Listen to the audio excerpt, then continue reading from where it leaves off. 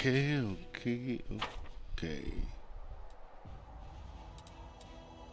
Um, Welcome back, everybody. We're going to jump back into some more H-Down D-Man games, and we're going back to Pathfinder. Wrath of the Righteous. We're going to continue on in this campaign.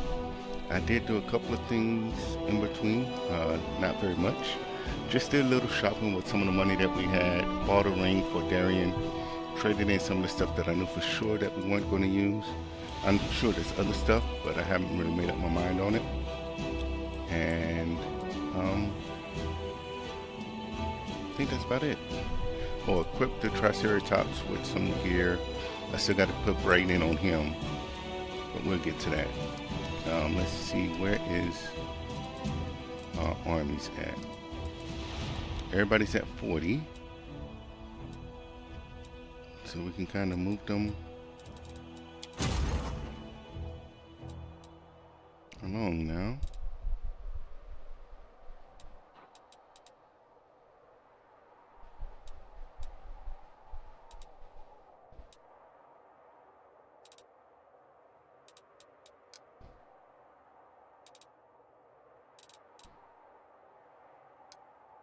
Like, should we?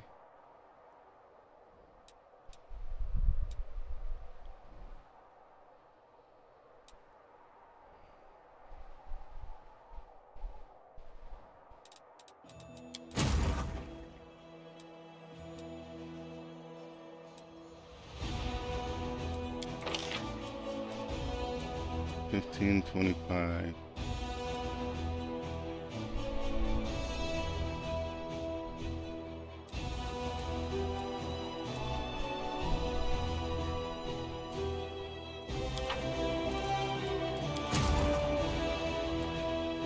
Just debating if I should go ahead and take these guys down here to clear out whatever's down here, because we don't know what's there.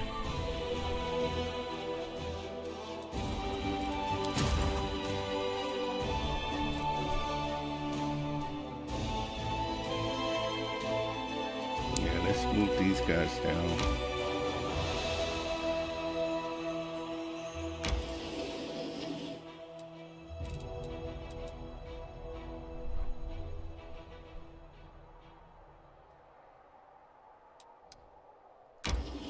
Just trying to see what's here. I don't want to really get in a fight with any of these guys just yet, especially not with this one. I need to switch positions on my armies, really.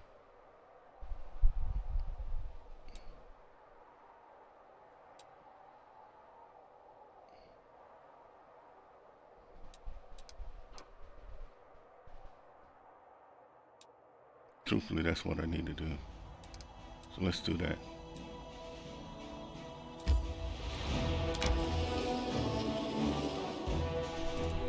You guys back up.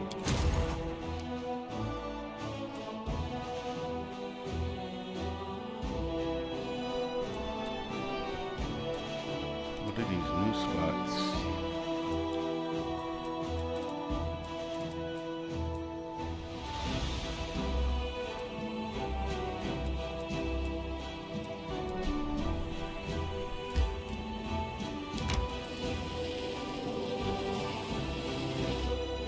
Okay.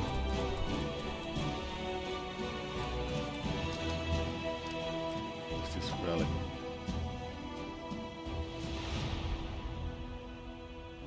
Okay, another relic to be restored.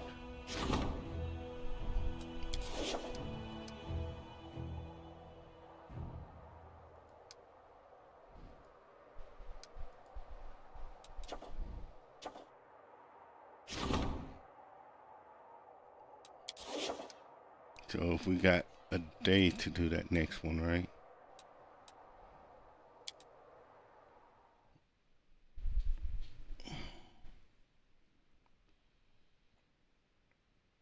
Which I've already rested. You know what? We're just going to skip a day.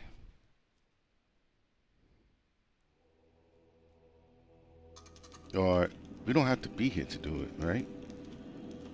To issue new decrees and stuff. Early sunset.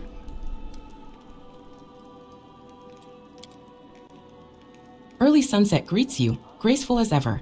What questions are you burdened with? Tell me about yourself. By mortal standards, I am very, very old, so telling you about myself would take an unreasonably long time.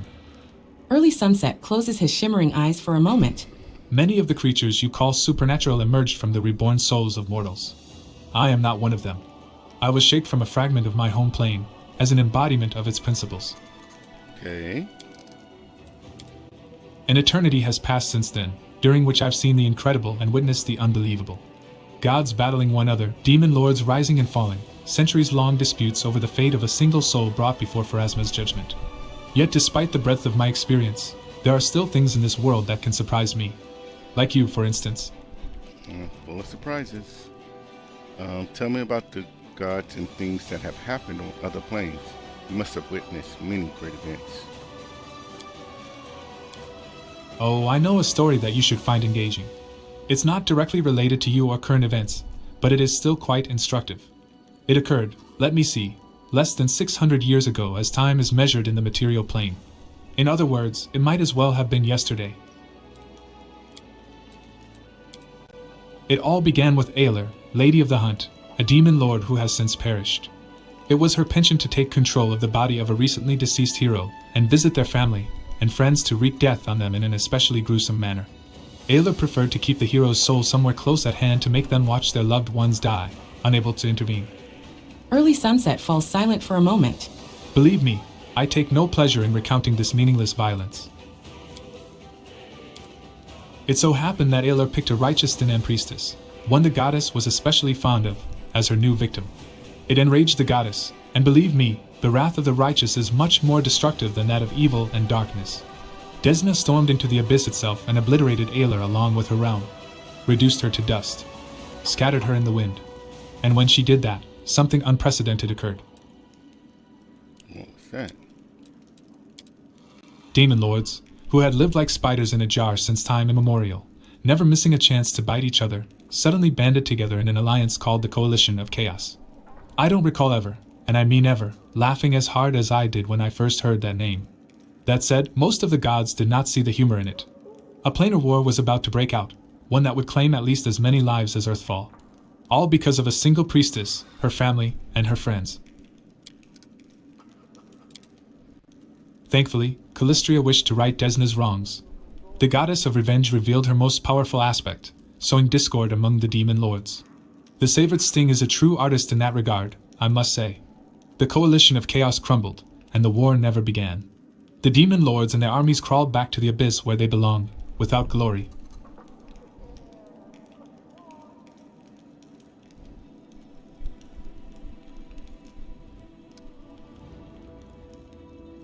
Yeah, it seems you want to warn me against the recklessness displayed by Desna. Yes, I do. Demons deserve punishment, but you should not go too far when battling them. You must ensure that your followers show equal restraint. Elysium, what is it like? It is a plane of great contradictions. It is built on the ideas of freedom, good deeds, and openness to all. But here is the paradox. If you do not believe in restrictions and are prepared to accept everyone, must you also accept those who seek to restrain your freedom and bind you?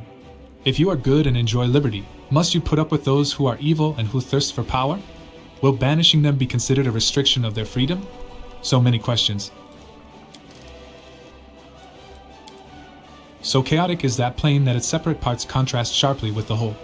Vengeful Calistria and Gorum, the embodiment of endless and meaningless war, rule over Elysium alongside the carefree Desna and the adventurer god Caden Kylene. I might say that the one thing Elysium cannot abide is order, but it wouldn't be quite true.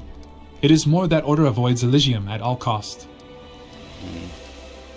How's your study of my power progressing? Oh, we just started, but okay. Not quite as quickly as I'd like. Still, I can already tell that the key to controlling your power lies in self-control, believe it or not. You're driven by emotion. It may bring visions of Elysium upon you, or it may turn the rock you stand upon into a garden. So far, these manifestations of power have been harmless, but someday you might transform a fortress wall standing between you and an enemy army into a curtain of flowering vines. That's why you cannot simply let things run their course. Be cautious and prudent when making decisions. I'll be there for you. I will intervene and advise you if the choice you are about to make is potentially dangerous. Why did you why did you decide to help me in the first place? Someone had to. Says Early Sunset, his voice heavy with meaning. Anyone who wields that kind of power, especially a power heretofore unknown that shifts the balance in the world wound, cannot be left unattended. As much as I'd like to avoid odious comparisons to a moth drawn to a flame, it is true in a sense. I have been drawn to your light, so here I am. Okay, I have to go. Farewell, and remember that I'm here to help. I initially forgot all about you. Let's talk to Neva and stuff before we leave. Okay.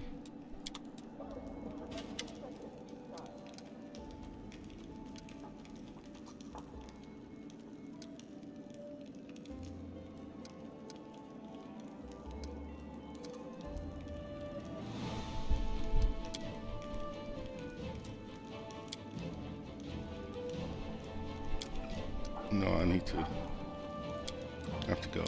Yeah, nothing really. It's a guard.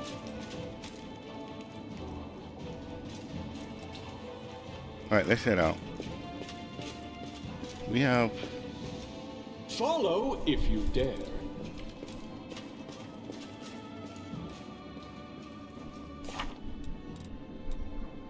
We have a few... Man, we got a bunch of quests, really. But what do I want to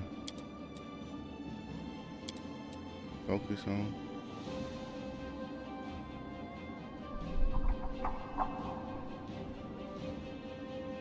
Yeah, we're here in the city. We can go ahead and get that started.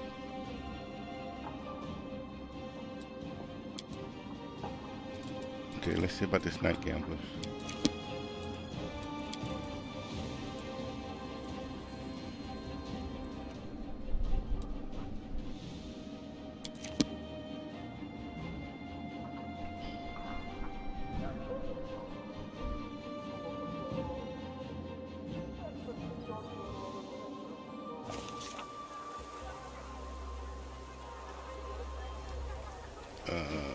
Before we go to do much, I need to see.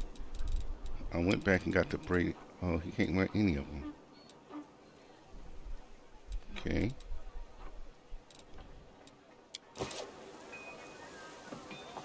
Alright, so that's the waist to be holding on to right now. Soul Seal's over here. What are we supposed to do with him?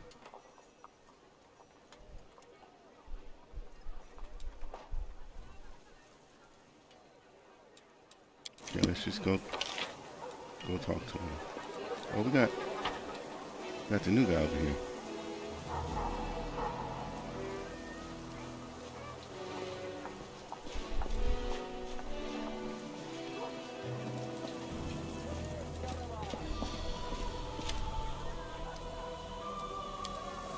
Cheers. Ulbrich takes a drink from the flask he is holding. I don't know what this is, a dream, a phase illusion, or I popped into another world. But you people sure know how to brew good beer. I want to ask you something. Tell me about your homeland. Oh. Then go ahead and ask. Yeah, tell me about your homeland. I'll tell you this, Sarkories isn't a country, Sarkories is a whole world. Just imagine, a lynx standing at the edge of snowy woods in the north, perch splashing in the Selen in the east, furry bumblebees buzzing over the blooming hills of the south. And everywhere you look, there are people, the likes of which you won't find anywhere in the world. They are the bravest in battle and the fleetest in dance. Hundreds of tribes, each with its own legends, songs, heroes, gods, and spirits. Now you tell me, could a land like that really have perished because of a few grasshoppers? I won't believe it. Ever. All right, now your turn. Where do you hail from? Who's your tribe?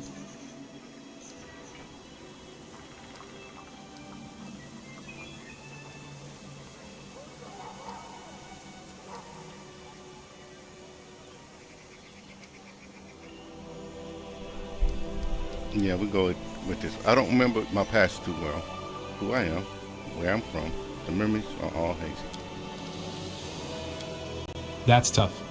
That's like having a whole chunk of your soul just torn out. I hope it all comes back to you. Try putting a spruce cone under your pillow. They say it's very good for your memory. Okay. You're from the Olis clan, right? Tell me about it.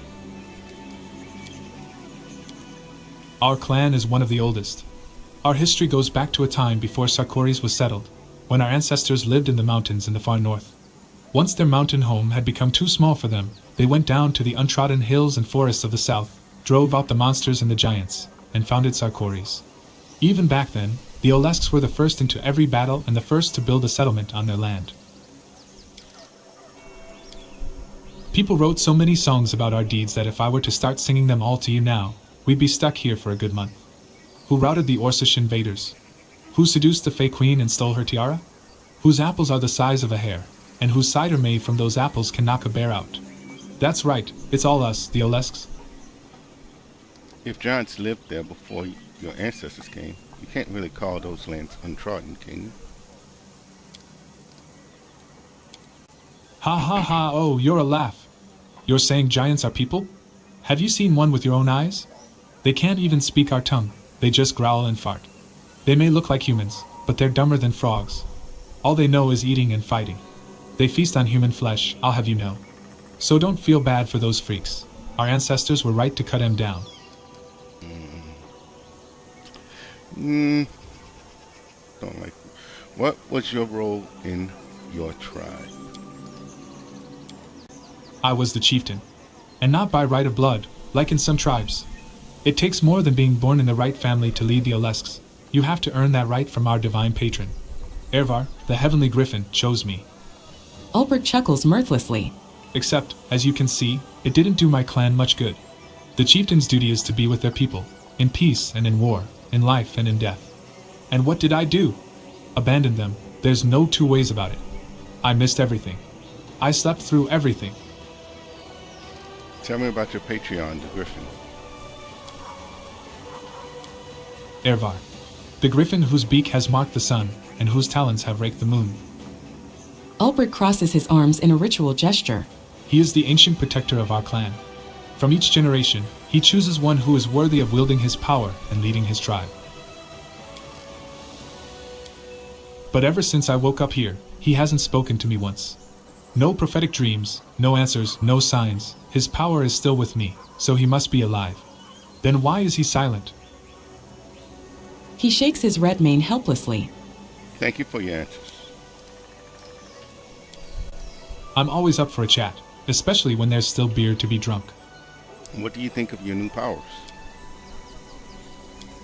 I don't like them. Can't deny that they're useful. But this is the way of things I'm accustomed to. Every power must have a name. The powers that druids and shifters have are fair. Gods and spirits grant them to us, and only for good reason. First you have to earn your power, prove you're worthy of it, show you're grateful for it. Then you can start using it.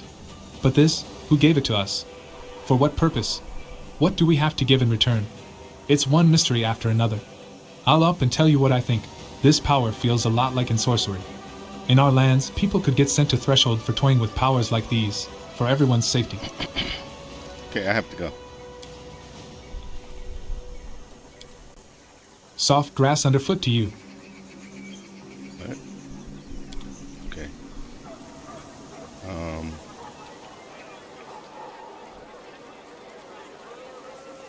Socio should be somewhere over here, right?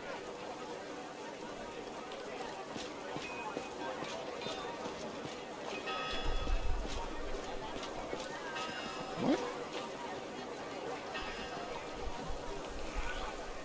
Annoying person.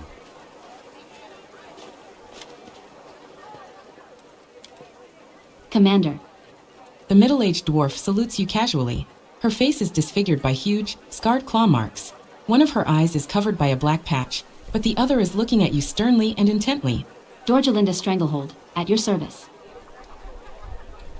What's your role in my army? I'm the Chief Quartermaster in charge of material support. I make sure our brave soldiers are armed, armored, and Oh, fed okay. when they go into battle. Yeah, we talked to you. Or at yeah. least 2 out of 3 are. You know how it goes. Dorjalinda chuckles. I'm also the head of the Logistics Council. If we're missing something, I'll report it to you right away. What does the Logistic Council do? It supplies. What else? As you lead your troops in those legendary battles, we solve various non-heroic issues like what our fighters are going to eat tomorrow, how to fix a chainmail shortage, and how to get our hands on a shipment of helmets we purchased that's stuck somewhere in Ustalov. Those are the headaches we deal with. Sometimes, however, we're faced with something we can't just hash out without you. That's when we have to assemble the council and ask for your decision. But, Torg willing, that won't happen too often. We've got your supplies covered, so you go ahead and be heroic to your heart's content. What became of the quartermaster who was taking care of supplies during the march to Dresden? Nothing, really. He got a medal for his heroism during the assault on Drazen, and now he's right back where he was, keeping up the good work. It's just that a fortress like Drazen is a little out of his league. When you need to supply the camp during a march, he's your man, but it takes a different set of skills to be a chief quartermaster. What's with that nickname, Stranglehold? Our resident jokesters came up with it when my hand went numb from the wound. She holds up her crooked fingers, withered to the bone. After that, I left the front lines for the supply service. And then I showed every wisecracker that one hand is all you need to keep your supplies in order. My grip really is a stranglehold, you see. Okay. All those thieving quartermasters who go out of their way to sell some ammunition on the sly, scatterbrained officers who lose half a caravan in every skirmish, civilian milksops who always have a sob story to explain why they can't give anything to the army. They all learned well why people call old Dorjalinda Stranglehold. You know we have spells available that could restore your hand. Spend it on some poor sap whose legs got ripped off in the first battle. Thank you for your concern, Commander, but while we're at war, resources should be sent where they're needed. I'm handling the logistics just fine with one hand. Okay, have to go. Good luck on the front lines. We've always got your back, that's our job. Alright. I'm off.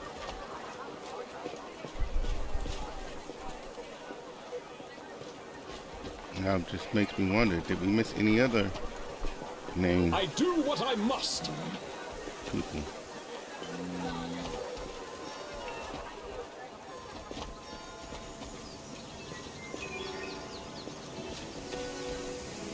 Wait. Oh, we didn't go down far enough. Okay, that's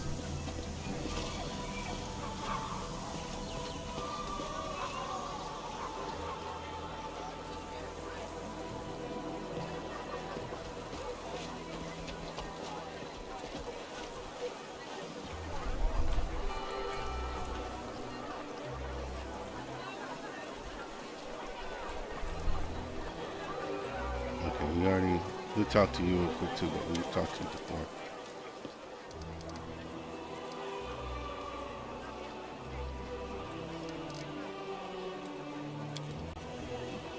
Lady Konomi is engrossed in reading some kind of letter. Upon noticing you, she frowns nervously for a moment, but then greets you with a graceful bow. Commander, how may I be of service to you? What's your role in my army? Oh, don't get me wrong, Commander, but I'm not your soldier. I serve Her Majesty Queen Galfry. She sent me to head the diplomatic council of the Crusade and consult with you on particularly sensitive matters. Mm-hmm. Yeah, I remember you. You seem to be like, oh, gushy, go for Queen and stuff. What's the diplomatic council and why do I need it? To solve matters of politics, of course. The Crusade is more than just battles and sieges. It is the largest military project in all of Abystan, funded by the treasuries of more than a dozen major powers. And each one of those powers, in addition to seeking victory over the demons, also pursues its own goals. Of course. The Diplomatic Council will manage this tangle of political interests and prevent the Crusade from losing the favor of influential benefactors. And while we're at it, ensure that Nerosian remains satisfied with the state of affairs. After all, for the last 100 years, the entirety of Mendavian politics has revolved around the Crusades in some shape or form. That is why the capital has sent me here, to observe, offer suggestions, and keep the diplomatic situation under control. Tell me Tell me about the Royal Council. What is it? The Royal Council, operating under Her Majesty, is the highest governing body in Mendev, and comprises her most able and trusted servants. It is responsible for day-to-day matters of state. They are the hands and the voice of the Queen. The Council has gathered people from all walks of life. Some of them are nobles, but many more are citizens of humble origins who earned their positions through their wit. Many are rich, but a fair number of them are of more humble means. Some are pious and pure of heart like Lord Inquisitor Cassori and Captain Jaspa of the Crusader Heralds. Others are more flexible and ambitious. But each of them faithfully serves Mendev's cause. Tell me about yourself, Lady Kanomi. Lady Kanomi lowers her eyes in a show of modesty. It's unbecoming of a diplomat to talk about themselves at length, but how am I to refuse you? I come from Tian Xia, from the noble Kitsune. Like any Kitsune, I have always been curious to a fault, and my adventures brought me to Avistan. And here, in your lands, I met my first and true love, politics. I've served as a diplomat in the courts of 6 different sovereigns, but working for Her Majesty turned out to be the most interesting of all. Such riveting webs of intrigues and interests are spun around the crusade and the world wound. What are you reading? That is a state secret. But for you, I can offer a hint. Every single day, I receive dozens of classified diplomatic missives from all countries supporting the crusade. Okay, I have a question regarding diplomacy. I am happy to oblige. I'm always willing to talk about my craft. What's the current situation in Mendev?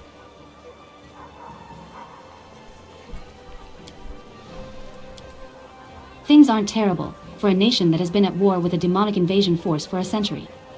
The people are weary of taxes, the army continues to pay tributes in blood, and many noble families are dying out, which breeds inheritance disputes. However, the crown stands strong, and its authority remains high. The nobles are ready to follow Her Majesty's orders, and the Royal Council, comprising the closest and most trusted servants of the Queen, governs the nation sensibly and astutely.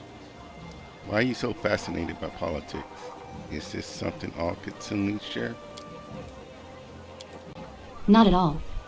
However, we Kitsune are predators, and our hunting spirit is strong. But, unfortunately, chasing rabbits in the fields is rather boring, vulgar, and unfashionable. Politics is a hunt of a much more dignified sort, refined and captivating. Whenever I pick up the quill to write a letter of protest, oh, I feel like I'm ready to go for my prey's throat. So invigorating. Okay. I'm not comfortable with the Royal Council imposing this will on me.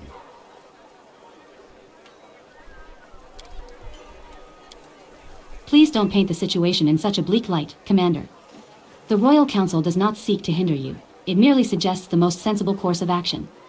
The members of the Royal Council have been serving Her Majesty for many years and have proven their wisdom. While your attention is focused on the war, they think about Mendev's future. Listen to their words, and there will be peace between you.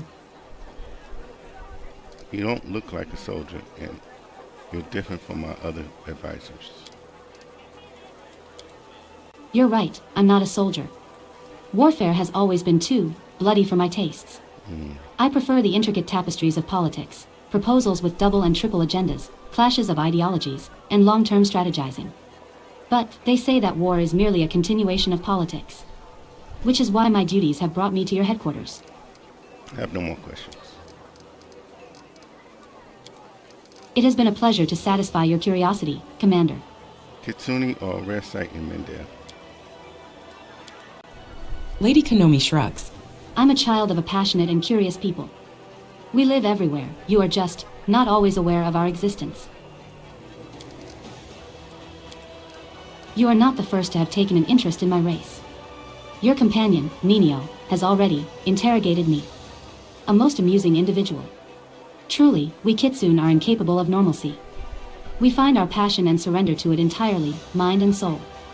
Although, in Ninio's case, I fear that the mind was lost, along with common sense. I have to go. Good day to you. Yeah, I'm getting some feelings about her.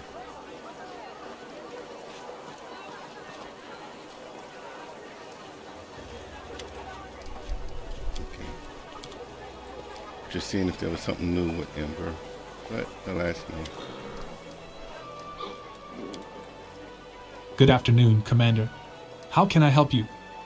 I've heard that you've been rather busy playing cards at night, Social. Cards? Me? Sozio looks away in embarrassment. Who could possibly think? I've only visited the games once or twice to get a sense of what our soldiers do when they're off duty. You think I'm addicted to gambling? Nothing of the sort. Don't worry, I'm absolutely fine.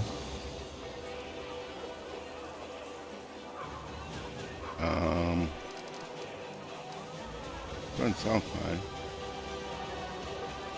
What do you think of your brother's fate now? I can't wrap my head around what I've learned.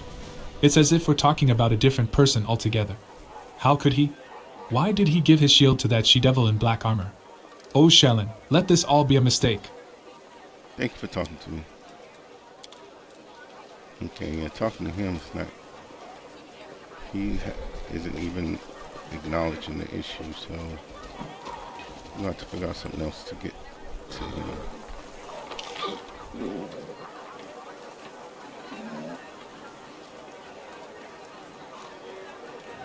Let's get down here and head on out.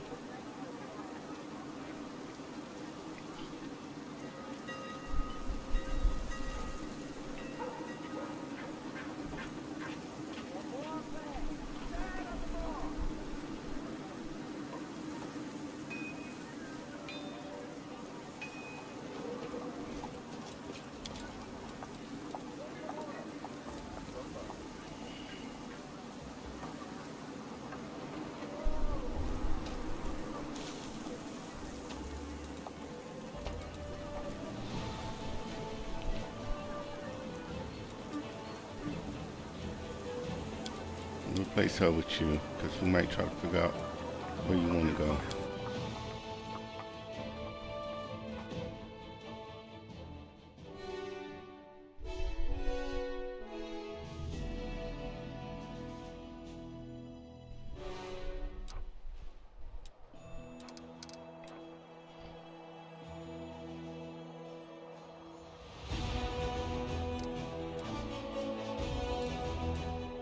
Oh yeah, I chose the lawful. We're trying to get away from lawful, aren't we?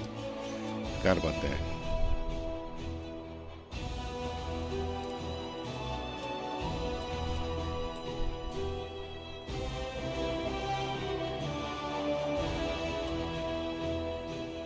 Okay, all these got...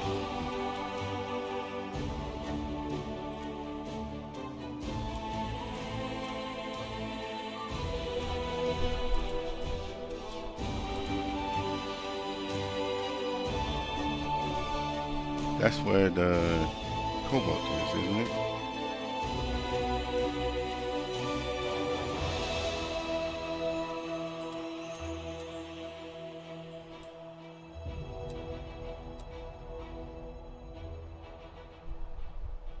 Yeah, let's go this way.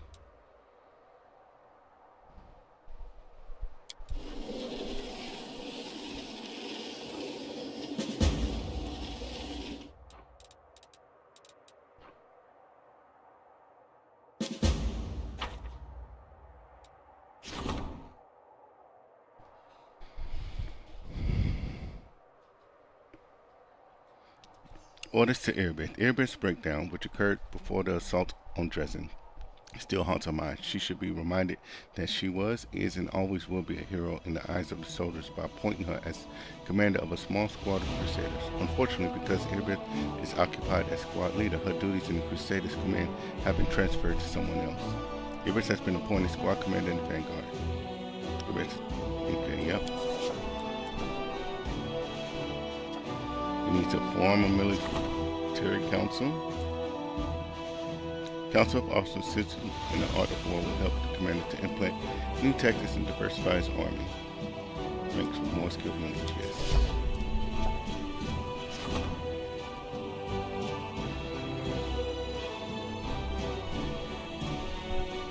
Okay, we'll see that in a minute.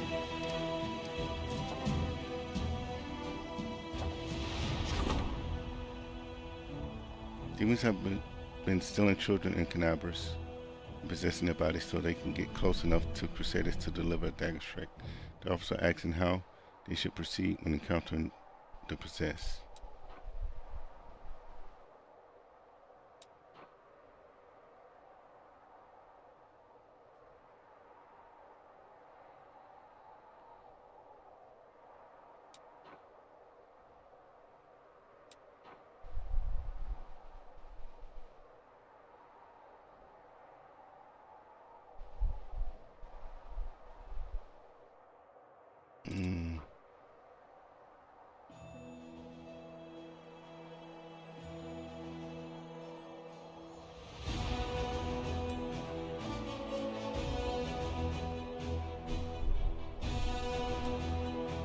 Let's hunt down the kidnappers.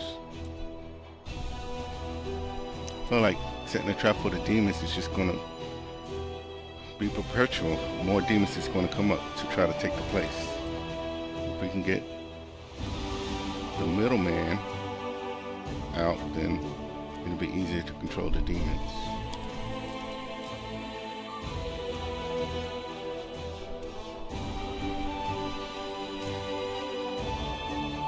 Man is willing to select a number of fighters who will track down and slay the kidnappers. Should they succeed, the nation will applaud them, and Mandavian clerics will offer a solemn prayer for their protectors.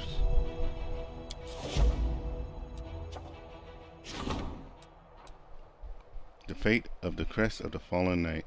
Whether the fallen knight Melander Lens was a tragic hero or a sinful traitor, he certainly was a powerful wizard, and a part of his magical force is still enclosed in his emblem. By placing it on an item, masters can set this magic free and use it for good or for evil. You just need to decide what its place is.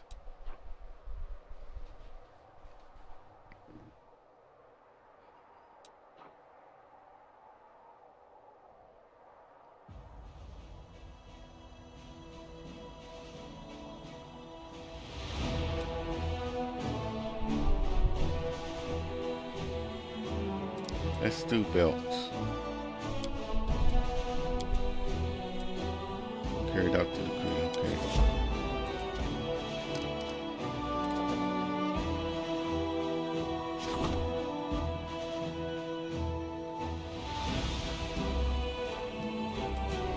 That's the leadership one.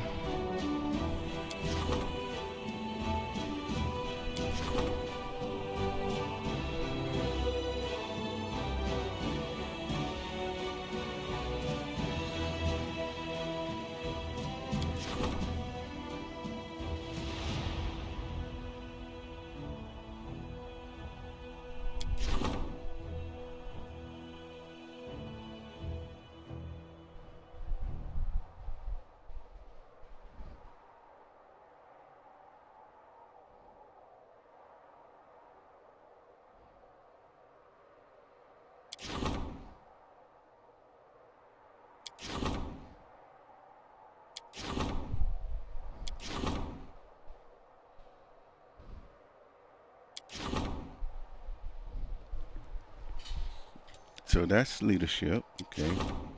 That's the only leadership one? Diplomacy?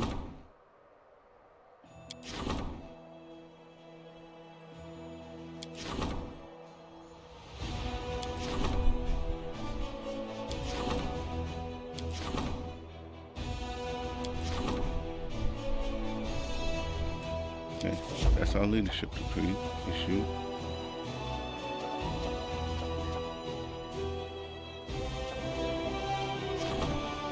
One day for this diplomacy one.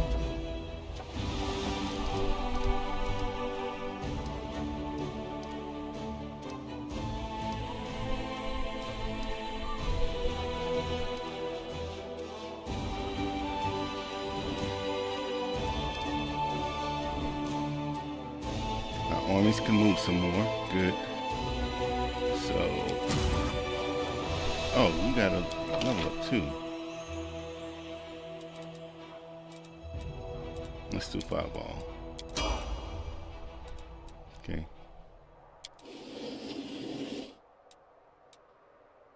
Get rid of that. Army. What is this? Okay, that looks simple enough.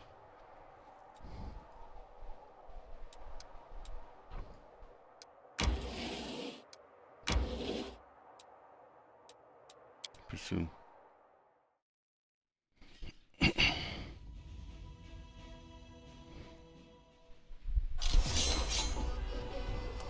All right.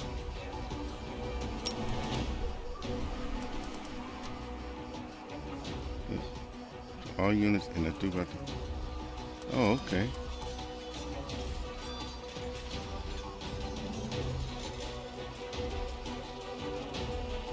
So like that.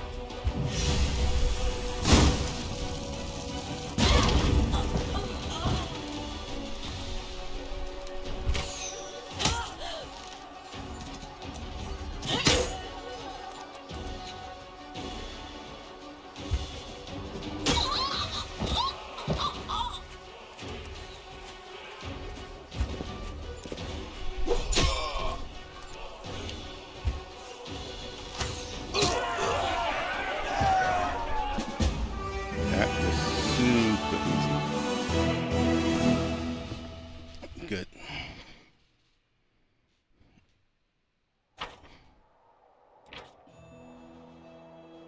Gang of cryptos who sold their conscience for demon's gold has been destroyed. Their chief, a battle-hardened, scar-ridden mercenary laden with valuable artifacts, is hanging in the noose.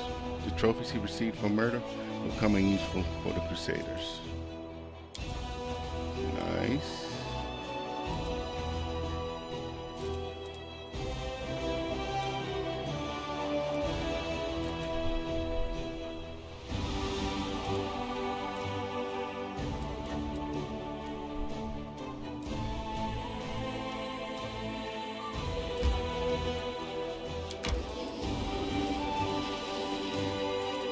See if we can go with this group maybe. With her.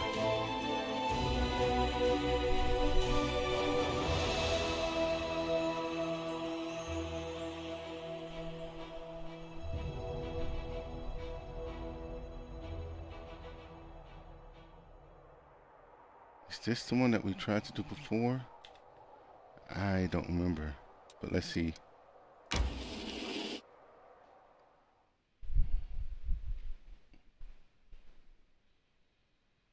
If it is the one that we tried to do before, then I didn't learn my lesson. It is. Okay.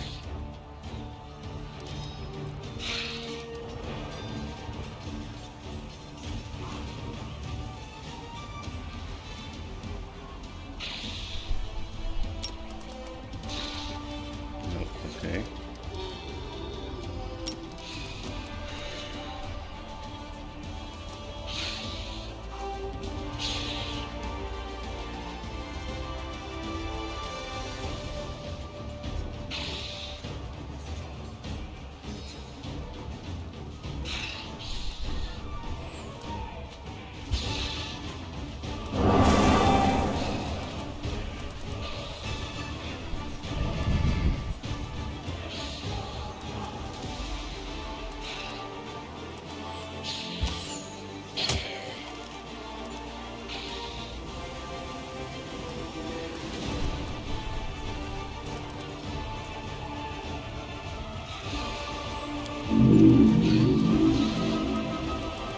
We'll hold off.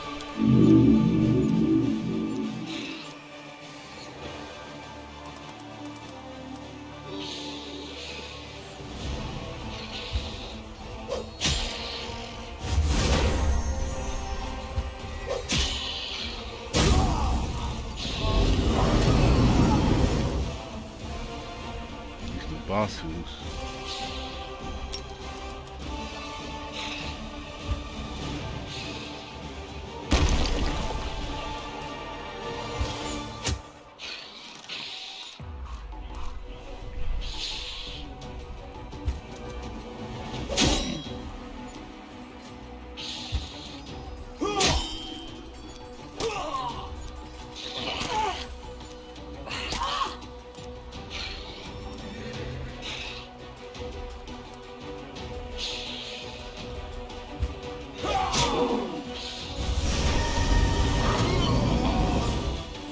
Yeah, this isn't her battle. Oh, I can't.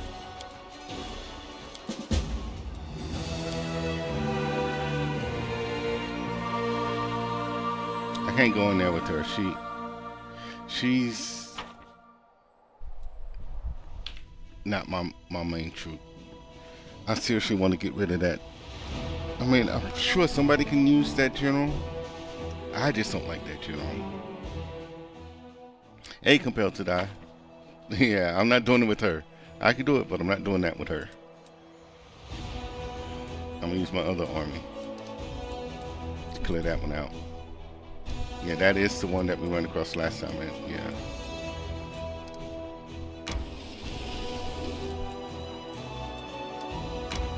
Okay. These guys.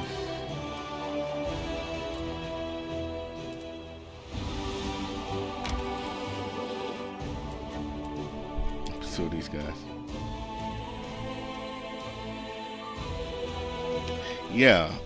Yeah, this one is an arcane one.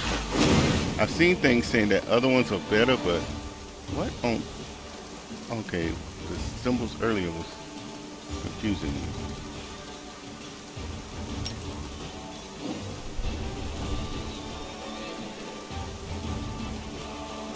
Oh.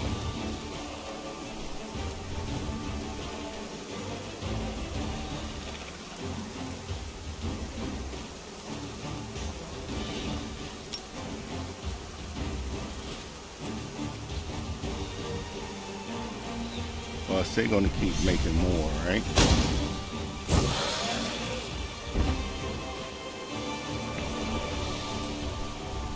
Yeah, that's what I was thinking. That's that fight that I tried to do last time. I was thinking that, but I ended up just essentially losing too many people because she's just not designed for the way that I like to play. I guess is the best way to say it.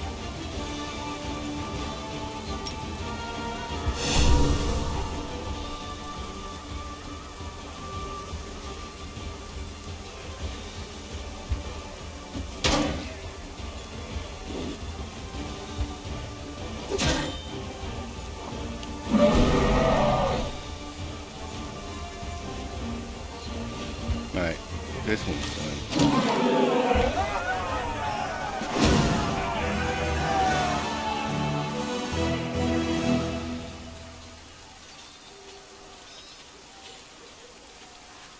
Oh, okay. Slandered Gaming. Okay, yeah, I think I'm slowly figuring it all out, but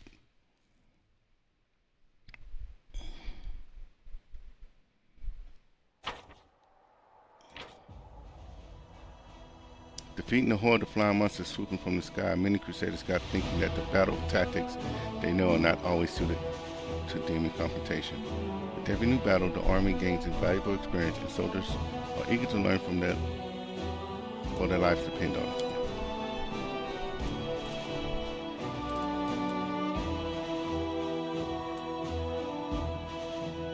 So he's out of movement.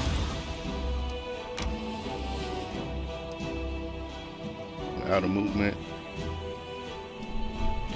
Wait, this is another arcane caster.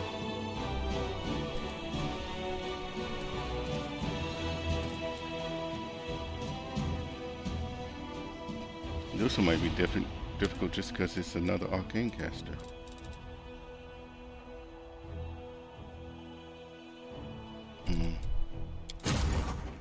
That army, yeah.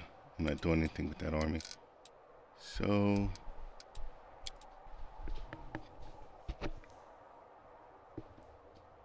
let's go back to our and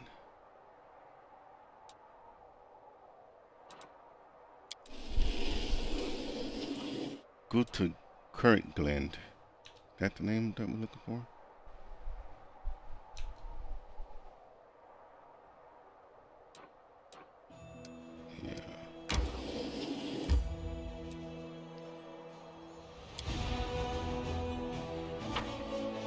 Okay.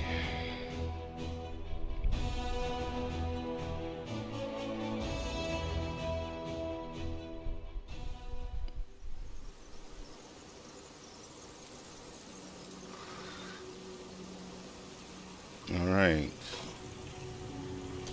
Let's see.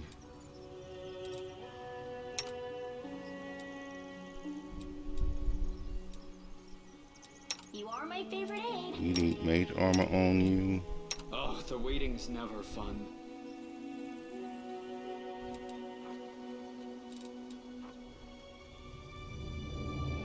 It's to remove fear, because we don't know what we're coming up against.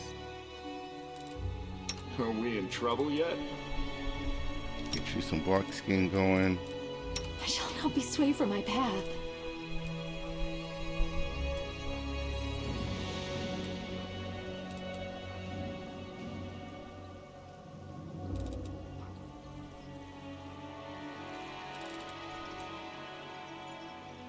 Long strider for use fine. Thinking, what level are they now? So that'll be 10 minutes if I get either one of those. Yeah? Oh, and I'm going to start doing turn-based. I think I'm going to learn more doing turn-based than...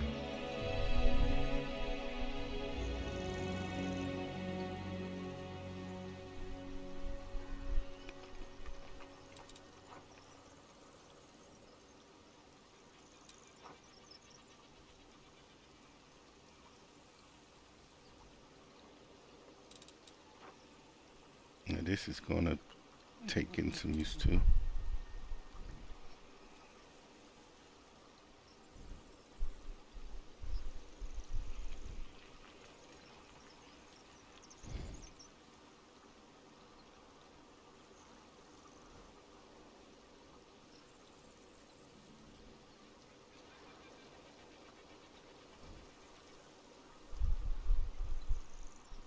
Okay.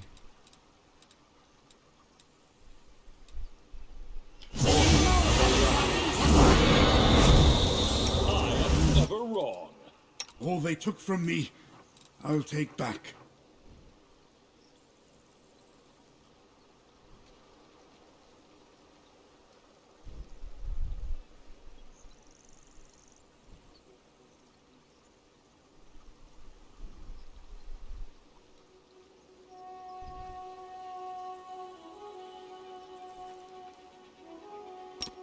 Let's go ahead and have him turn into a griffin. Though I don't know exactly what that's going to do Rules for are us. made to be broken.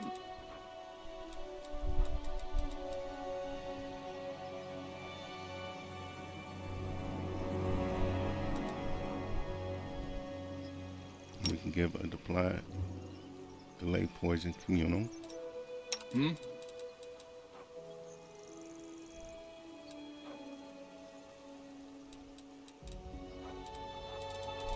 I'm prepared.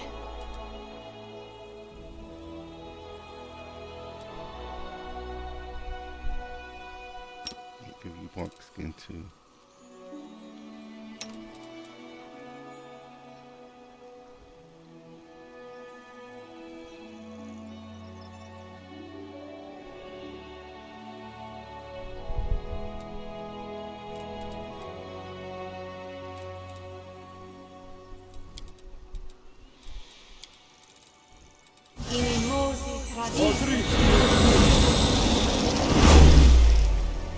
Alright. That's what we're starting off with. I'm gone.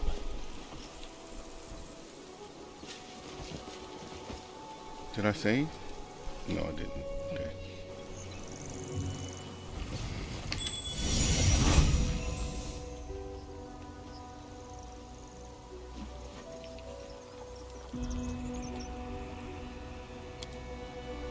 But how? Who could have? Ulbrich gazes at the time-ravaged remnants in confusion. I visited here just a month ago. Everyone was alive. But now, Not a month ago, over. No, let's console him. I'm sorry, dude, that you had to find out this way. Ulbrich mournfully shakes his head. no, no.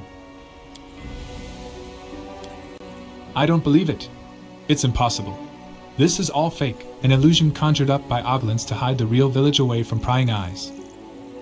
Ulbrich's eyes madly dash from one decrepit wreck to another. We must search everything. Find the people. Learn where they are being kept. Free them. And snap the horns off the puxies that did it. Okay. Well, let's see invisibility, which might be useful. Nature Lord DC 27. There's nothing but ruins, bones, and ash. It seems the settlement's entire population was wiped out. Okay, potion of feather step. Okay. That it? That's what it looks like.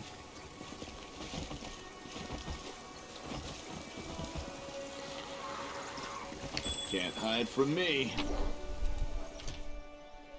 Scroll of Death Ward. Major armor Gold coins, silver ring. Okay.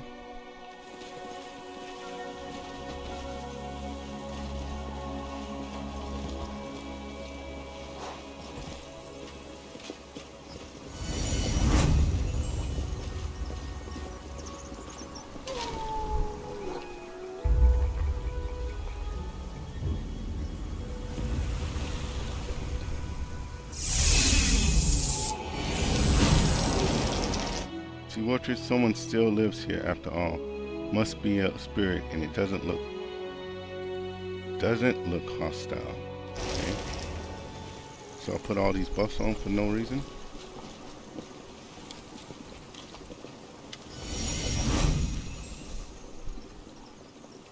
This isn't what I expected to see here.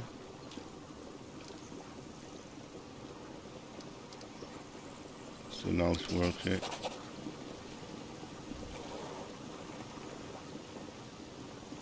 Strange. Oh, okay. Let's let it do it. Strange thick pus is oozing out of the corpse. It must be the reason the tree is covered in corruption. Getting rid of the corpse would be a good idea. It will stop the decay from spreading. Okay, I'm gonna take the corpse down then.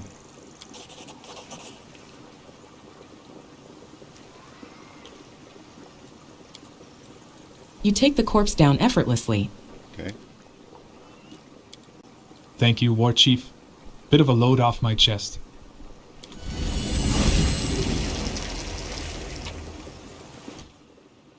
Light and heavy shield, haste, launch person.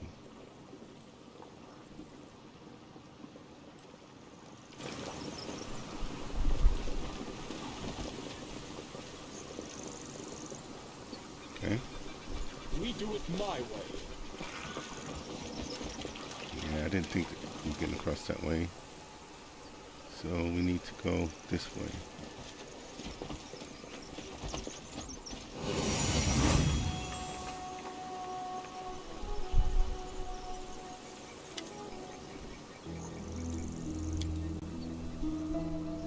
Ghostly shapes flutter in the air. It appears that the spirits of dead Sarkorians are still lingering in this place.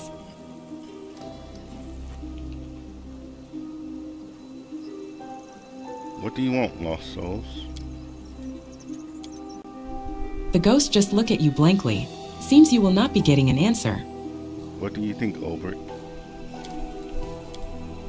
Happy lives leave no spirits, that much we know. What exactly a spirit needs, though, is something even an experienced shaman can't always work out. Let's take a good look around this place. Maybe we'll find some kind of clue. We shouldn't stop here. Fair enough, War Chief. Let's keep moving.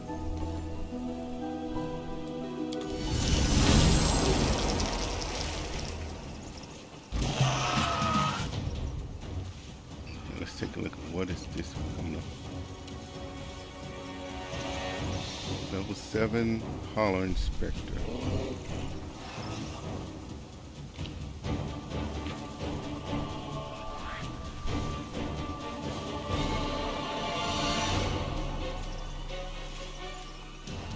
What's a bard?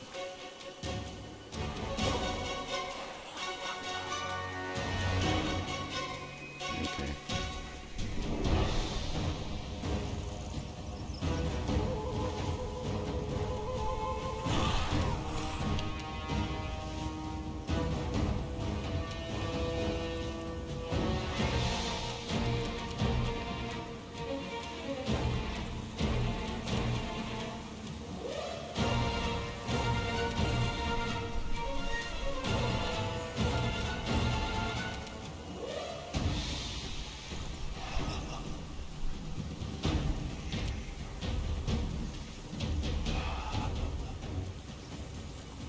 I'm going to delay.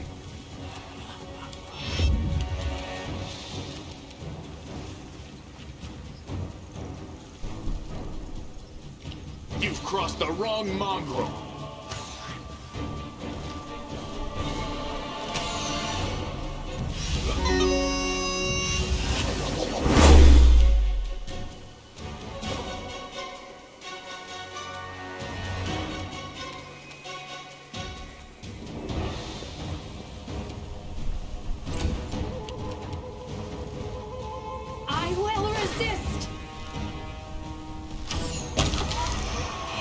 got straight through the concealment. Nice job, baby girl. Nice job.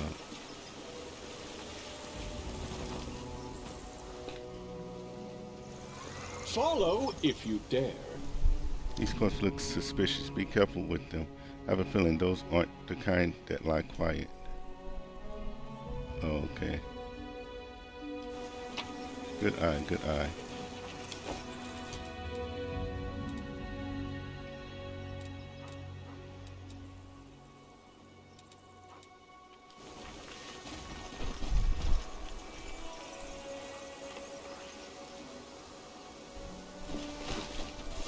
Yet another obstacle.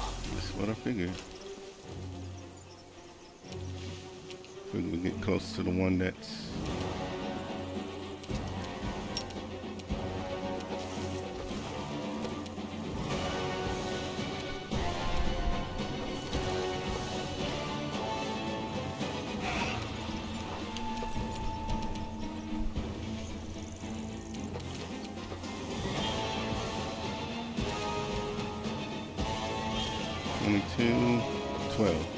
That one's definitely going to be easier for us to hit and everything. This one here, let's see what we can do. Prepare yourself.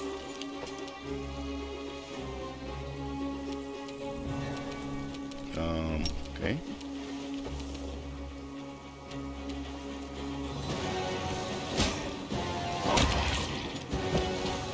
Good job.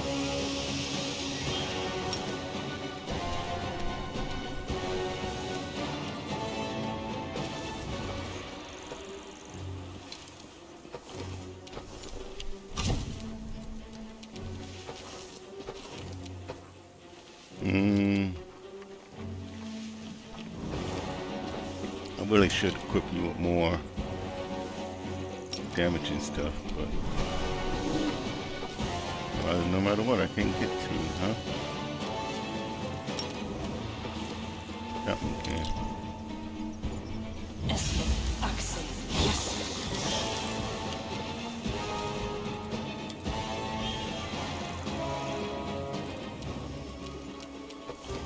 You won't survive me.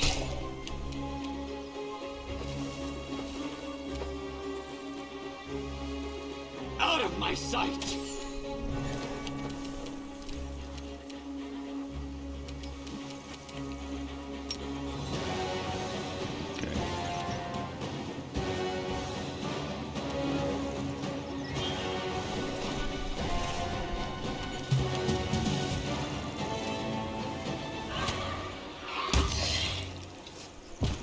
Very good.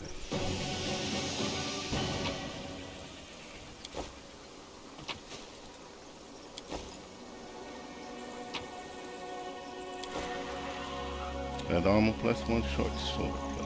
Okay.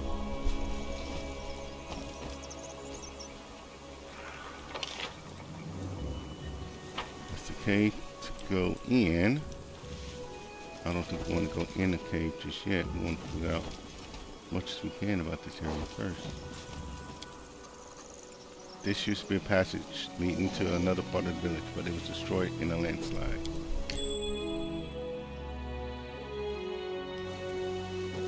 This building is larger and more solidly built than the rest. It must be the house of the elder chieftain. Okay. How am I...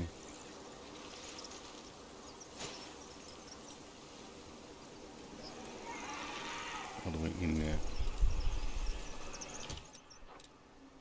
You called?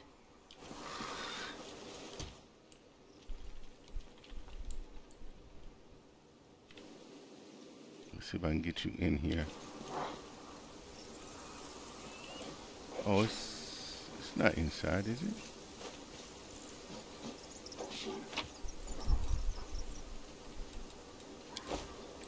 Full plate +2 is in here.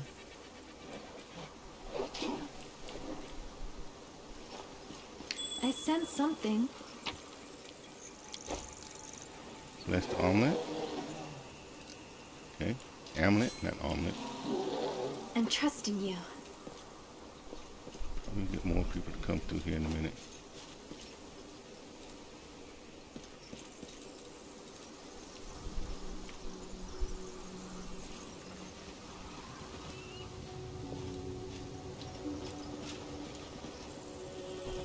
I'm off.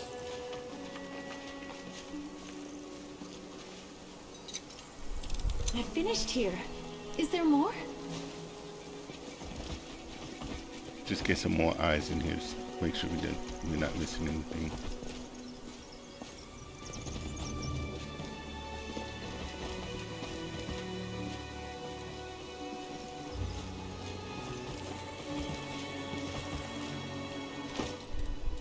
Let's see, what 22 is your armor class. 30 straight. Okay.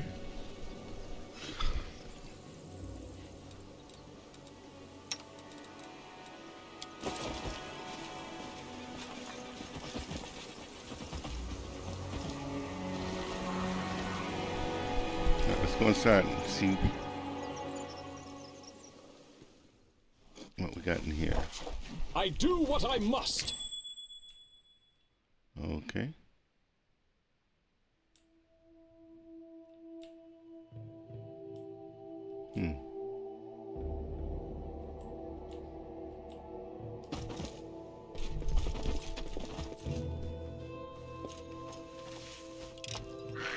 I'm glad I was useful to you. Let's save. There's something about that. I did that before quick saving them. Protection from chaos, okay.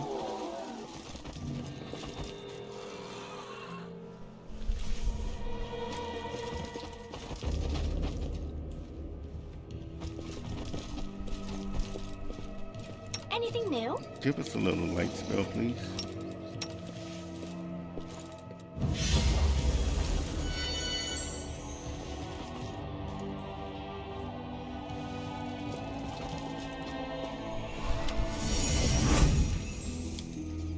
Leave. This valley of sorrow and grief is no place for the living. The spirit's voice resonates with pain. Why are you telling me to leave? Leave. It hurts too much to sense life near me. I'll tell you nothing. Please tell me your story. The spirit lets out a desperate wail that turns into weeping. Do you enjoy tormenting me? Hear it, then. My name is Alaviel and I am a druid. I brought my party here, a long time ago. We were all young and full of life, we laughed. Oh, why did I ever bring them here? My visions showed me the way to this village. It smelled of death, it reeked of death, but I did not stop. I believed that we would cleanse this land and it would flourish once more.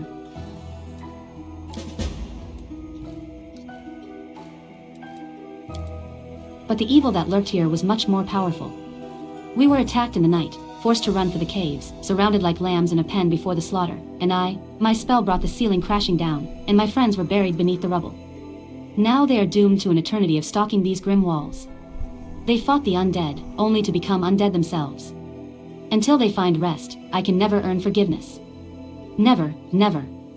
The spirit falls into unintelligible weeping and cursing. Okay, this is a different mythic past, okay. Huh. It's for the best. Yeah, I have to go.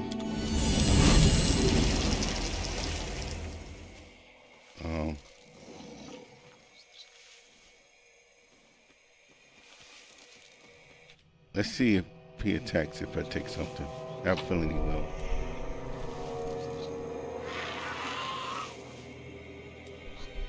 Lesser quick and meta magic ward, yes. I will defend my dream.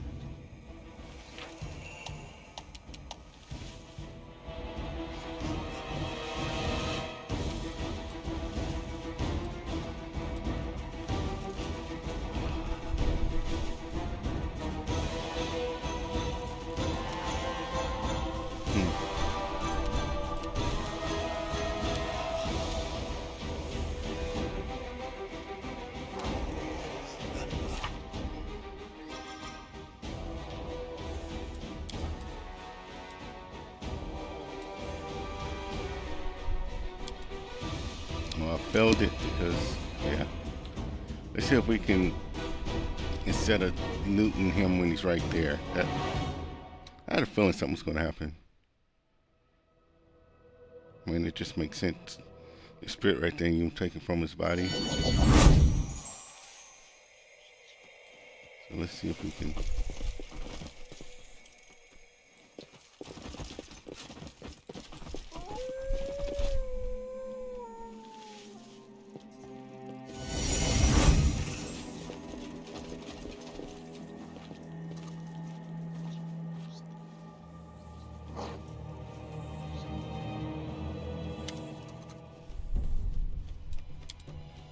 So, Ulbrich's voice is deceptively calm, and only the vein pulsing at his shaved temple betrays his true feelings.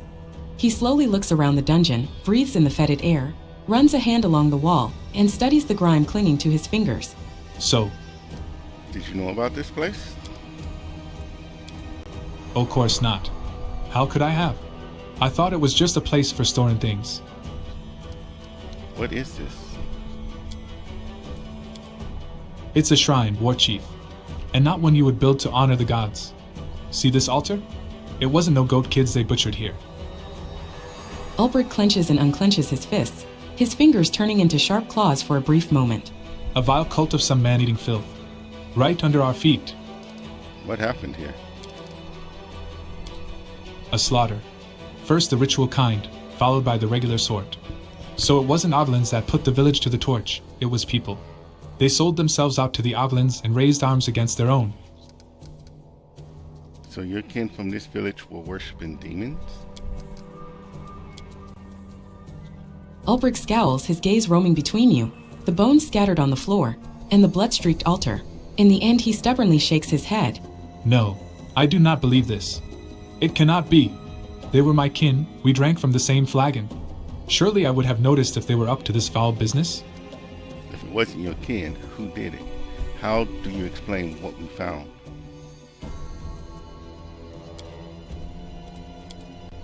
It must have been outsiders of some kind. Heck, maybe they weren't even from Sarkoris. The borders a stone's throw away from here. They came brandishing their cult, killed everyone and built this rotten thing in the cellar to shift the blame to our people. That's what happened. Well, just you wait, you blackguards. Ulbrich shakes his fist at the invisible strangers. Did people worship demons in Sarkoris? Folks worshipped all kinds of things. Ulbrich pensively tugs at a lock of red hair. We're not Mendevians. We don't teach others which belief is right. Of course, most stuck to the gods and spirits of their homeland. But if the otherworldly powers called and you answered, worship Pelura's frozen backside or a puxy on a flying broomstick if you like. Nobody'll bat an eye unless you start pestering others with your faith. There was a big commotion in Sarkoris, as I recall, when that troublemaker Eridan showed up. Back then, some god of crickets or grasshoppers had gained quite the following, can't remember which. Those crackpots minded their own business until that bigwig from Absalom, a living god and all, proclaimed they were worshipping Oblins. Drove them off, set fire to their shrines. They turfed him out of the country, which was fine by me. He would have started hounding somebody else, mark my words. Arden waged war on the cult of Descari, the Locust Lord, the one we are currently fighting.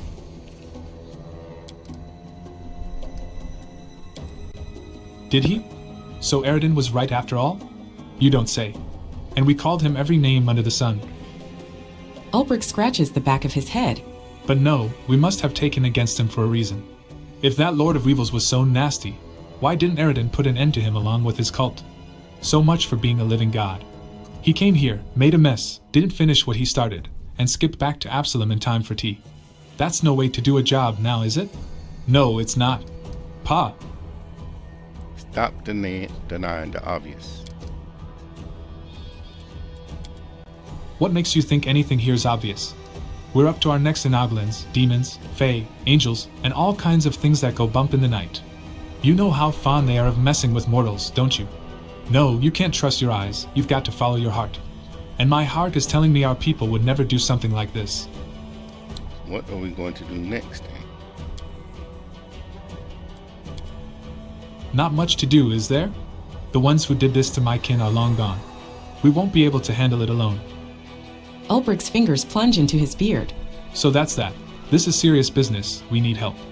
Let's head on up to the Stone of Voices. In an hour the whole of Sarkoris will know of this slaughter. They won't be able to hide from an entire country. Come on. I'm gone. Okay, let's quick save.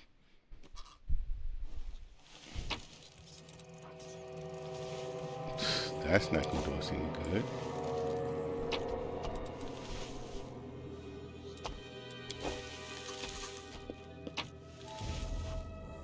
This will be quick.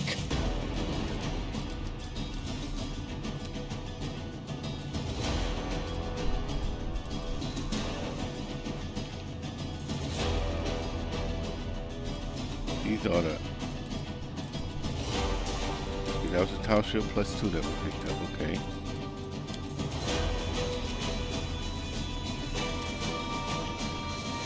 These are weapons that we're fighting?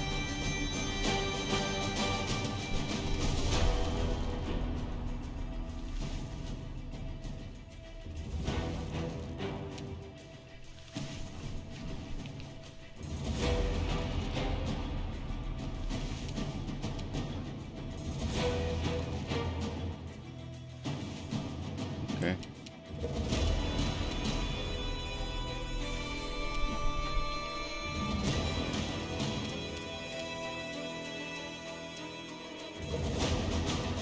Go for that one.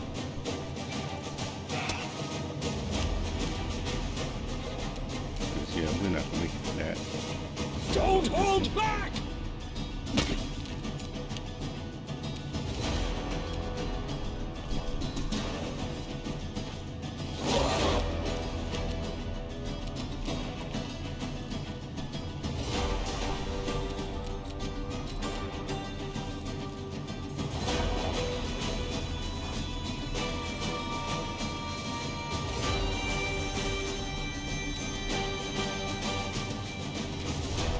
Yeah, we don't need haste for this, I'm hoping.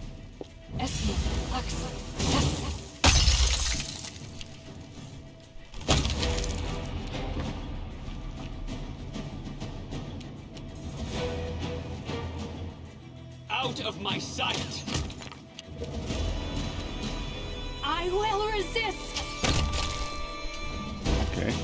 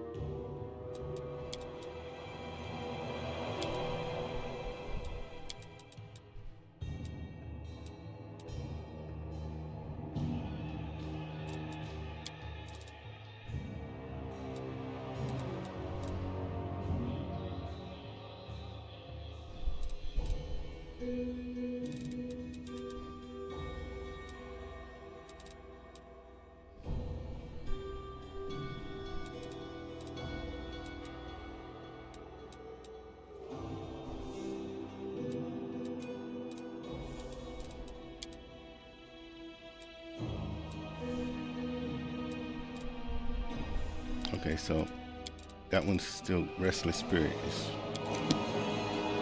looking at down here. Okay. Unidentified longsword. Okay. Unholy longsword times 1. Scimitar. Okay.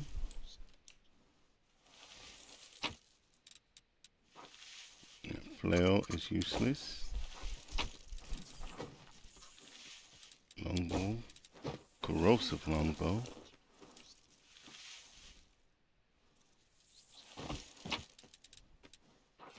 Nope.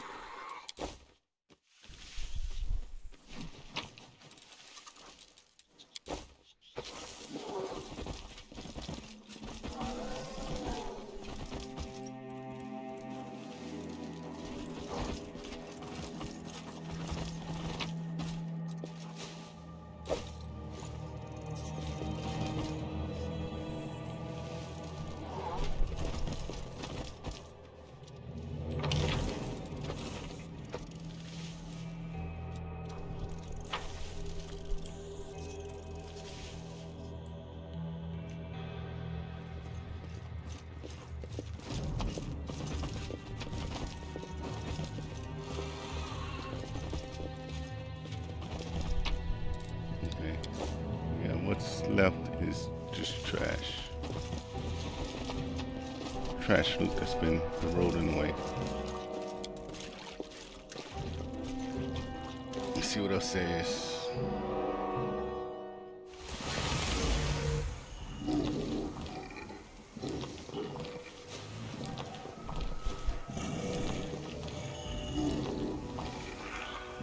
We have to fight these guys. Some adventures for later.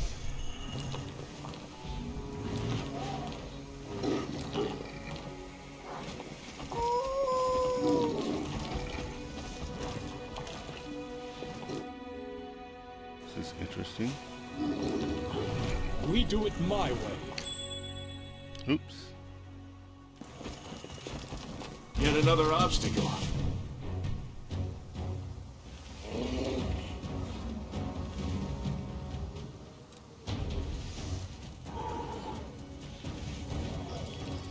Our enemy is the totem.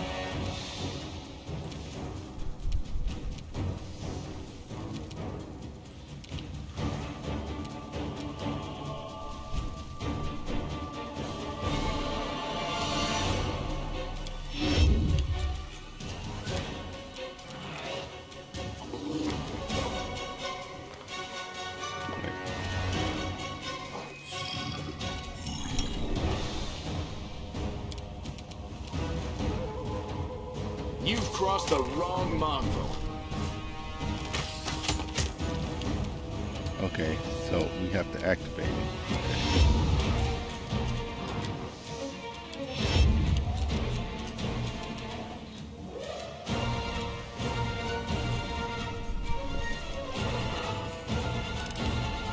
I'm glad I was useful to you.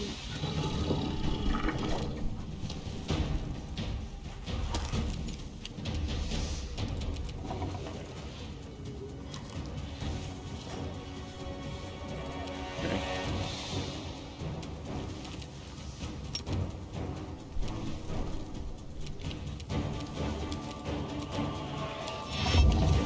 Take these later.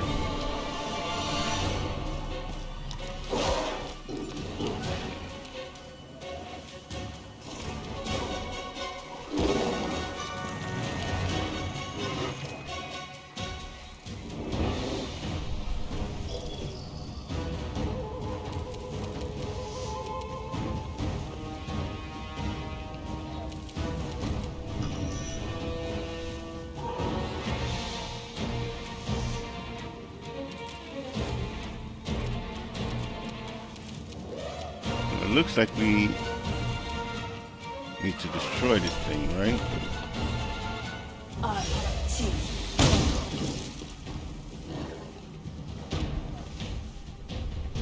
I'm willing to bet after this round, when it gets a chance to do whatever it wants to do, these guardians are going to get activated and come after us.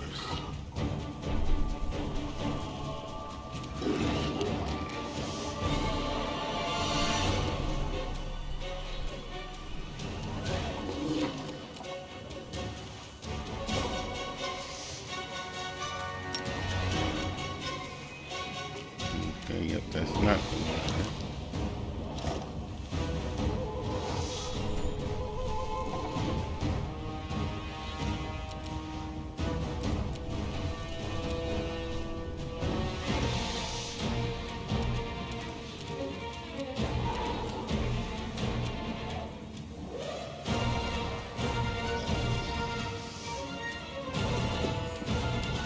I will see to your demise.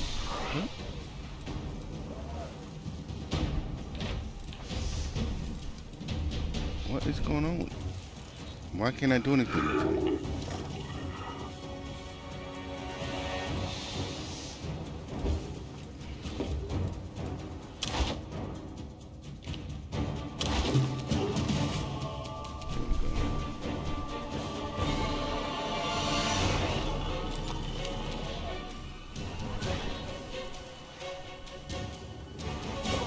Okay.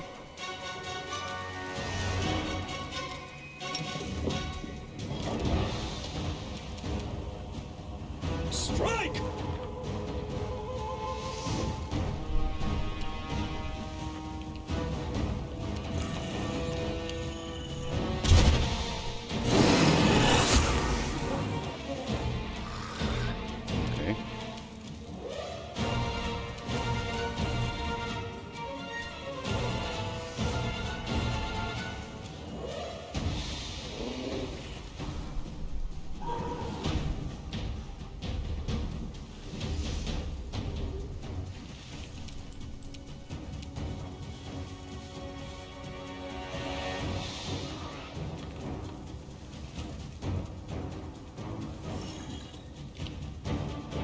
won't survive me.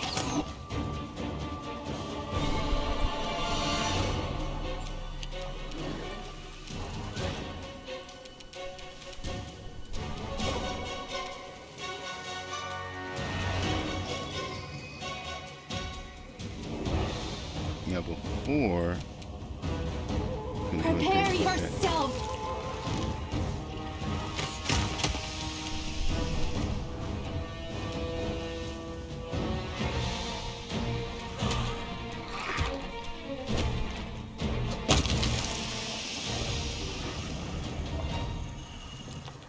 Okay, so we only lost one.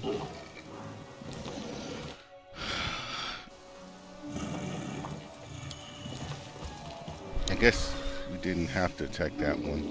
We could have just and see if we got free when we killed the totem, the cursed totem. This Russian river, known as the Frigid River, used to be the beating heart of the entire settlement, and fishing was the primary trade of the local residents. Okay.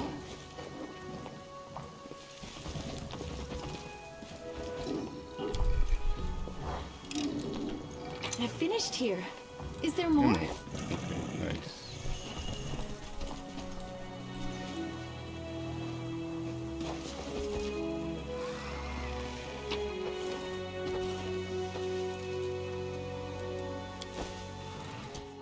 Mask of Rapid Bites. Whenever the wearer of this mask hits an enemy with a bite attack for the first time in a round, they immediately make another bite attack against...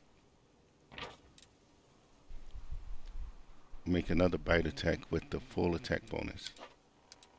That sounds like something for you, Mr. Griffin dude.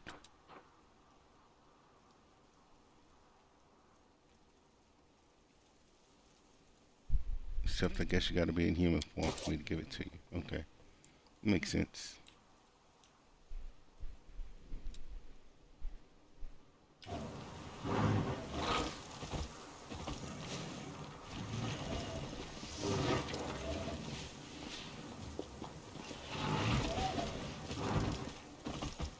Can't hide from If me. you dare.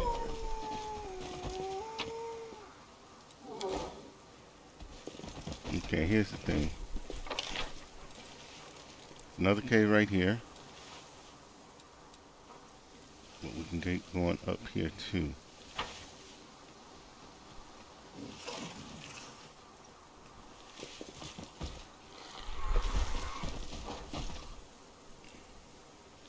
Let's check out that cave before we pass it up.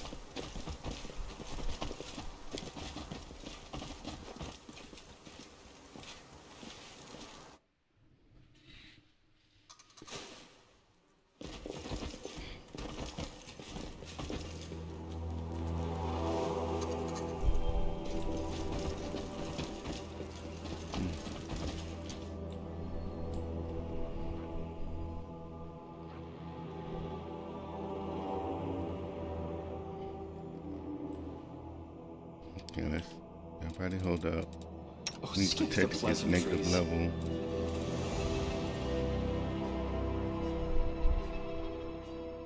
Drainage.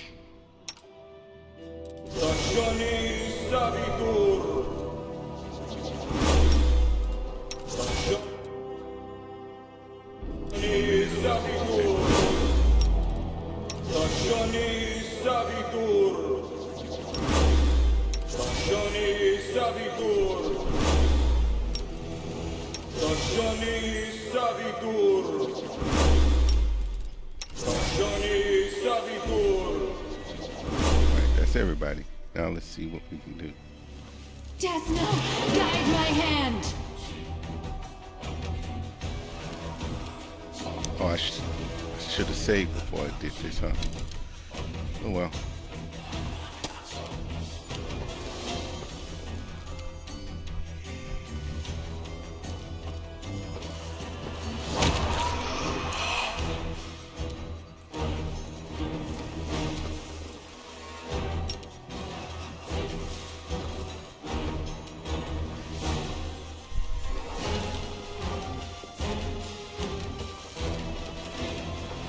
Make your peace.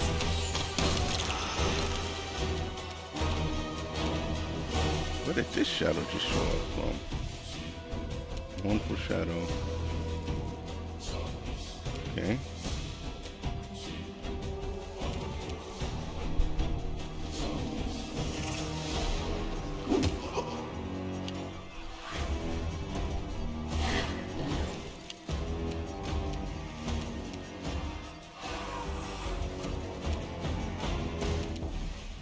Endure this!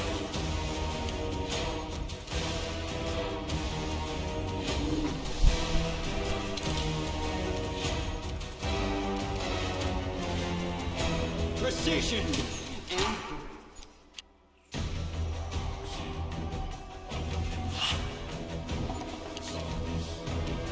Okay, what you got for us, baby girl?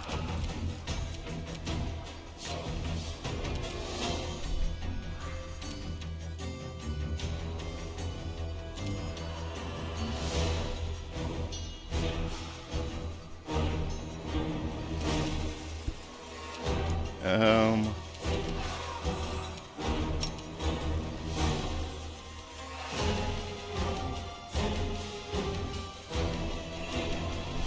yeah, don't need that right now.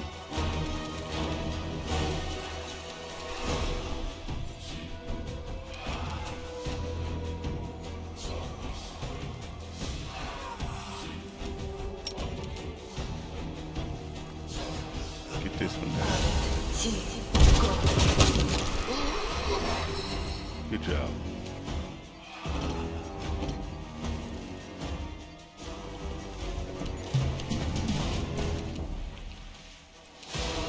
So you got further reach, so go to this one.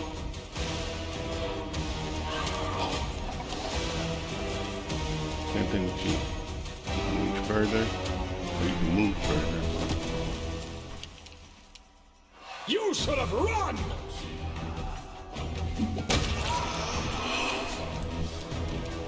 I will resist!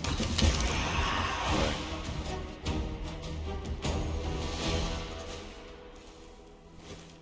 Oh, that's our partners? Okay. Get that quick save going. Reach Matter Magic Rod. Alright.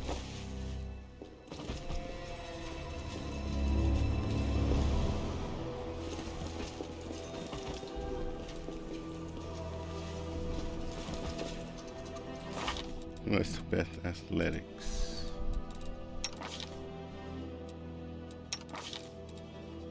Yep.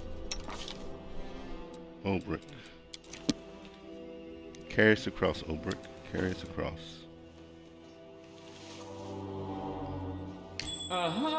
Ooh.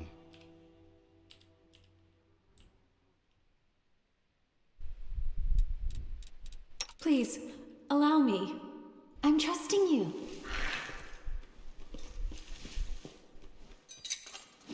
I finished here. Is there more?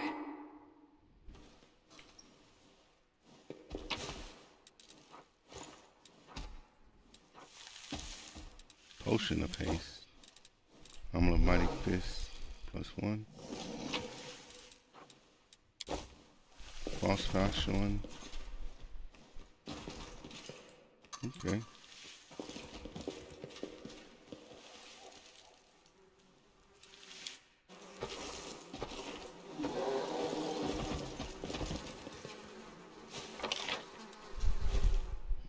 Alright, let's get out of here then.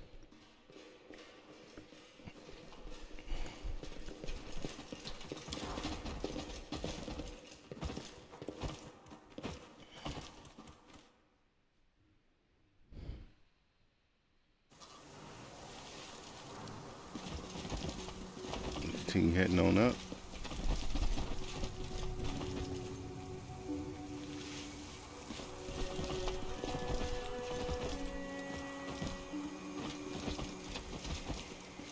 Please accept this tree of its strength. Felling it would be easy.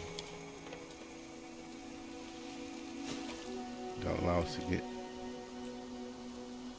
to go back quick, fast way. Okay. Let's go back this way then and figure out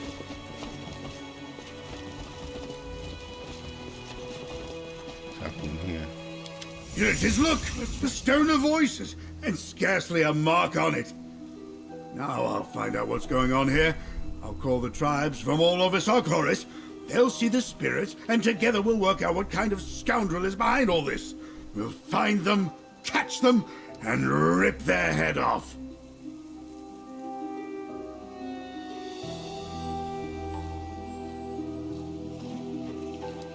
Are you finally going to tell me what this stone is?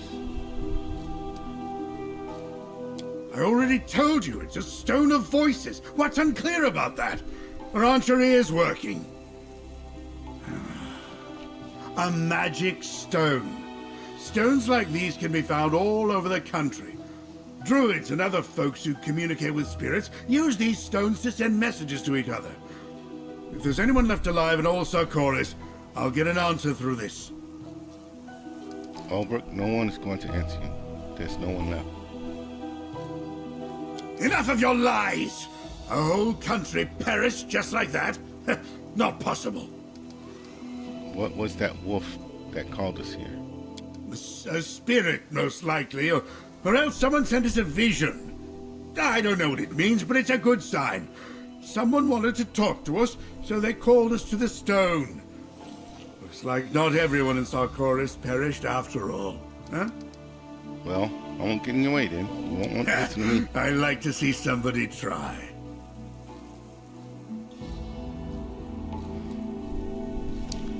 Smiling triumphantly, Ulbrich walks up to the stone and presses his hand against it. Nothing happens. Hold on. Something's not quite right here. Now, let's see. Frowning, Ulbrich traces his fingers over the runes, but all that he managed to elect is a weak, barely visible shimmer deep in the grooves of the stone's carvings. A minute passes in tense silence, then another. Finally, Ulbrich removes his hand from the stone. Well? I feel nothing. There's no one there. They're gone. They're all gone. In all of Sarkoris, there's not a single living voice. How can this be? My country is gone. My clan is dead. My God does not speak to me.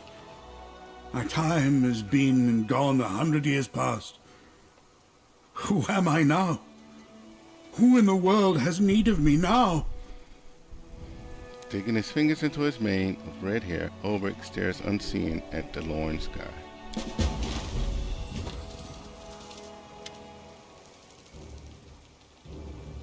Faithful Greater Apocalypse Lucas. What are filthy crusaders seeking here? Have you led these people here to feed them to me? Commendable.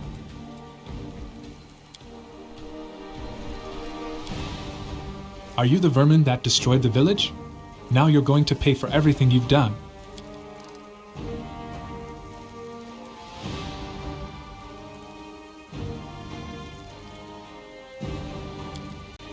And here's the little man with red hair. My master warned me you were dangerous, but to me, you're just a light snack. What are you seeking here? My master has sent me to block your path. Your path to a place that's off limits to the curious. And who are you? I am your doom. I am the one who'll feast on your remains. And your master? Who would that be? So many unnecessary questions. What for? You're never going to need that knowledge. Alright, then just die. Keep it on the insides. How brave! I enjoy killing brave prey. I will defend my dream. What the? Is that half-dead power in her teeth? Fine. Wait, I think you can beat. Fine, she won't be able to save you forever.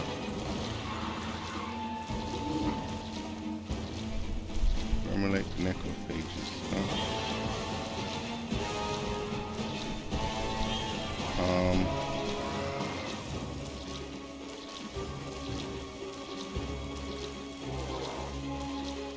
What is going on here?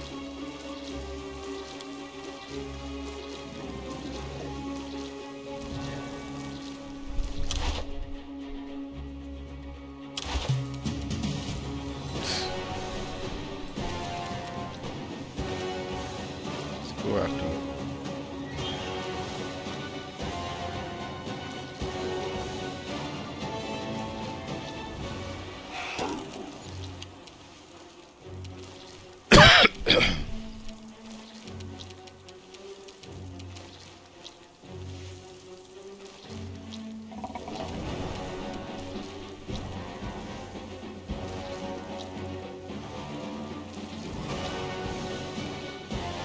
Oh, they undead. I'll make short work of this. It says outsider, but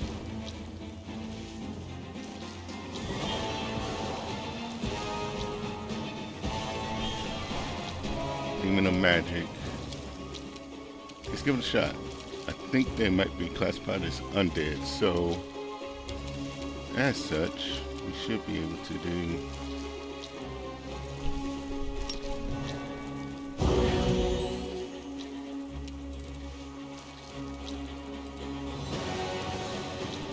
Okay. With that, get out the way.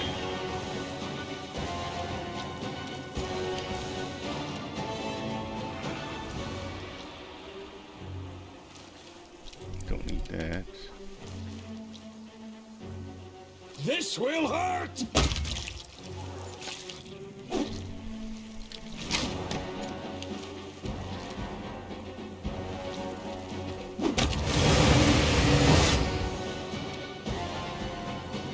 What? You bringing more in now? Cheating little.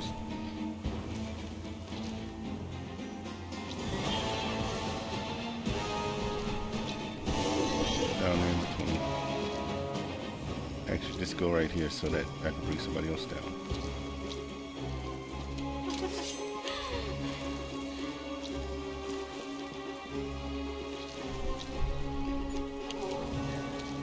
Okay.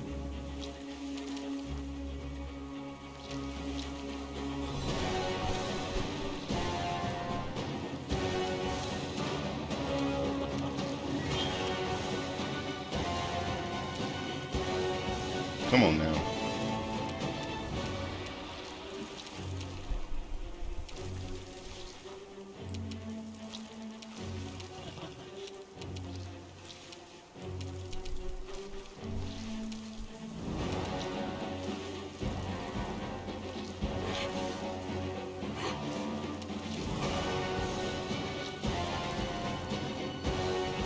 Right there. There you go.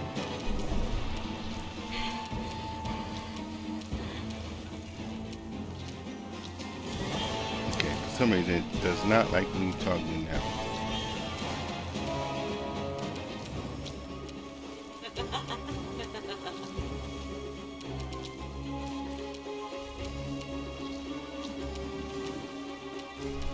Fine. What is really... Get rid of that one.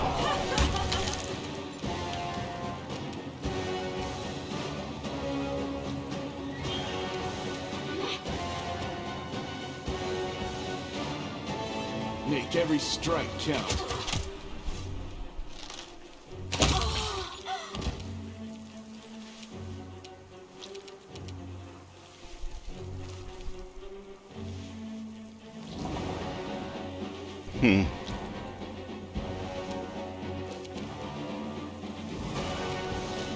Go ahead and just magic missile him.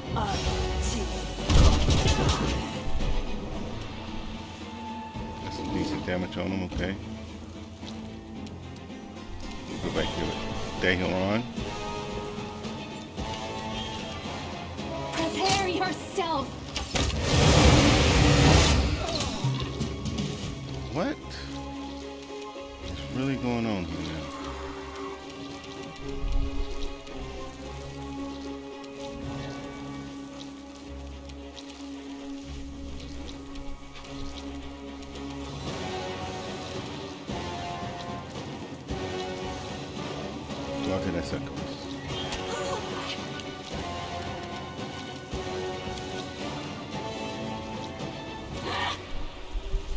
back down again.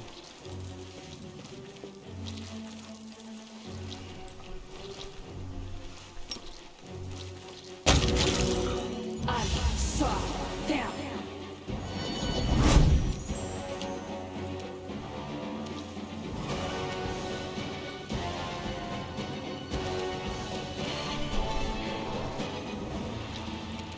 Okay.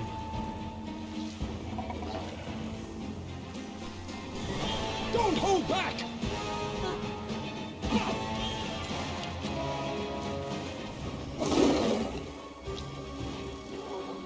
Okay. Not a good look. Oh man, not a good look. Okay.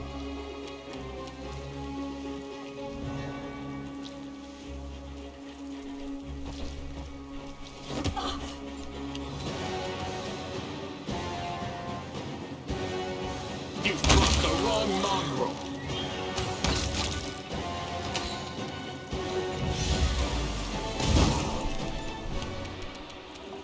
Desna, guide my hand.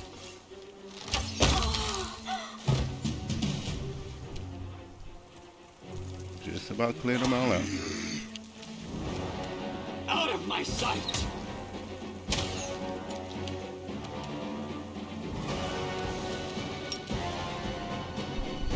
Okay.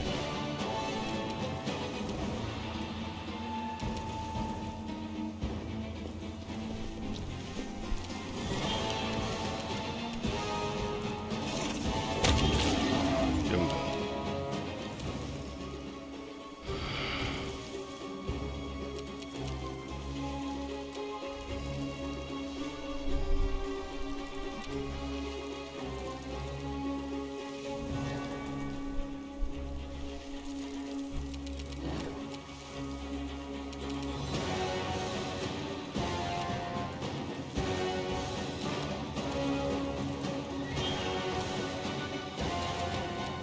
I don't have anything to clear her mind, do I?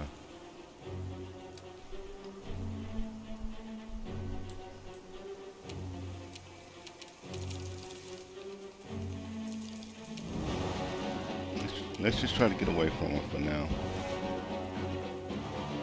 Jesus, you got a lot of movement.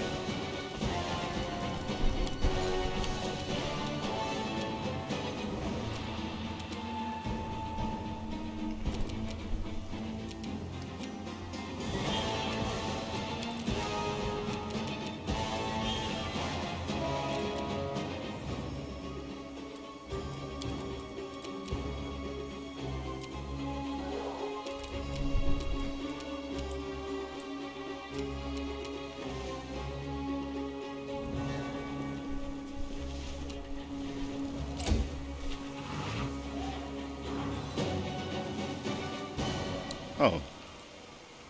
Okay. Didn't know that it was going to turn out to be like that, but okay. I thought that she was going to still try to attack us. That's everybody.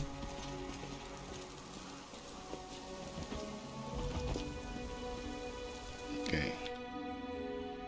Let's touch the stone again. Stone is solid. Okay.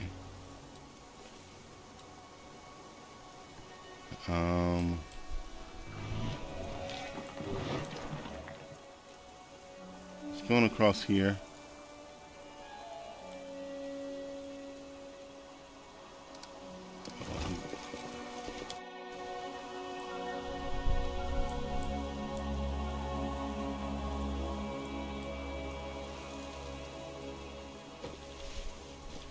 Let's go turn in this quest to old girl, or tell her that her friends have been laid to rest one last time.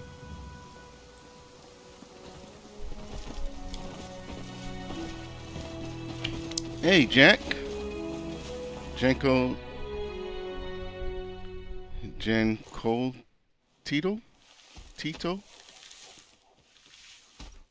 Jank. Yeah, hopefully everything's going good with you. Thanks for stopping in. I'm off. There we go. Restless spirit. Let's talk to him.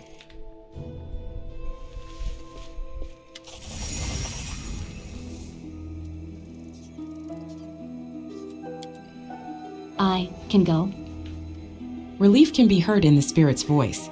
Could it be that my work here is done? Thank you. I do so long to rest. Swamp Spain clasp and scroll of acid pit.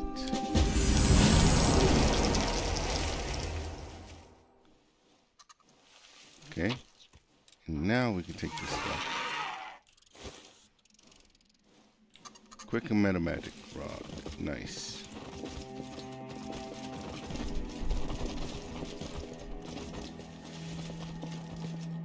I do what I must.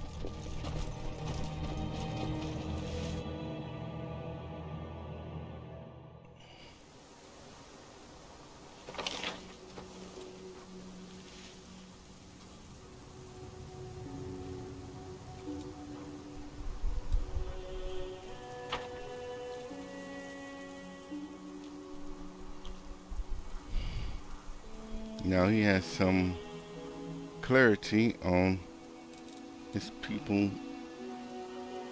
no longer being there.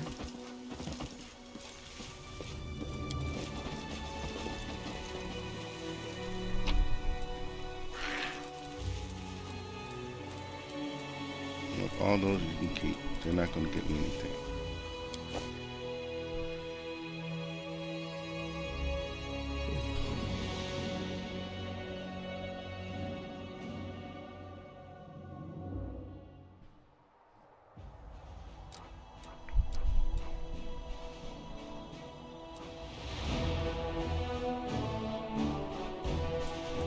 That's for reagents. Let's go back to this camp here.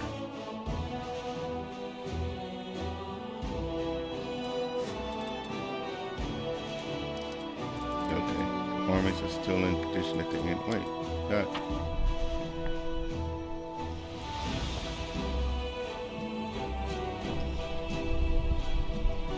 Darian asks for an audience. Darian has filed a request for a public audience with the commander. Seems that he has either something important to announce or a new jest to try out. Well, that's, wow, big difference between the two. But okay.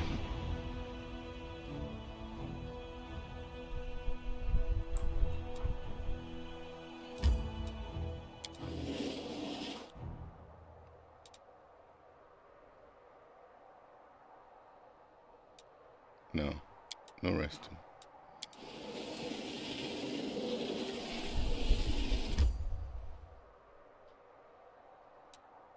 Yes, we'll enter that location.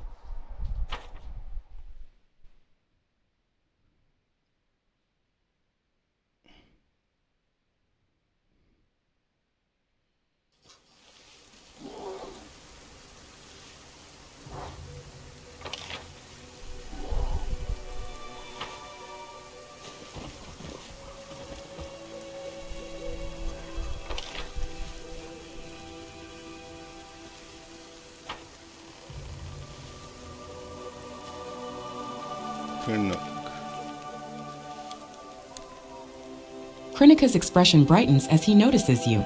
How's your applied philosophy? Would you mind discussing an ethical dilemma with me? I grow quite tired of debating only myself. Sure, why not? Then listen well. Imagine that there is a person, and you know that he is very, very wrong. For instance, he believes that people enjoy being gutted alive. Don't ask me how he came to this conclusion. He's just odd like that. But he is absolutely convinced that they love it. So he's a serial killer, but he's convinced that people enjoy being killed.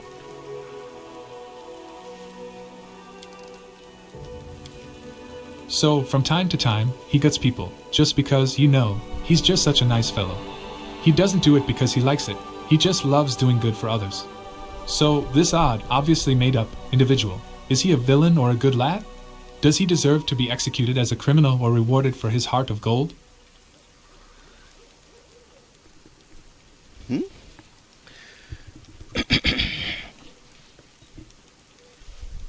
believes. Why would he believe that it's... Are you implying something here?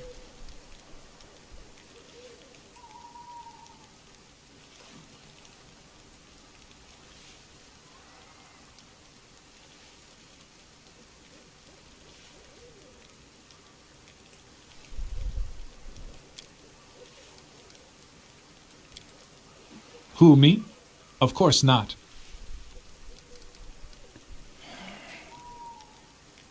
I think I'm going to go with the Cal. First, I'll talk to him. Yeah, I mean, it's always, whenever you have a difference of opinion with anybody, you should talk to him first before just spreading gossip. First, I'll talk with him. Who knows? Maybe he's not the one who's mistaken. Maybe there's something I don't know. The kobold giggles, obviously pleased. Right, what if it's not him being an idiot? What if people actually love getting gutted? And you are the only one who doesn't know.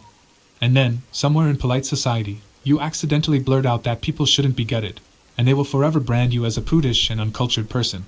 But you are right, if you encounter something incomprehensible, first, figure out what's going on, and only then act.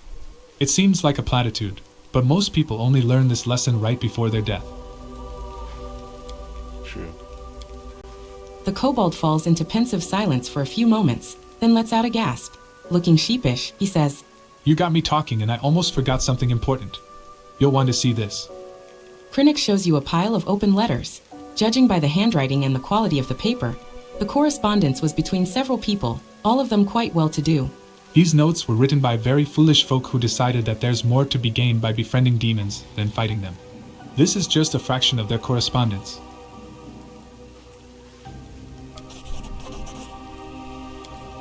They sit in their manors in Nerosian, preoccupied every single day with one and only one thought: how else they can hurt your crusade. They spread rumors about you, they try to block your army's supply chains, they whisper nasty things about you in the Queen's ear. But despite all their influence, they are just amateur conspirators who know nothing about real intrigue. I'll make sure that these letters fall into your associates' hands, anonymously, of course. I'm not looking for fame. If you order your advisors to make these letters public, bad people will be in enormous trouble. They will wake up every single day with only one thought in their mind, wondering what kind of awful food their prison guard will bring them for dinner.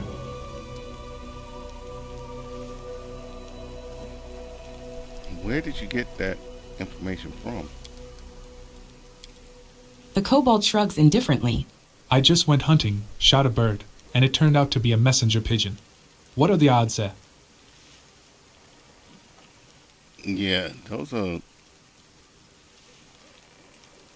really, really low odds that you just happen to shoot the messenger pigeon with all these. I doubt that very strongly.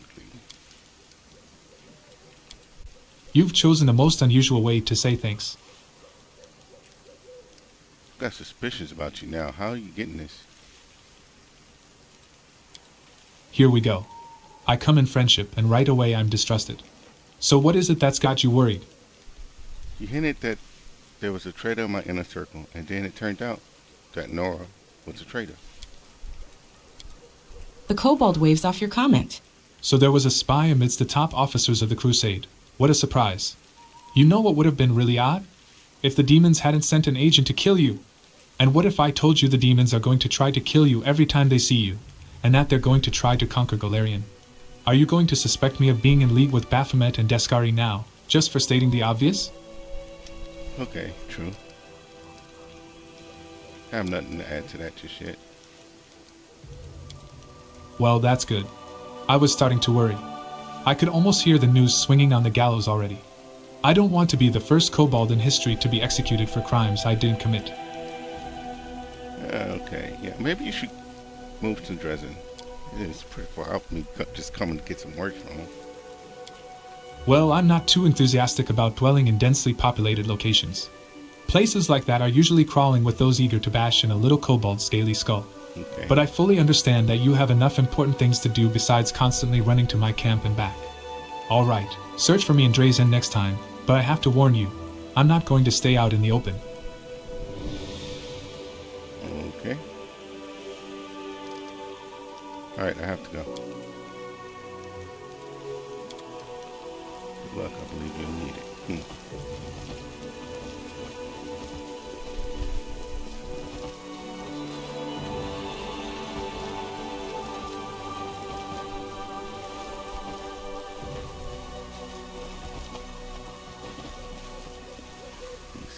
can't get across this somehow.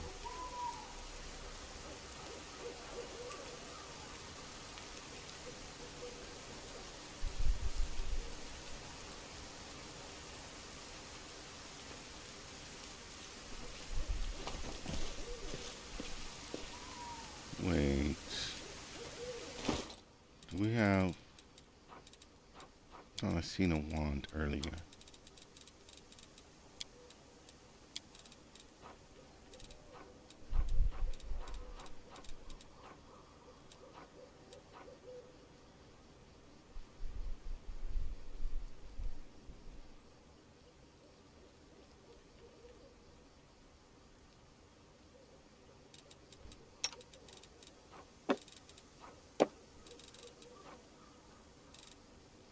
Let's see. You require my unbiased opinion?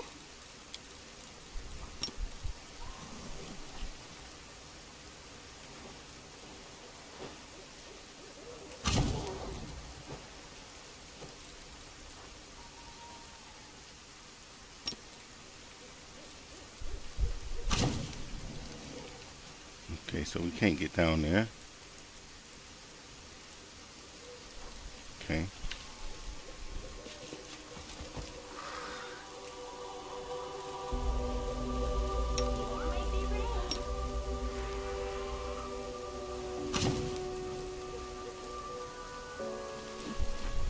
Okay, so it's not... Doesn't seem like there's a way to get across there. Okay.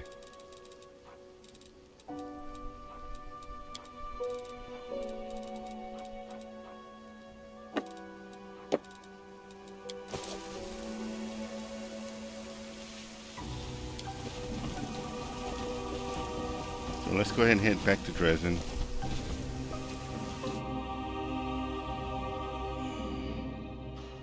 We gotta look for Kurchink, and we gotta do the event for Dehiron.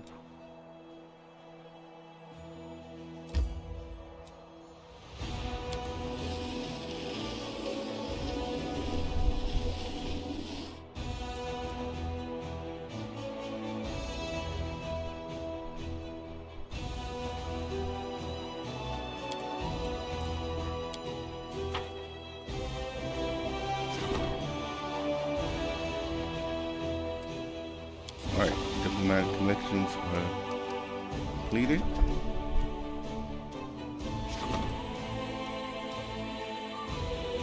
Okay.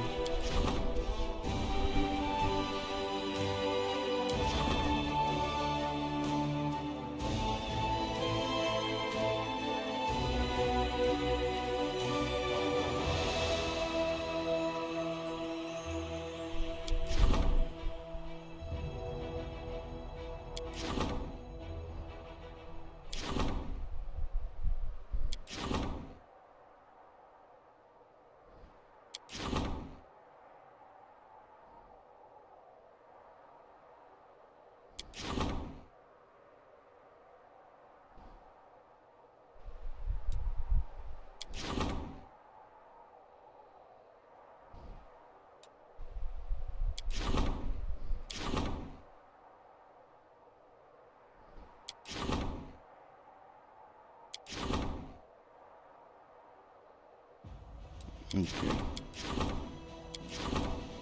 I think this one to get energy point increase by 5, and then we can get the religious feast going.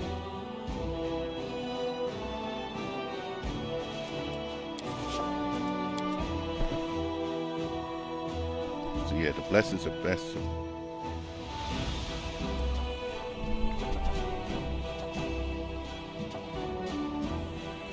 That's it. 7 days, but I think that's where we should go first.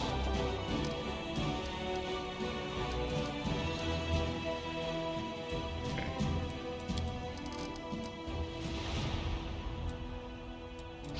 Okay, our army has some more strength with them.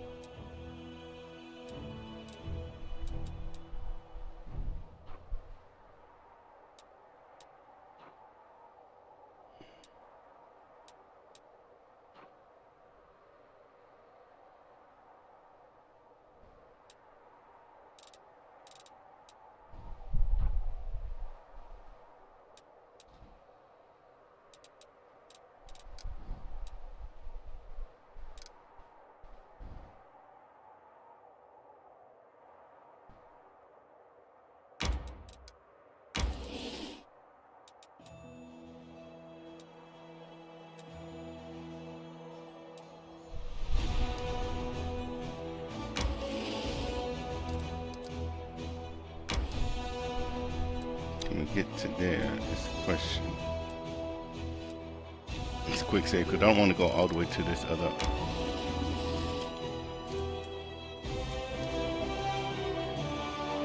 We're not going to any army. We'll bypass.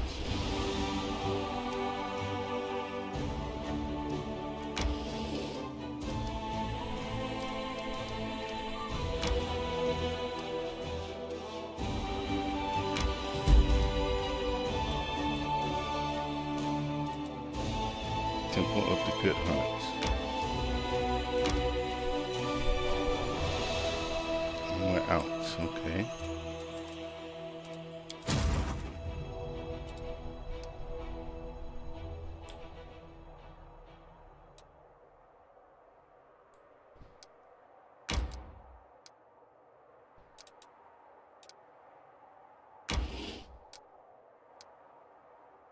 Okay.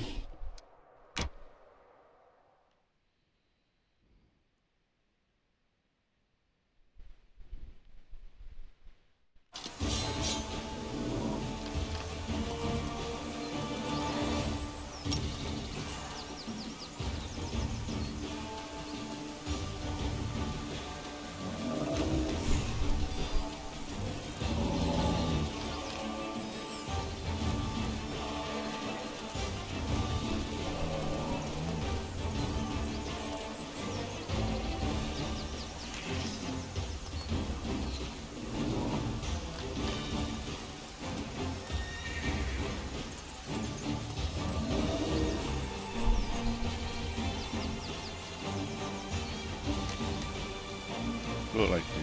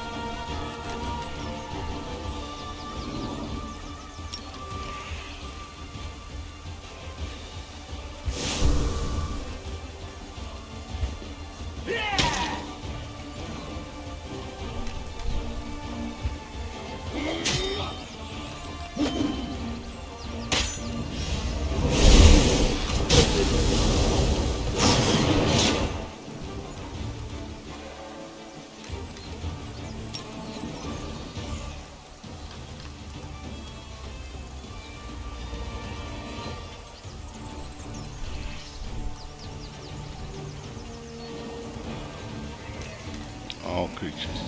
That is not what I want to see.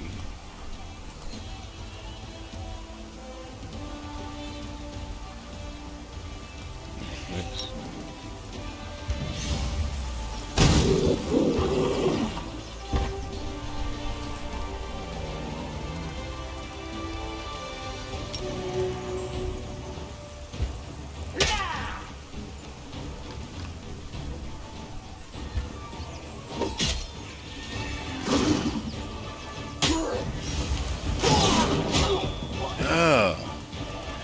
He is just straight murdering my guys.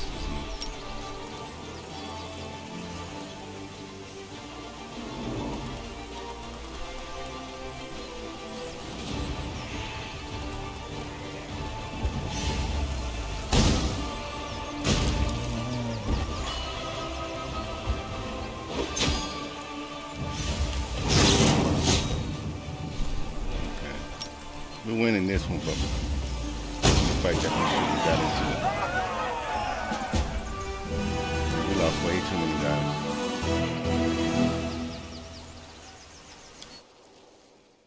Lost way too many in that.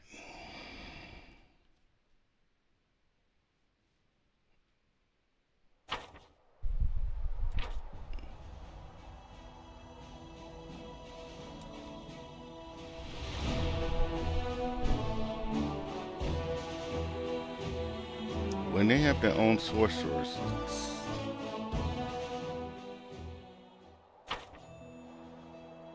it makes for very difficult. We gotta be like several levels above them, it seems like, in order to walk away with no with no losses.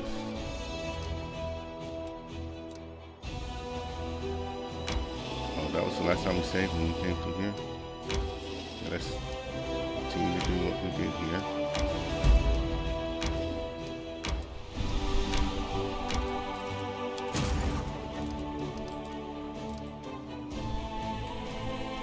Okay.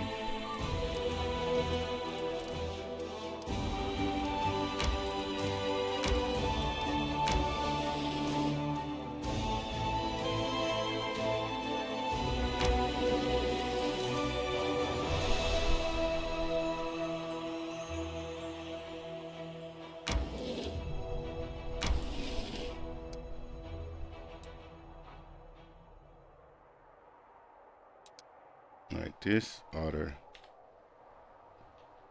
do us some good.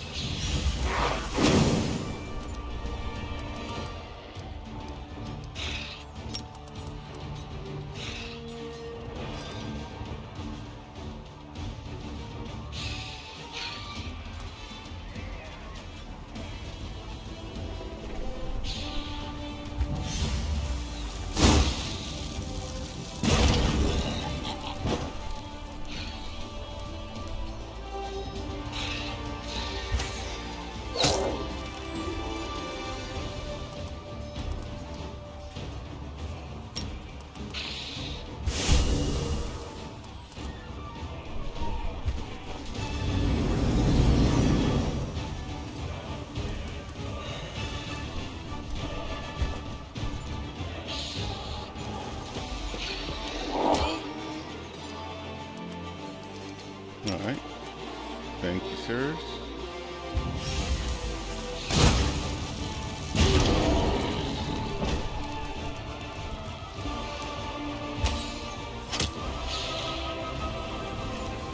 Fight just made that much easier. Let's creep back some.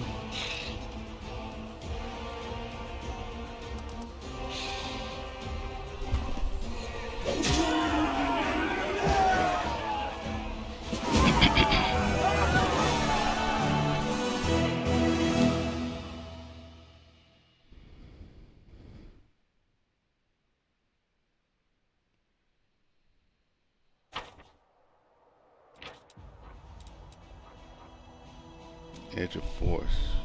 Whenever this wield of this +2 cold iron dagger casts a spell with force descriptor, it deals additional 2 force damage per dice roll. So if you have like magic missile and stuff, each of those missiles will get an extra +2.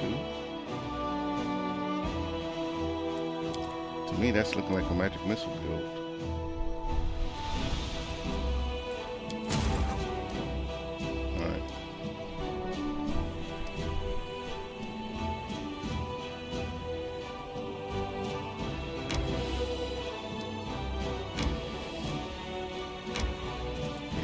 Out of juice. Other one to stay in there.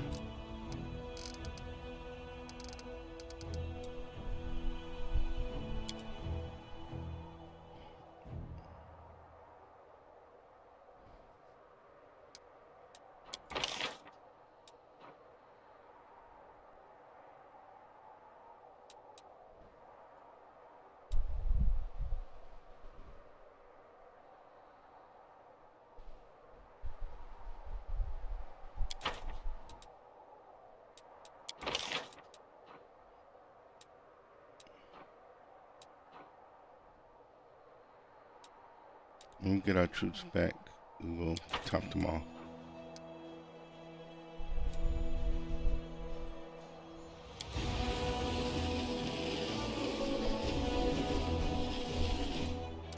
It's another thing now, isn't it?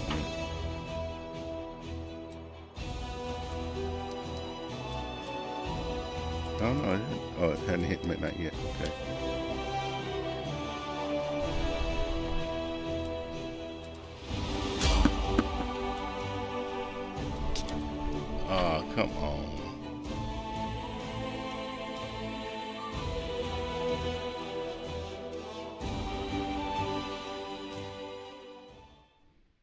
No time for debates.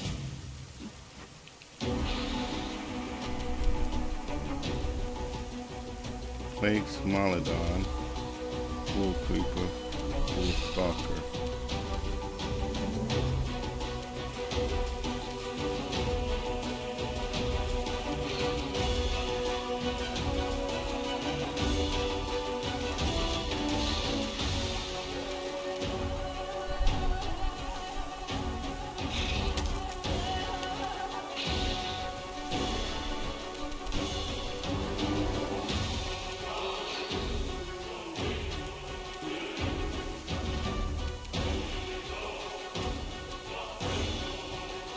You've crossed the wrong monk.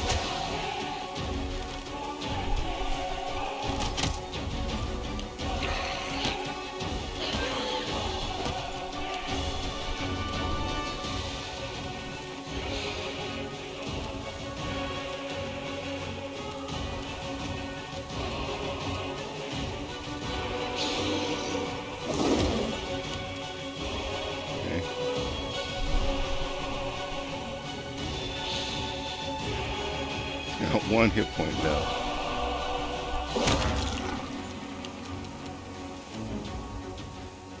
I will resist!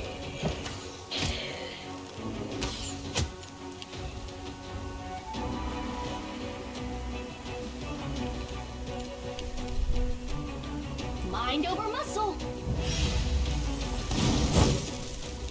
Okay, nice miss. Out of my sight!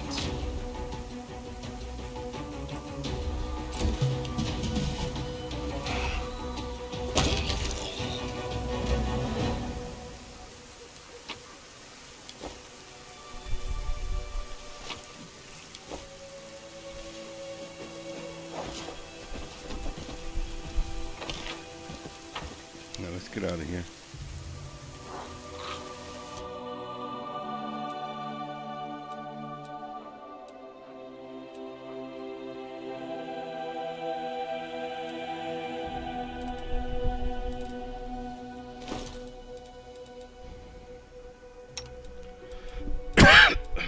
Excuse me.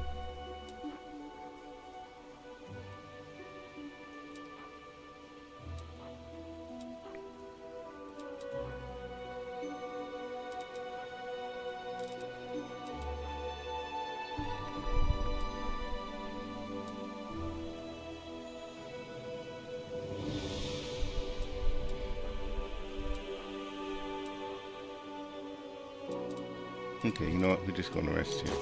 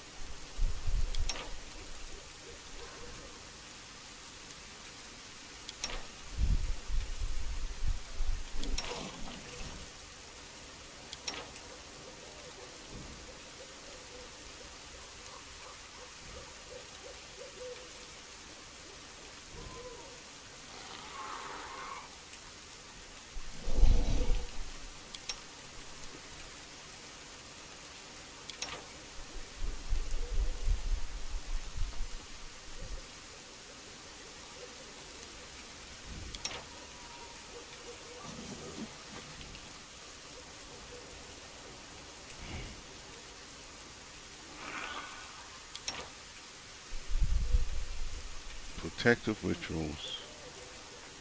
That's what she's got everybody beat by long run. Food. She also has everybody beat by long run. But she's the one also has the pose shots.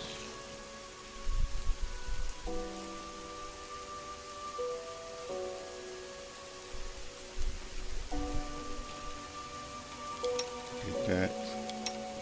Nope, because she's not the main one doing it. You don't get the potion.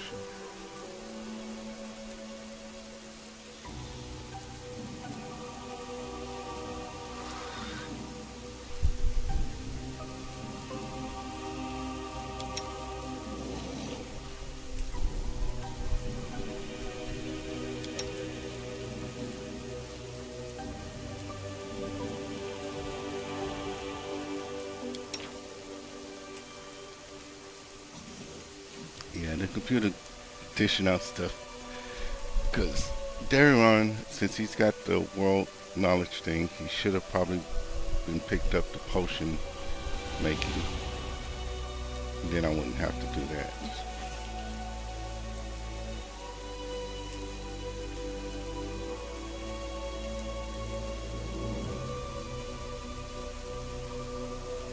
Then she could actually just be doing that, which,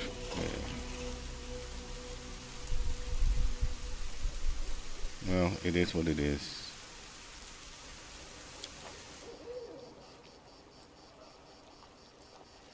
You have a most fascinating head shape, bearded boy. If you allow, I'll measure the prominence of your brow ridge. Is that Neo? Why don't I count your teeth instead after I knock them out of your skull? What do you think of that for an experiment, sorceress? Yes, Neo.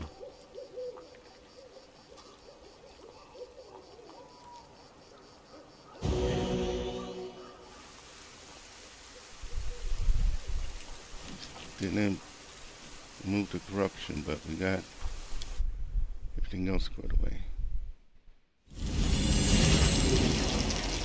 We're gonna get out of here.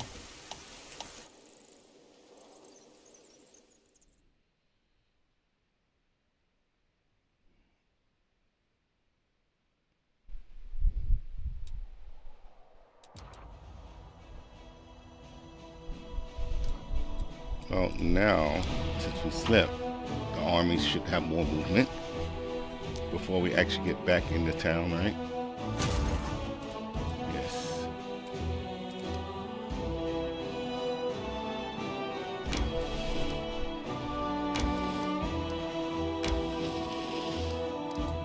We're not going that way.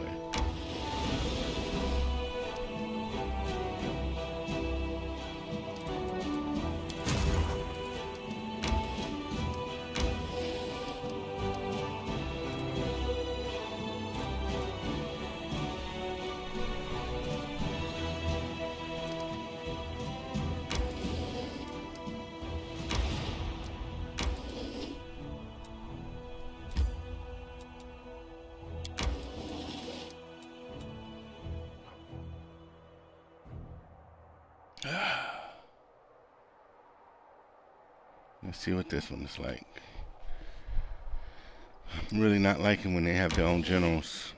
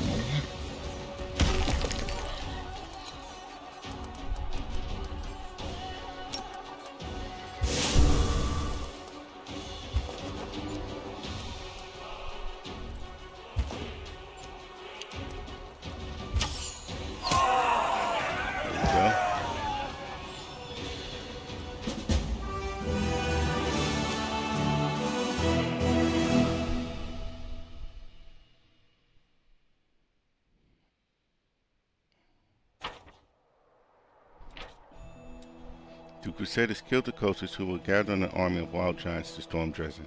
Now that Dresden is safe, workers can be transferred from the urgent strengthening of the walls to other important tasks.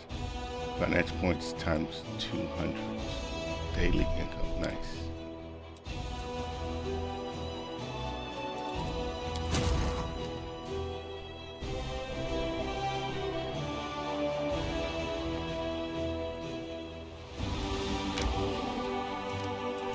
Out of points.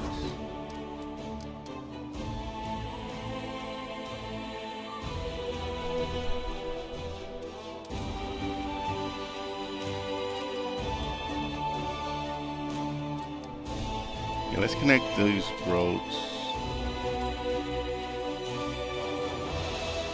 Figure out what's there with this army.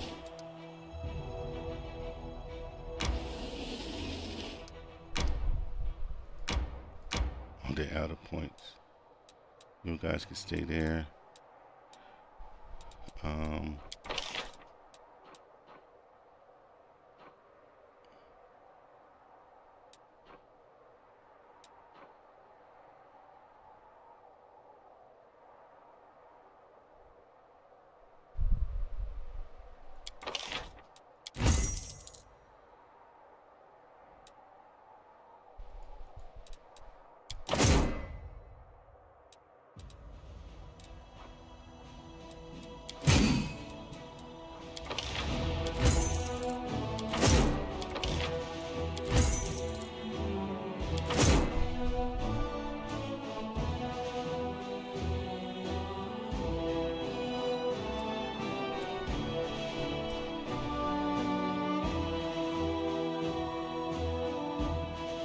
I'll hold off on the rest.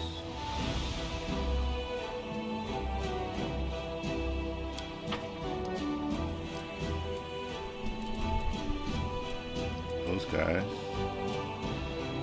can go.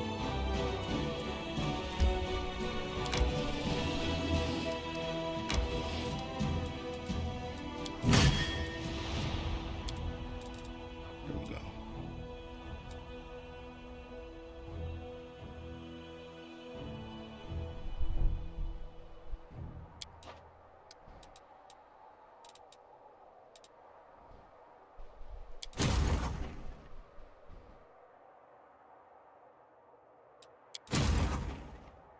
Okay. That is it for the army movements today. Let us get our happy blessings resin.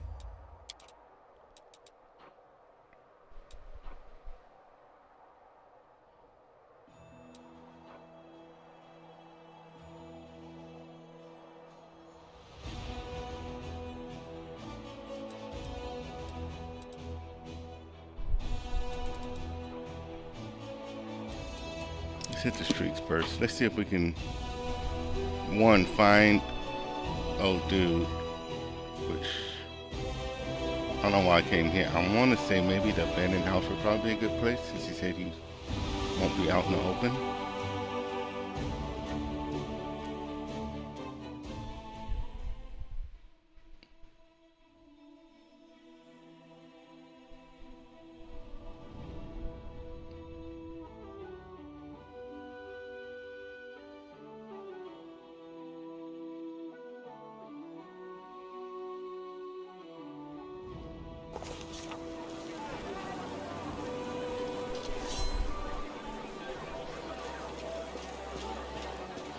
I'm gone.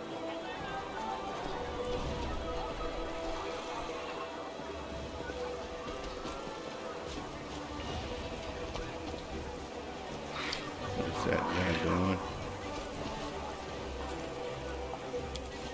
Abandoned house. Okay, so we did come in close to.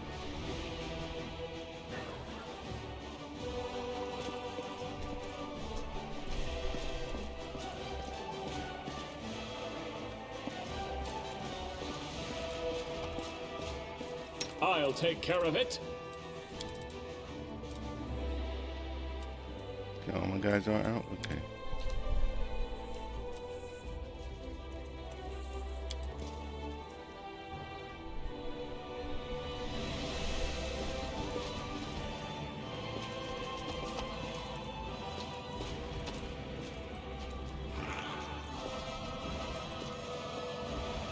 Okay. It's not in here.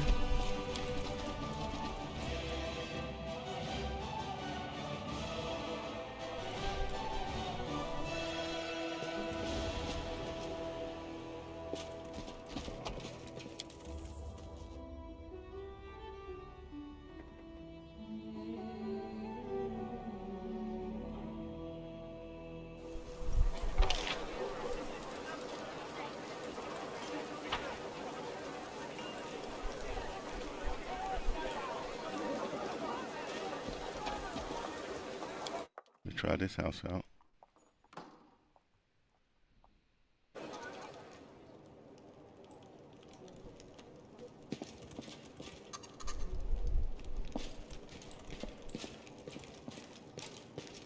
to the basement.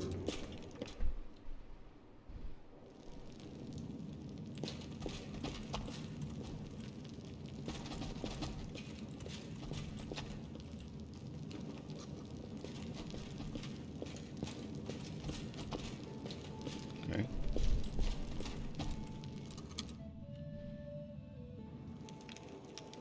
So he is going to be out in the open then.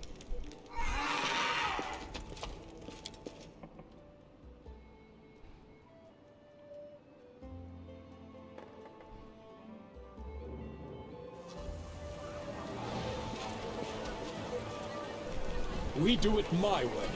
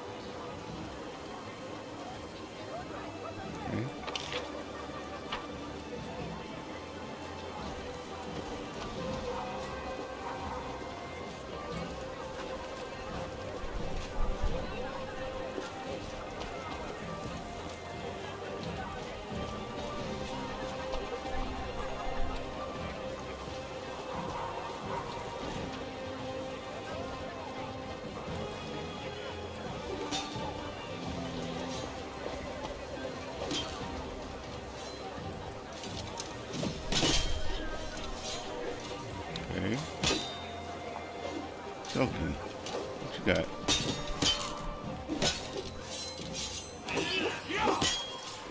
Zilkine bows respectfully and says amiably, I was hoping you would honor me with a visit.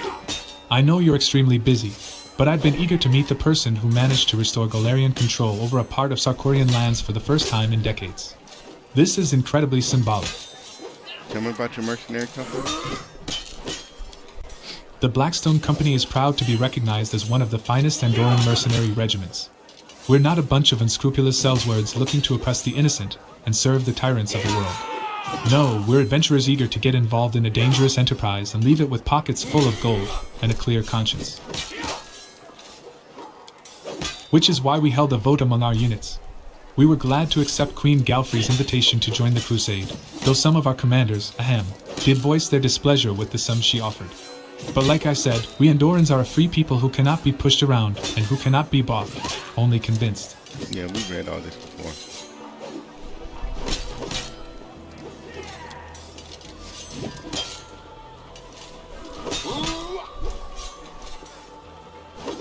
I don't think we had this one though. Let's put it this way, if I father any children, I'll have something to tell them. I wasn't even 20 when I joined the Blackstone Company. I've seen my share of scuffles, but my goal in every conflict remains the same, to defend the common folk. Not all selves-words treat civilians well, you know, but my soldiers have never disgraced themselves with dishonorable conduct. Once, I even joined an expedition that reached the crown of the world. I swear, I've never neglected such crucial strategic necessities as supplying the troops with warm undergarments after that.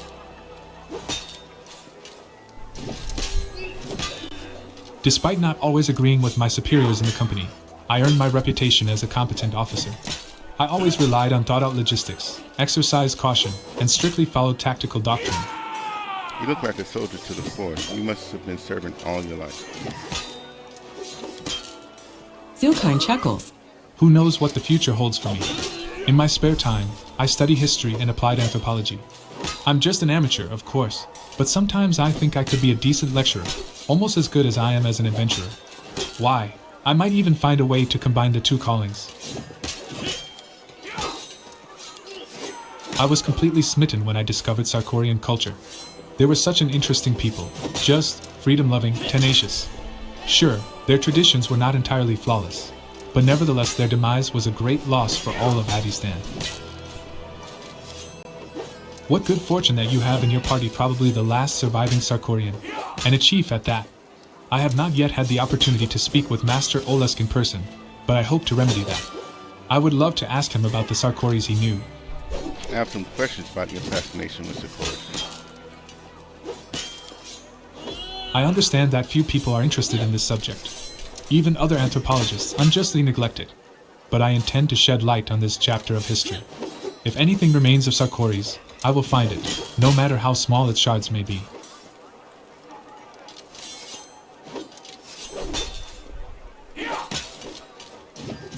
Yeah, we do this knowledge world check.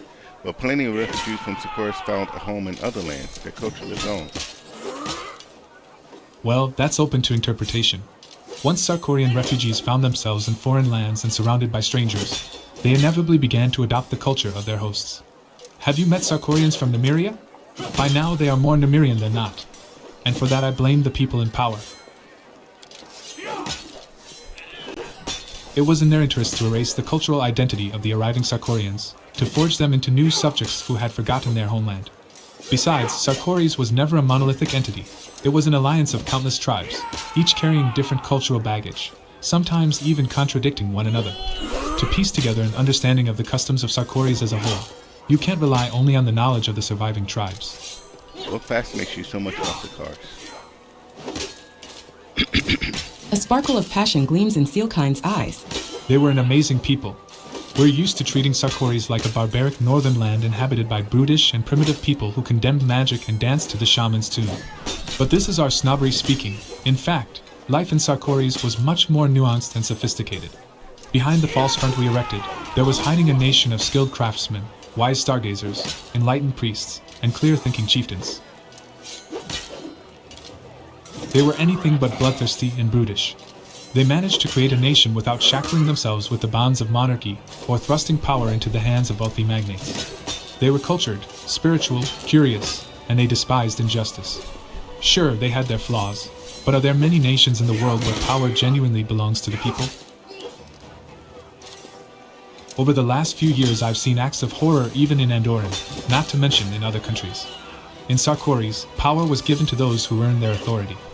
I feel that if it weren't for the Whirlwind disaster, they would have given Avi Stan and the entirety of Golarion a distinct vision of the future where everyone was free and equal. The fall of Sarkories is a tragedy, and therefore we must expend every effort to collect the pieces of that picture. How do you plan to look for the remnants of the Sarkorian culture? I am sending scout patrols to places where, if my assumptions are correct, there may be still Sarkorian refuges hidden in plain sight. I don't believe a whole country can perish without a trace. Among the locations I'm interested in are Pelura's Fall, the mining town of Zasfel to the west of here, the city of Underin, Bloodwood Settlement, and many others. Okay.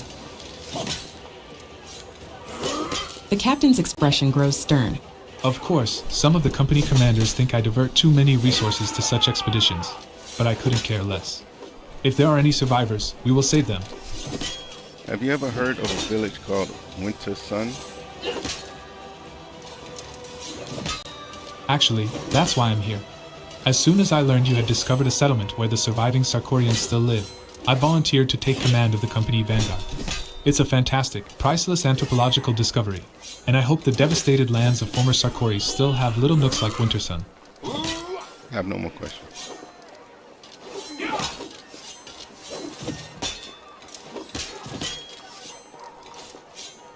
Feel free to return with more if they appear.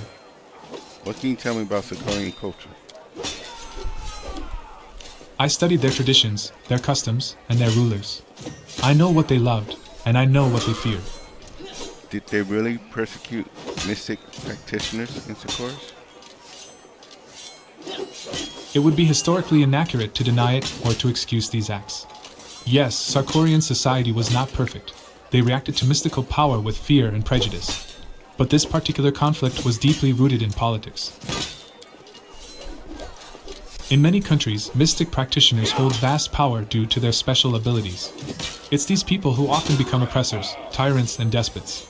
Yes, the treatment of mystics in Sarkories was cruel and unjust, but the people united in struggle against a minority that often encroached upon their interests in a very hostile manner. I'm repulsed by the idea of throwing innocent people into prisons, but I'm not naive. Those political realities can't simply be dismissed or ignored. They need to be understood and addressed, because these desperate actions also have a certain logic at their core. Tell me what you find the most exciting about Sarkorian history. Have you ever heard of god callers? Oh, they are an amazing and fascinating cultural phenomenon. The Sarkorians were a highly spiritual people that revered not only the deities we know but also a plethora of lesser entities. Tribe gods, clan gods, settlement gods, and sometimes even patrons of individual families. God callers could contact these beings and become their, how shall I translate it, companions. They formed a very strong bond. In a way, gods were their spiritual siblings.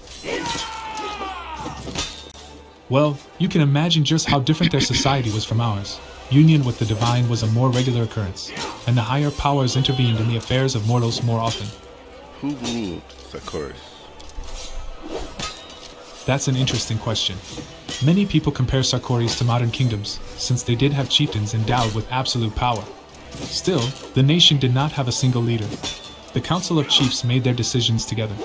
In some places the post of chieftain was hereditary, but as far as I know, not everywhere. Besides, their politics were influenced by god callers and priests who relayed the wishes and expectations of higher powers to common folk, so chieftains could not ignore them. I would compare Sarkoris to modern Andorran rather than Mendev. It was a true nation, a people firmly aware of their unity and shared purpose. You satisfied my curiosity for now. Thank you for the pleasure of this conversation. Let me know if you need help with your search. Actually, I could use some help. A group of my scouts has gone missing. Presumably they got lost. They're competent and reliable soldiers that I trained personally. Their orders were to carefully and stealthily retreat if they discovered anything dangerous. If you find my men, please give them directions to Dre's End. I'd be extremely grateful. Please let me mark the area they were headed to on your map. Okay, I have to go. I see duty calls, is what he said.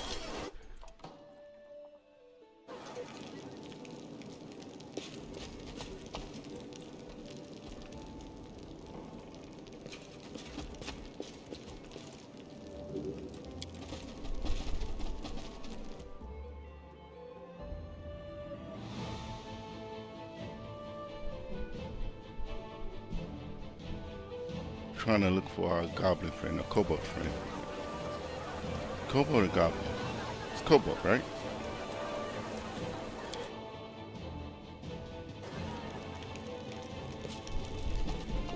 Before we head up to the throne room. And if we can get any other insight on Soso's night activities.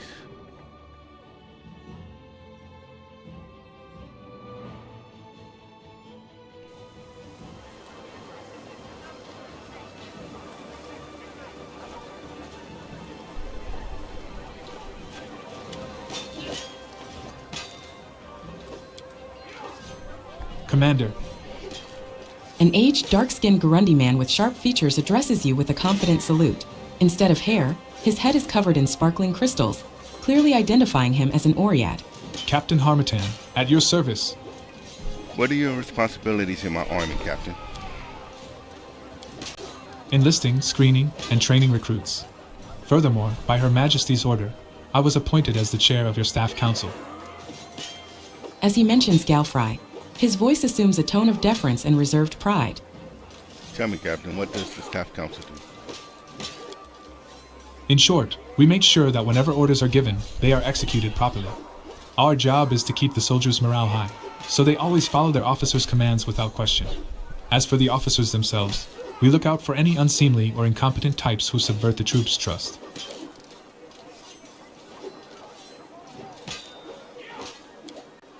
I will report any staff-related issues to you, suggest solutions, and ensure that your directives are followed.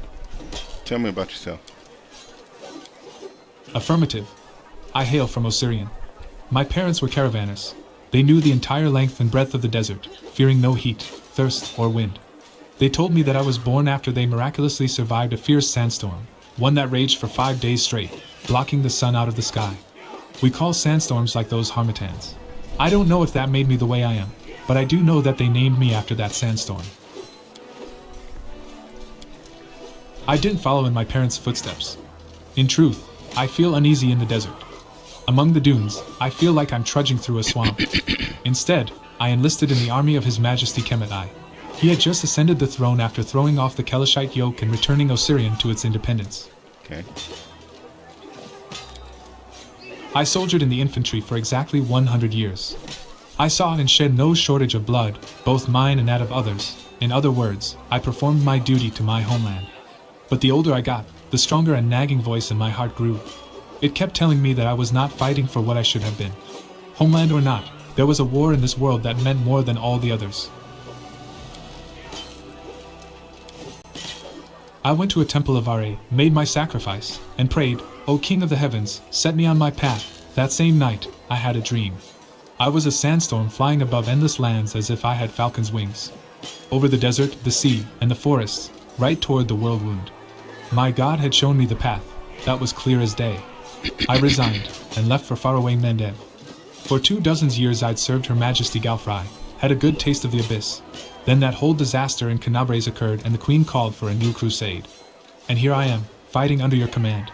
Okay, I have to go.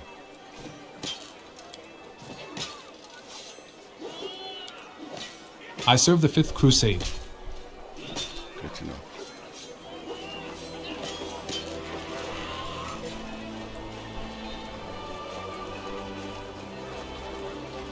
Okay, so, yeah. Where is this thing?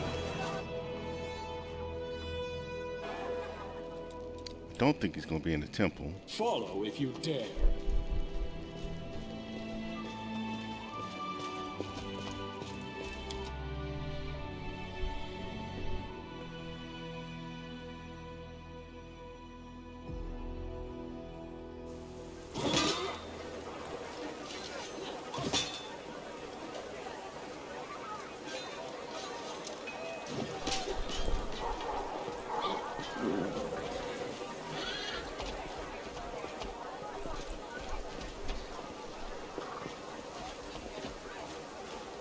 I'm off!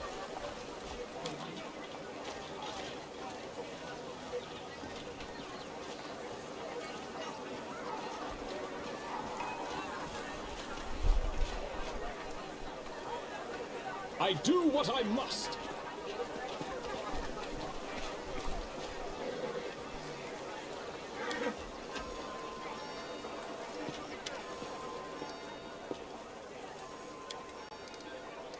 Drawing her ruby eyes away from the passers-by, Arushali looks at you. It's good that you're here. Shall we be silent together? Do you like silence? I used to talk a lot before, and all of it was a lie. My words ruined so much. I like silence more now. Okay, I have to go though. I will be watching you. Good. I'm gone! Excuse me.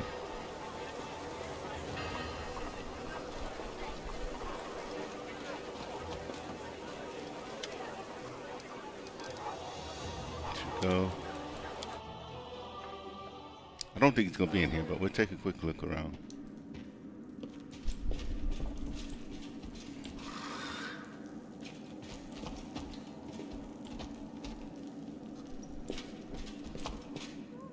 We do it my way.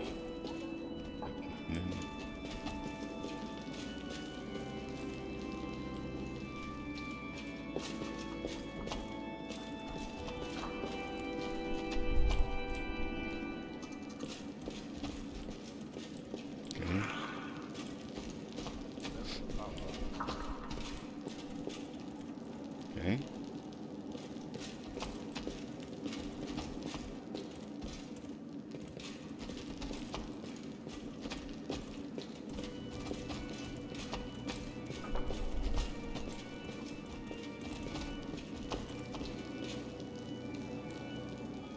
Follow if you dare.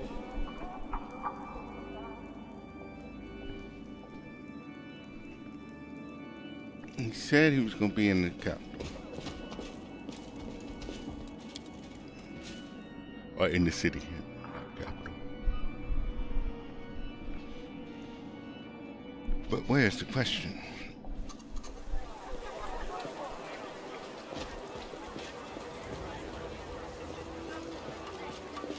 I'm off!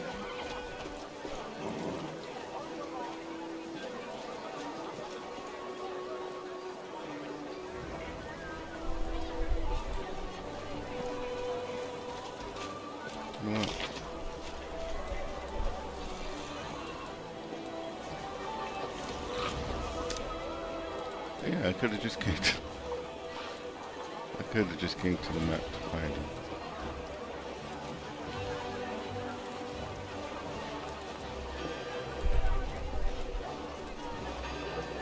Dude.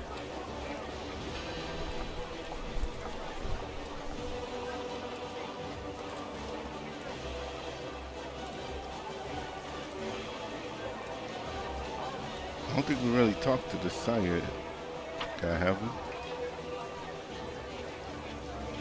Then we can go talk to the king truck, and then we can go to the... After we talk to these two, we'll go into the council room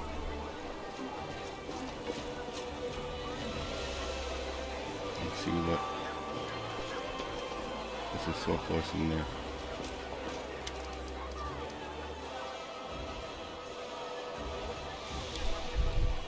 The old crusader looks anxious and disoriented. Yes, has something happened? Where did your boy more bag go? Pain shines in the old man's eyes. His fuzzy gray hair is dirty and hangs down in unkempt strands. He sighs heavily. He ran away, packed his things in the dead of night, and disappeared. Must have gone to find some demons to fight. He is a Kelid. His entire clan are blood enemies of demons. They also worship the god Gorham. Did you see the straw wolf hanging from his neck? It's their clan talisman. It's called the Little Fawn. Okay. I put in so much effort to get him to see the light of Iomity. But he imbibed his loyalty to Gorham with his mother's milk. I told him, you can't fight the darkness if you are guided by anger. If rage overwhelms you, you can't. You will either perish or become a villain, or get so used to war that you'll forget what it's like to live as a human. But he only had one thing on his mind, vengeance. For his family, for his ancestors, for his wounded honor. I tried to find him. They say he's been going to the tavern a lot recently. Everbright Crusaders don't go to taverns. We keep ourselves clean, body and spirit. But Morveg didn't go there to drink or play dice. He was looking for a guide. And he found one, a Kelid too, an old one, a descendant of the Sarkorians. Even the demons couldn't force them out of these lands.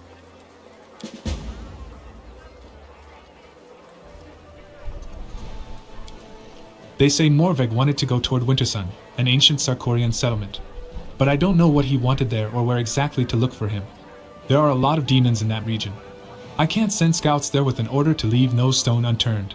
There will be too many skirmishes with monsters and huge losses. The old man looks completely devastated. Okay, I want to ask a few questions about yourself. About me, Sire Kobolin? Or me, the glorious Everbright Crusader and the leader of my order? I want to know more about your past. The old man scratches his thinning, fuzzy hair. About my life before the order? It was so long ago. As a boy, I decided there was too much evil in the world. Someone had to do something about it. Try to fix it. I decided to become a priest. But then I saw the Everbright Crusaders, so proud, so pure, and then someone next to me said, "What arrogant snobs."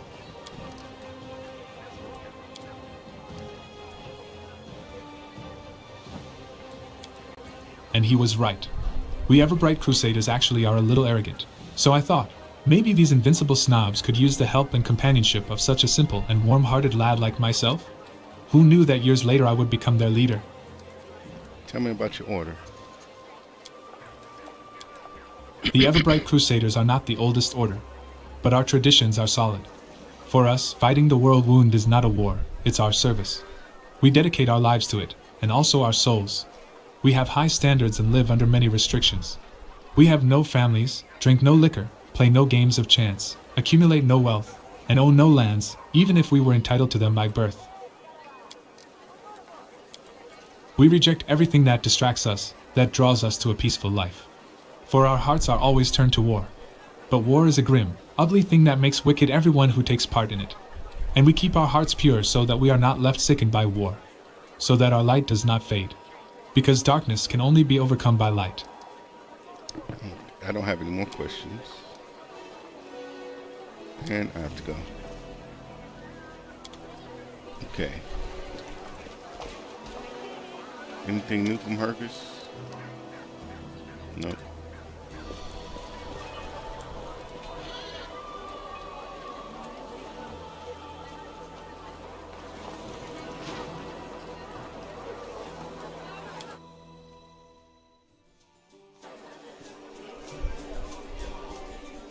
I do what I must. Okay.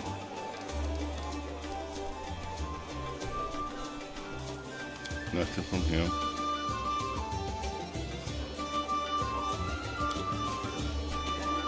So the tavern keeper doesn't have any words for us.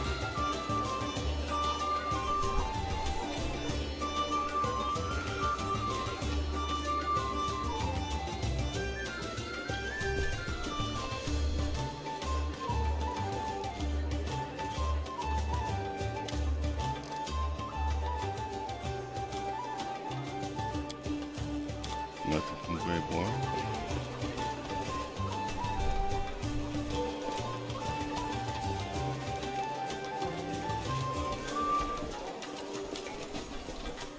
Alright, time to go talk to the other guy. Kerchek. Chink.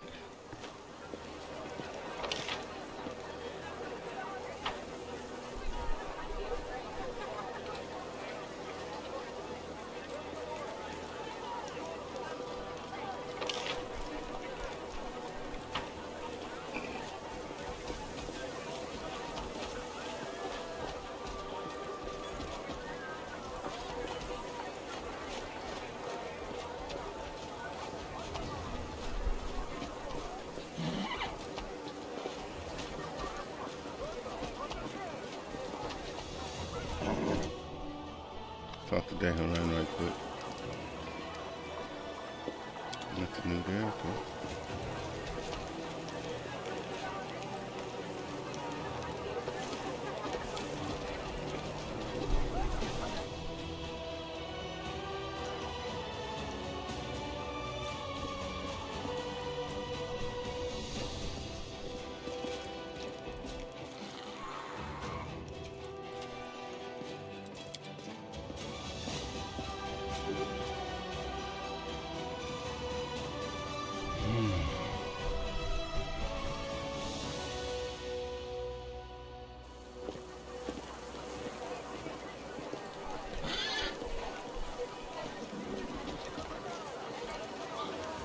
There you are. Well, Camilla and then here. Nothing new from Camilla. Okay.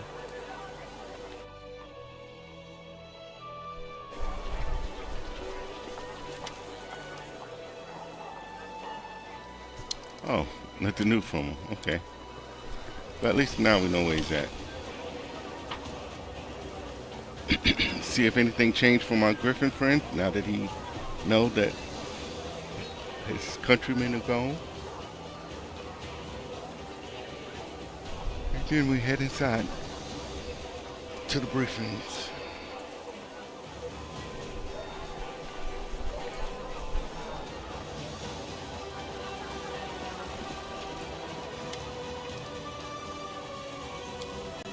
How? Ulbrich looks lost as he stares at his hands, protracting and retracting his sharp claws. Everyone dead. There's no one left. No one. I just can't wrap my head around it. Sorry, dude. I'm so sorry. Ulbrich nods wordlessly and lets out a long sigh. Well, tears won't win us the war. How can I help, War Chief? I have to go. Soft grass underfoot to you.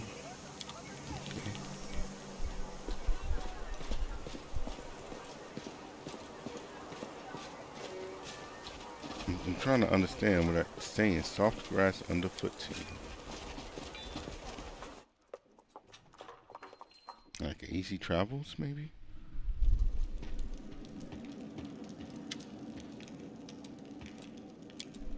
A Kelid in a well-worn travel robe with a deep hood offers you a respectful bow. His voice is quiet and emotionless. Greetings, Commander. To be granted an audience with a figure of such importance is a great honor. Your victories have impressed and inspired me, which is why I wish to do my part in the Crusader struggle. And who are you? The visitor's quiet words sound like the rustling of pages, dry and impersonal. My name is Velg, and I am a Kelid. My lineage dates back to the Sarkorian clans, and bonds of kinship have always been sacred to my family. When the world wound opened, my ancestors fled Sarkoris, but they did not forget their homeland. Even before the Crusades began, my great-great-grandfather marched in defense of our people. He perished, as they all did. My great-grandfather and his eldest sons joined the First Crusade. My grandfather joined the Second. Our family's warriors have fought in every crusade, and that is why our bloodline is now extinct. They say this crusade will be the last, and so I've come, alone, for there is no one else. Alas, I'm no warrior, but I still wish to be of use to you. And how do you plan to help me then? His words, devoid of color and emotion, run together to form a monotonous, endless stream. For 23 years, I have been gathering documents on Sarkoris. They contain numerous mentions of the history of the Blackwater clan. The clan was beset by demons, as its members had dedicated themselves to creating a powerful weapon against the world wound. The clan needed more time, but no support came from their neighbors, and so the Blackwaters were destroyed. But the fate of the clan is not important right now. What is important is that, thanks to certain ancient maps, I have been able to pinpoint the location of their settlement. If you go there, you'll be able to verify my findings, and if you happen to find a weapon that will help you fight the demons, it will bring me satisfaction and pride. My life will have purpose. What kind of a weapon was the Blackwater clan working on? My thoughts on this matter are pure speculation. Perhaps it was a blade that could cut down even a demon lord, or an artifact that could call upon an endless host of spirits, or a circlet that could reverse the flow of time or erase the planar invaders from reality.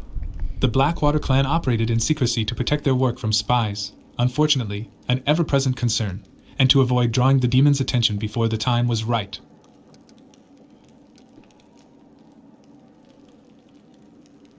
You have an odd way of speaking. His pale, expressionless face twists into a poor approximation of an apologetic smile. I am a scholar. I know how to speak through manuscripts, and prefer to express my thoughts using my quill instead of my tongue. Social interaction is not my area of expertise, so I ask for your understanding when it comes to my rather rudimentary communication skills. Okay, thank you. I'll put this information to good use. He bows deeply. It pleases me to be of use to you.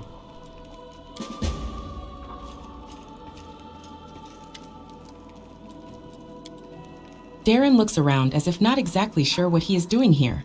Ah, Commander. How is our crusade doing?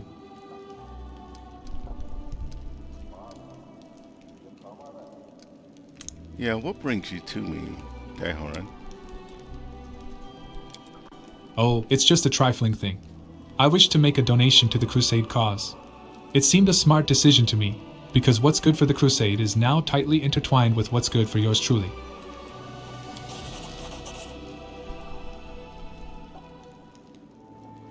Wand of Ray of Sickening and Wand of Pox Pistalis. Okay. I did have to give the revenue from my estates a good shake-up and send a few couriers scurrying about, but in the end I managed to acquire a couple of decent items. All in all, here is my donation to the crusade and its commander. You must try them out for yourself. I offer these gifts from the bottom of my heart.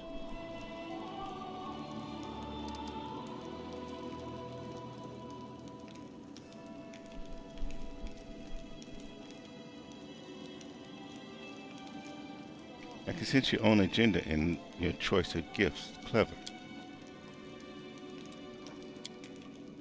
Darren smirks slightly. I thought of you while selecting these gifts, and now I must beg your forgiveness and bid you farewell. I still have plans to order and send a package of special gifts to my dearest cousin.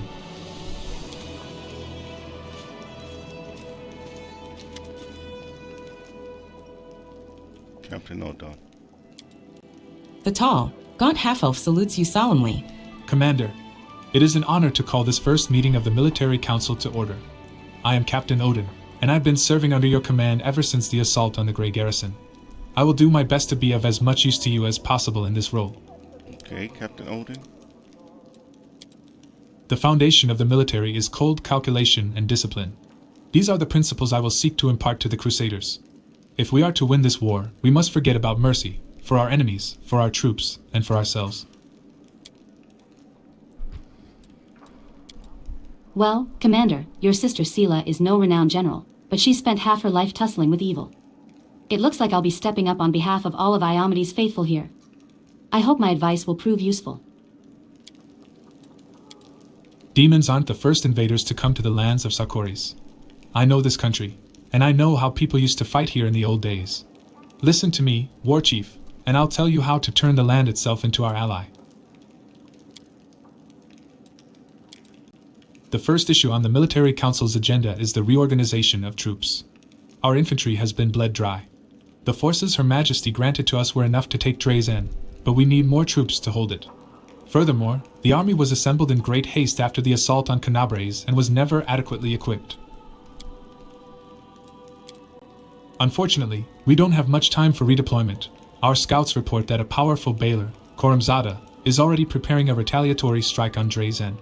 But we can rely on freshly conscripted Mandavian soldiers. They may not have the skill, but our strength, as always, lies in the number and the fervor of the volunteers joining the Crusades. Okay. We can't throw everyone into the meat grinder. We'll just get our youths killed for nothing. We need to select the best among the recruits, or even better, hold a contest. The bravest and the most capable will join the Crusaders.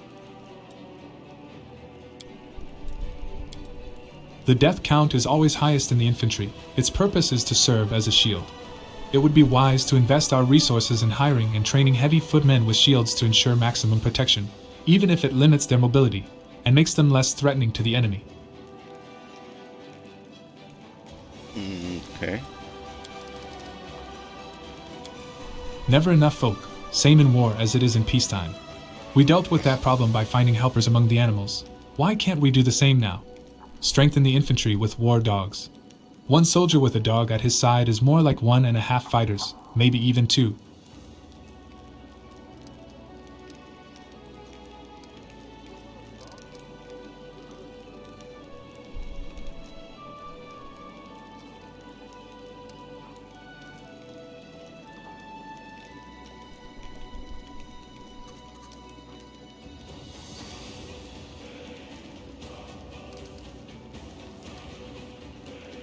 Captain Odon, what does the Military Council do?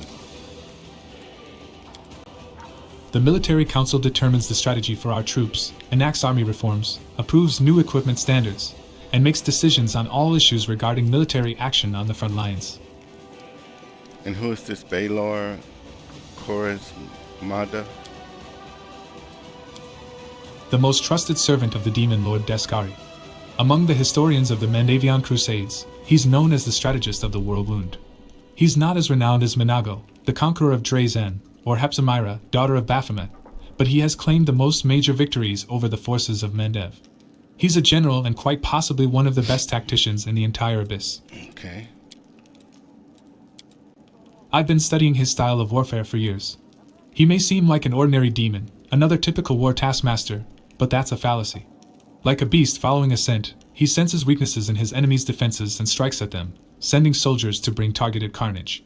His uncanny charisma attracts more and more soldiers to him, so he's never short on troops and sacrifices them like pawns whenever he pleases in order to achieve his victories. Khorramzada is the face of the demon host. For many years, I've been gathering research on him, preparing for the day our armies would clash with his once more. I hope my council will help you defeat him, but so far, Khorramzada has known no defeats. Okay.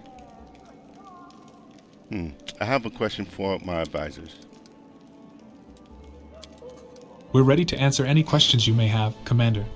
Sayla, have you ever commanded an army before?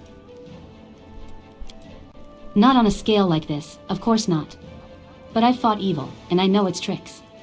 Besides, war makes people callous, and it's always useful to have a paladin advisor around to remind you at a crucial moment what we're actually fighting for, right?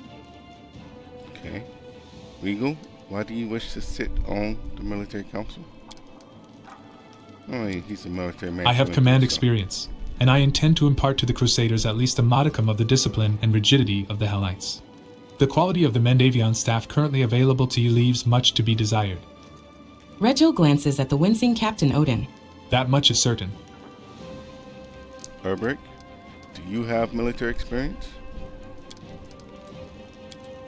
Do I have experience? Ha! I fought on this land back when it was still called Sarkoris. I led my clan on raids against our neighbors, drove invaders from our land, and I went to war with my band against orcs and giants. What kind of Sarkorian would I be if I stood on the sidelines now, Who are you, Captain Odin? Captain Odin bows ceremoniously. I've served on the front lines of the Mandavian army for over 25 years, and in that time I've gained a wealth of combat experience.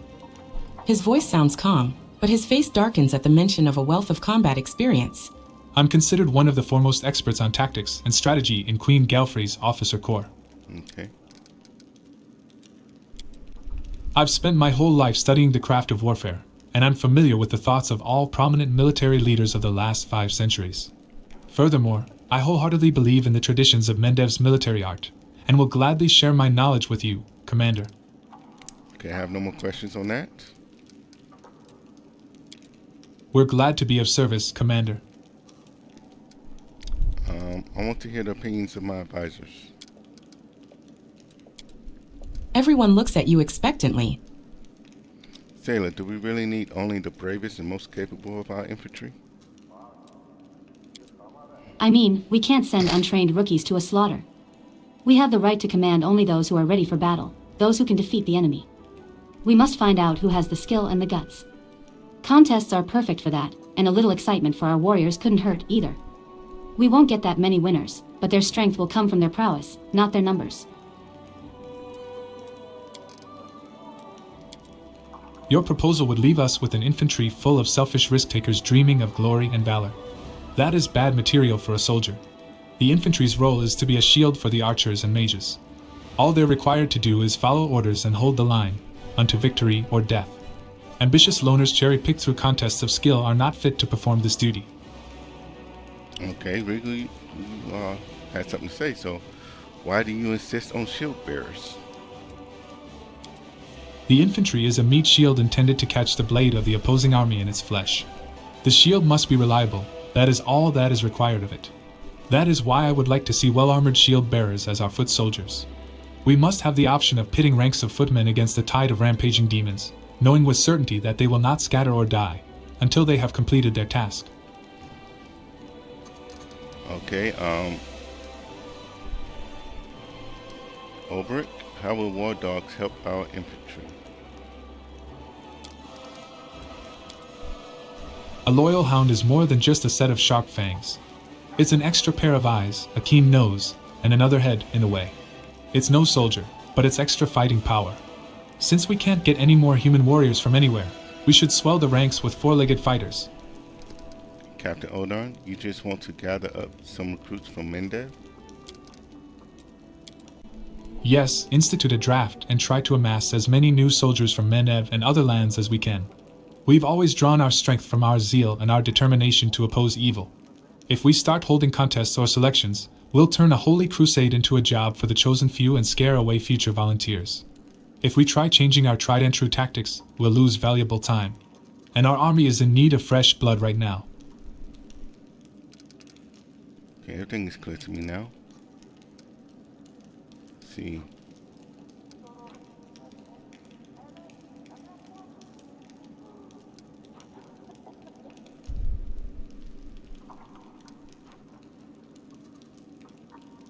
Let's do hounds. Training a dog for war is no easy task, but we had a few tricks in Sarkoris. Druids today aren't a patch on the old ones, of course, but they can talk to beasts. That's all we need. I'll train 5 dogs and they'll quickly supply our army with 4-legged reinforcements.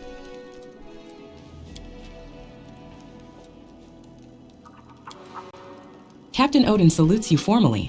Thank you for your time, Commander. When the reforms are finished and the ranks of our infantry are replenished, I will assemble the military council to discuss new decisions. Okay.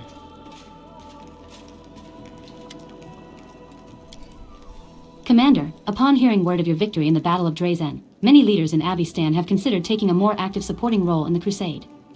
Fighting demons in the name of saving the world is a prestigious endeavor, especially when the war is going well. Okay.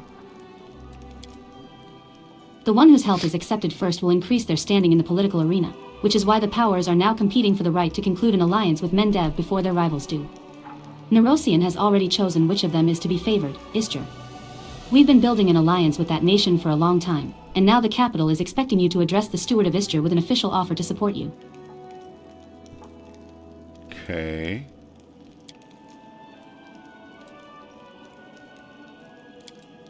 Last Wall is Mendev's most trusted ally. If we are to ask someone for support, it should be them, the Shining Crusade. What say we invite the Sword Lords of Brevoy to this party? The righteous Mendavian knights just love those hot-headed provincials who'll draw their weapons and challenge you to a duel at the drop of a hat. And get this, they win such duels. Nerosian will be ecstatic to have allies like these, and I hope the demons will enjoy their company as well.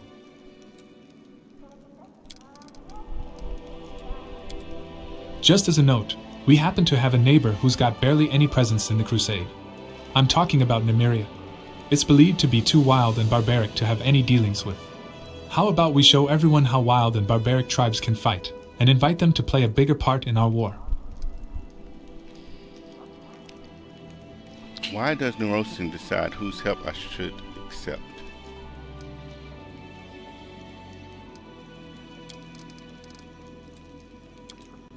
Because you are, with all due respect, one of Her Majesty's subjects. Lady Konomi's voice grows sterner, but after a moment, subsides into a more confiding tone. And because it took great effort for Mendev's diplomatic corps to win Istria over and ensure you would receive their help. Are you confident that the allies you choose yourself will be as reliable? We can't call everyone for help? I wish we could, but we can't.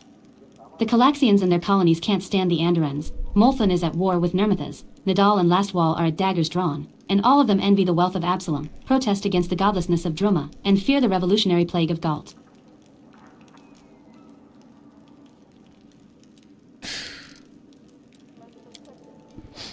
They can tolerate each other in small doses, but an official letter from the commander summoning one of the nations to assist the crusade will lead to, shall we say, an eruption of toxic volcanoes across half of the courts of Avistan. So I'm afraid you'll have to choose which of your allies is most desirable to you.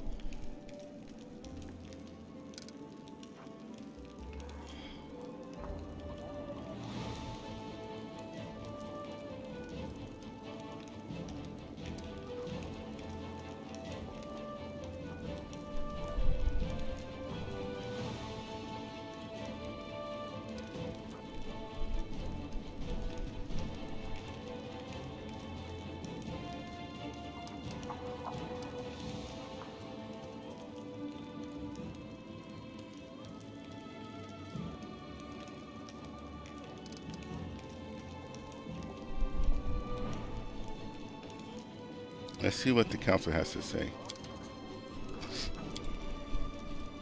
Lady Konomi's voice turns silken and somewhat condescending. Commander, we both realize that Mendev's political interests lie beyond the competence of this council.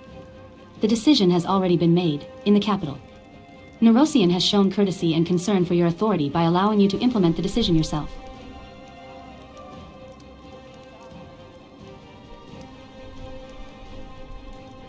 I trust my own council more than the royal council. People that's here with me. Indeed, what could Her Majesty's most loyal servants possibly know about diplomacy? Let us listen to the council. So, sir, why do you suggest we accept Lastwall's aid? The Shining Crusade of Lastwall and Mendev have much in common. We protect Golarion from demons. They fight the undead and the legacy of Tar-Baphon, the Whispering Tyrant. Like us, Last Folk are used to eternal war. They are persistent, vigilant, and know how to oppose baleful magic.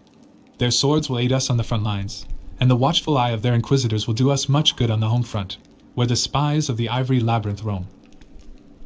Okay, Darren, what benefit do the Sword Lords offer us? A whole slew of benefits. We'll see some fresh blood in this war. Poke the oh-so-formal Nerosian with a stick. Recruit excellent fighters, proud as peacocks, just begging for a chance to prove themselves. And besides, this alliance can be easily arranged. Darren smiles wistfully. I used to take private fencing lessons from a certain sword lord of high standing. Fencing didn't work out, but her lesson was gorgeous.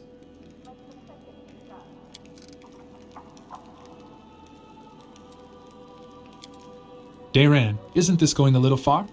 We can't make decisions of such importance just because you had an affair with a Bravan.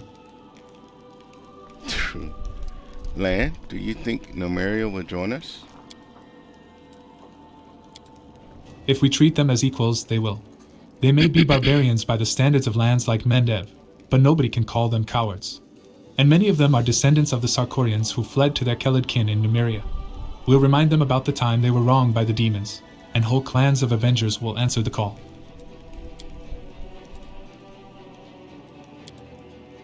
Lon, you are so passionate about finding new friends. Together you will, let's see, sit by the bonfire, play some dissonant musical instruments, pick your teeth with knives. What else do savages do for fun? We dance around naked, obviously. Sorry, I can't bring you along. They'll make fun of me for having such a scrawny friend. There's a reason why Numeria hasn't been invited to join the crusade. Needless to say, I personally do not share this prejudice against them, but not all sovereigns of Avistan feel the same way. Some will find it beneath them to be involved in the same crusade as barbarians. Okay, Lady Konami, what sort of help can we expect from Isgar? Isjar is a nation locked in a constant territorial struggle with goblin tribes. Countless battles have tempered their army, taught them not to fear losses, and granted experience in both the military craft and the cultivation of untamed lands. Their formidable combat sorcerers would be of great use to Drazen. Would you not agree?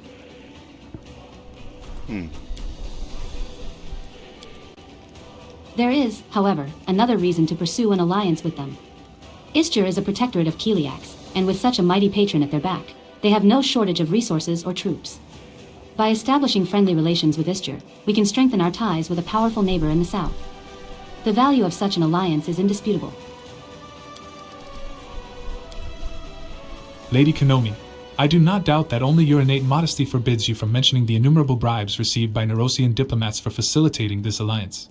I imagine Keliax was most generous. However, among the funds that make their way into our army's coffers, I could not spot a single coin of Calaxian mintage, so why should we help you?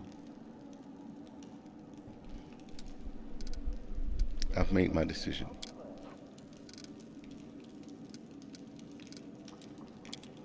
It is my hope that your decision won't disappoint the Royal Council. Let's see what the council has to say. I already did that. We're gonna go with her choice because I do kind of like the idea of having sorcerers. If we have sorcerers on the field to go with our archers, and now our hounds masters, yeah.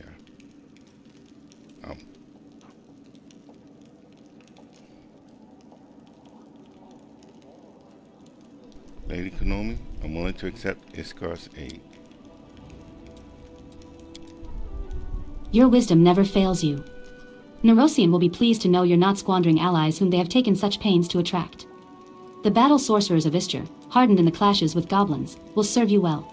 Yeah, it's only goblins though, but still. I won't detain you any longer, Commander.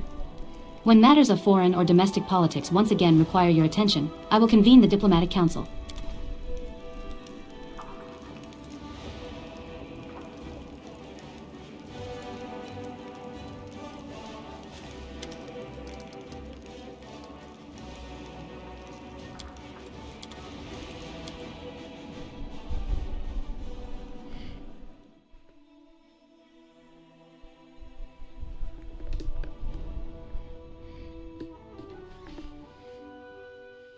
Let's see what we got.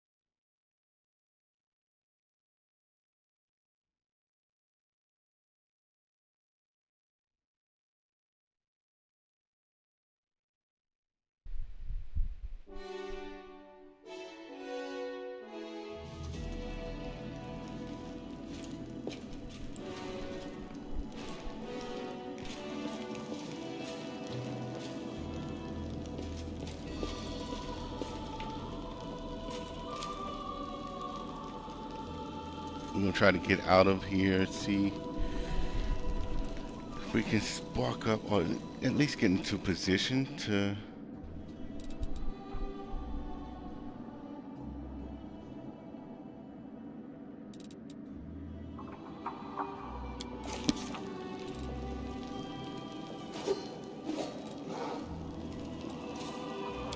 we can sail back for now.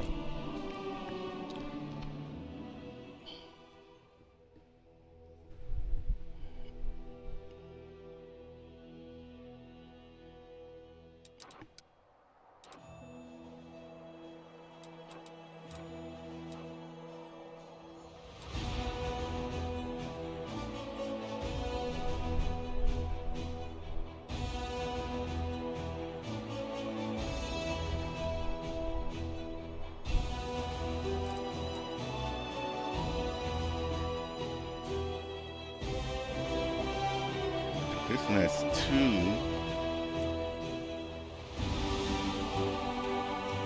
That has one mission tied to it.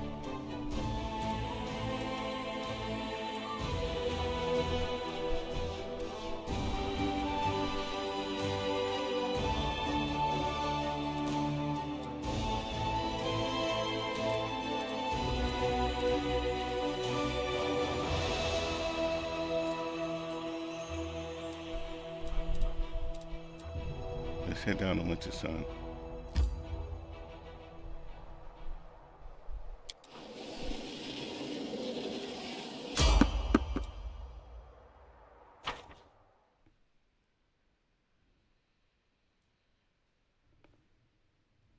Who is this?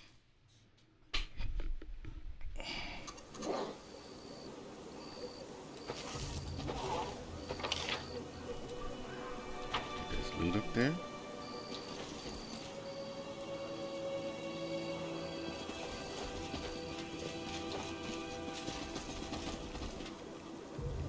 Can't go any more that way, even though it looks like I should be able to.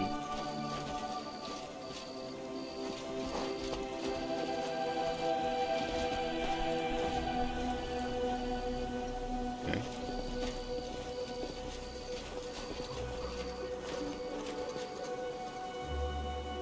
What the hell? Quick, time up. It's the Crusaders. The Crusaders are here. The crescent of the abyss must be informed. Okay.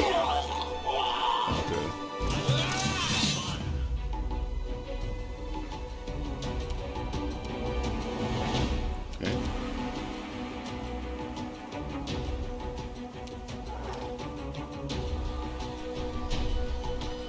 You won't survive me. Why did you miss so much?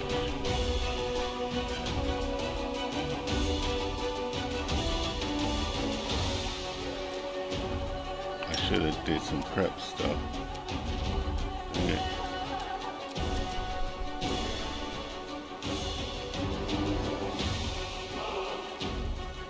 Overrun, certainly. See, those other guys are already done, so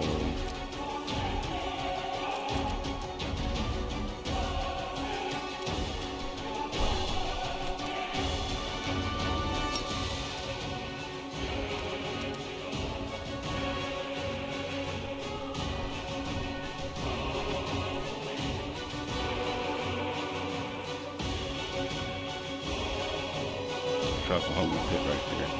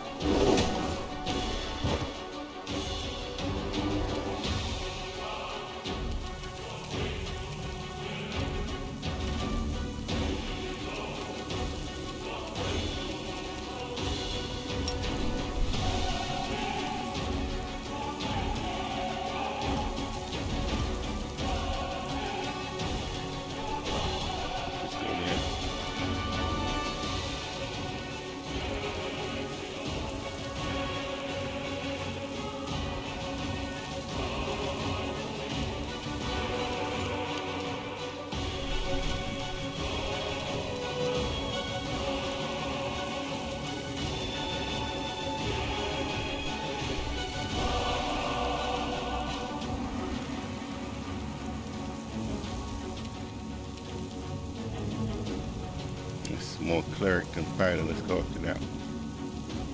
Prepare yourself.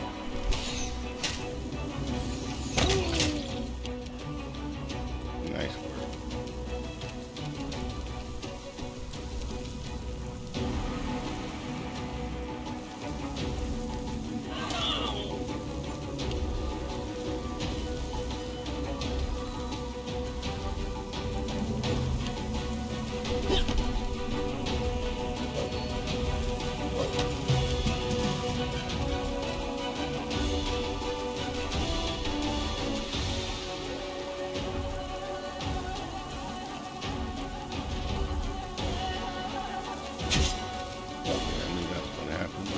Endure this! I will see to your demise!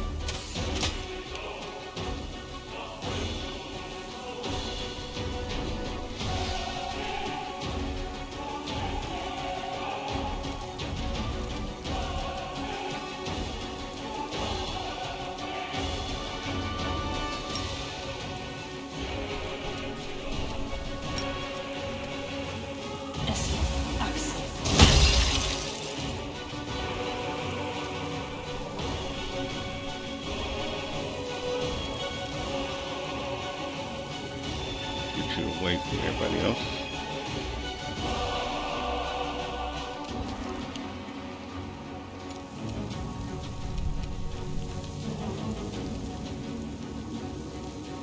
The Inheritor, guide my blade!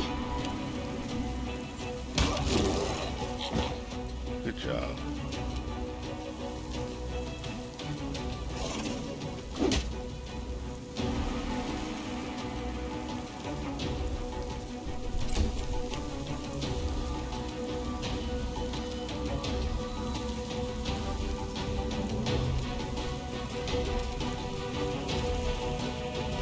Don't hold back!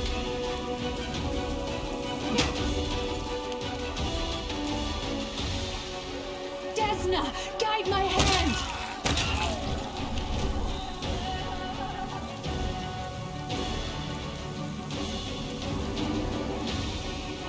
Okay, now it's just waiting game, right?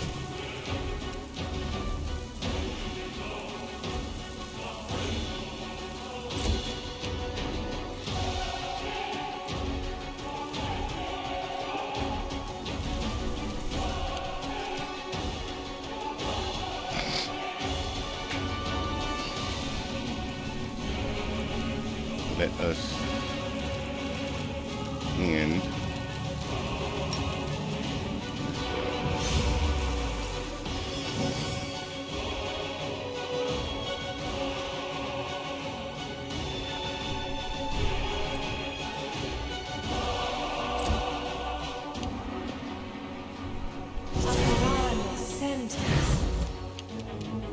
The light, take you!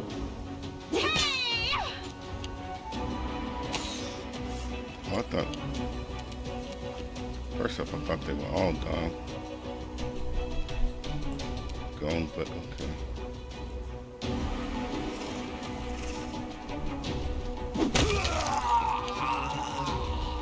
Strike!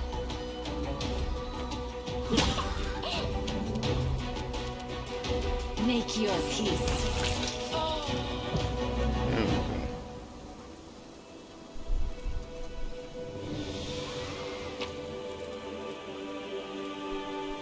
Scrolls. Glaives are plentiful in this game. That's for glaive and the glaive plus one, okay.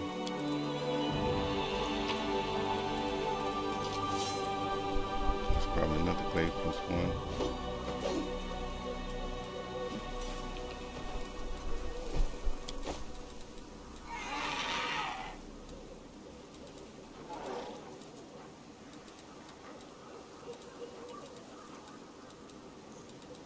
Okay.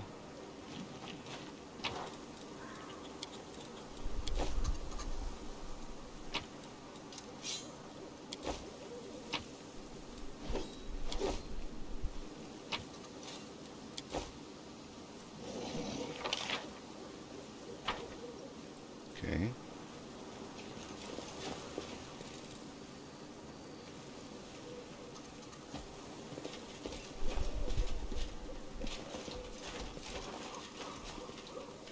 we gotta get some. Are we ready to move out? Oh, the waiting's never fun.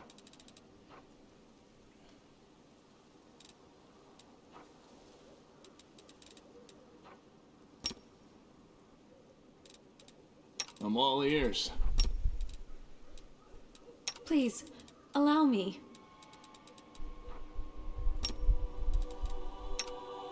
Oh no. That's for yourself. Together we stand. Put the sword, please.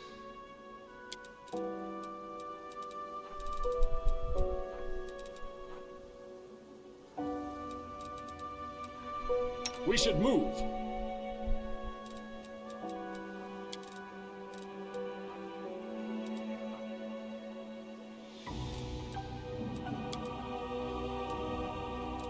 Huh?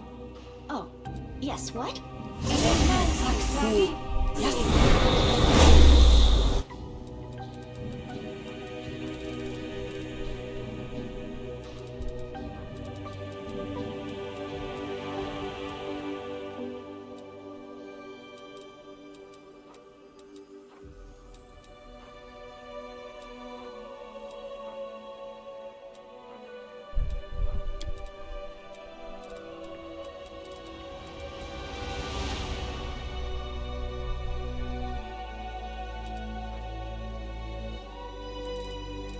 Okay, we'll hold off on any additional buff right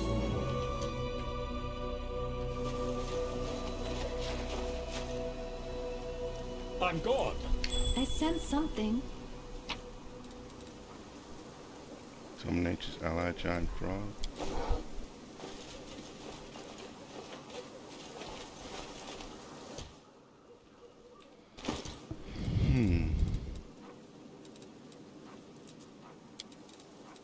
Let's see if there's any spells we can get for Nino.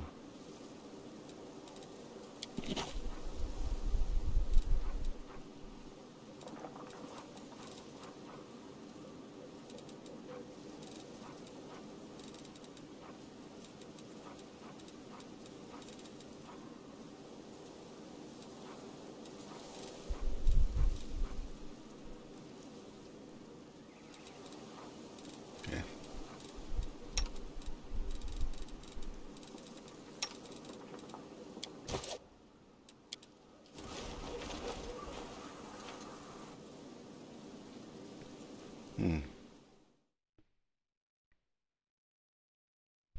It's a little weird.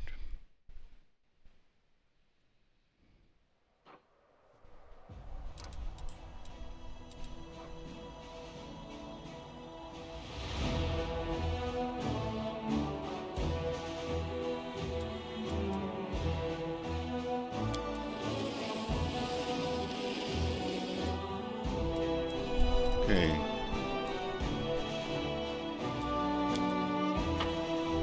New day, so should be movement points for all.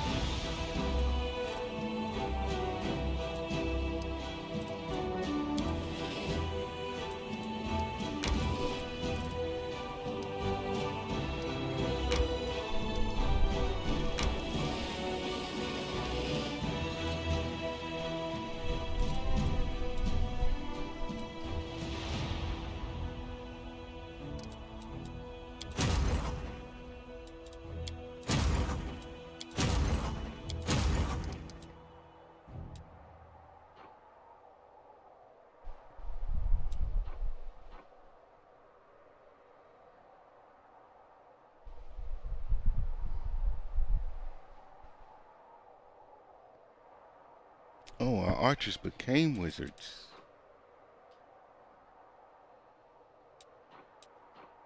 No. Okay, that's our archers.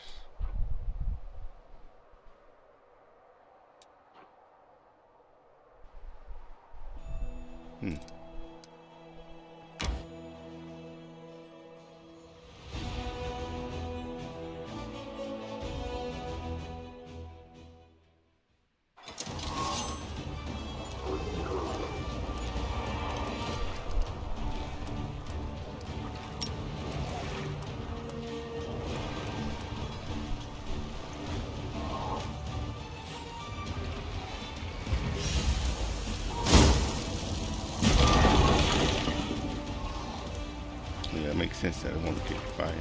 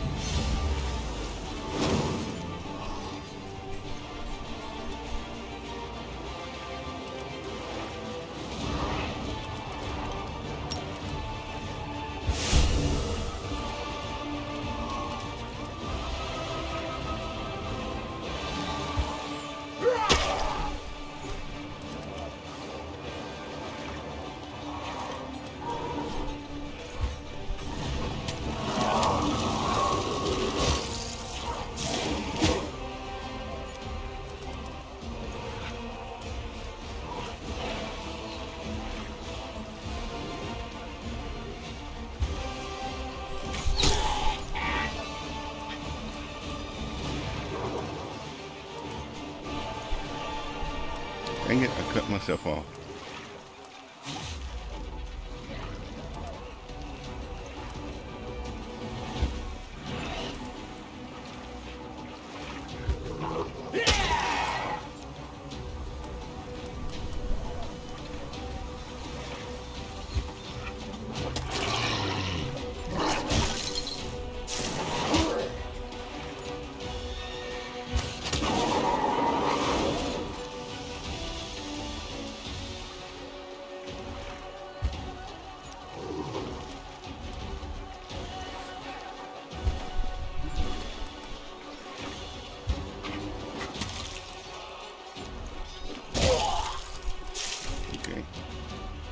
Getting in the way now.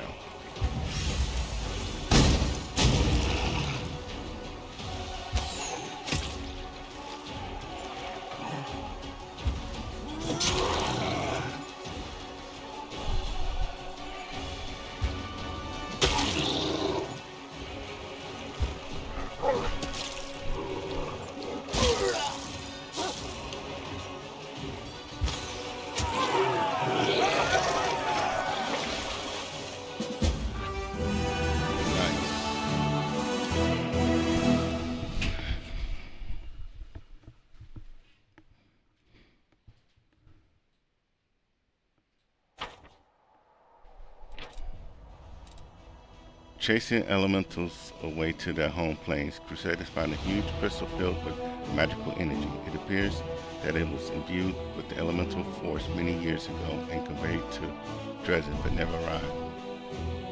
Convoyed to Dresden but never arrived. Its guards have perished, and the crystal itself, a powerful vessel of magical essence, has been drawing elemental spirits year after year.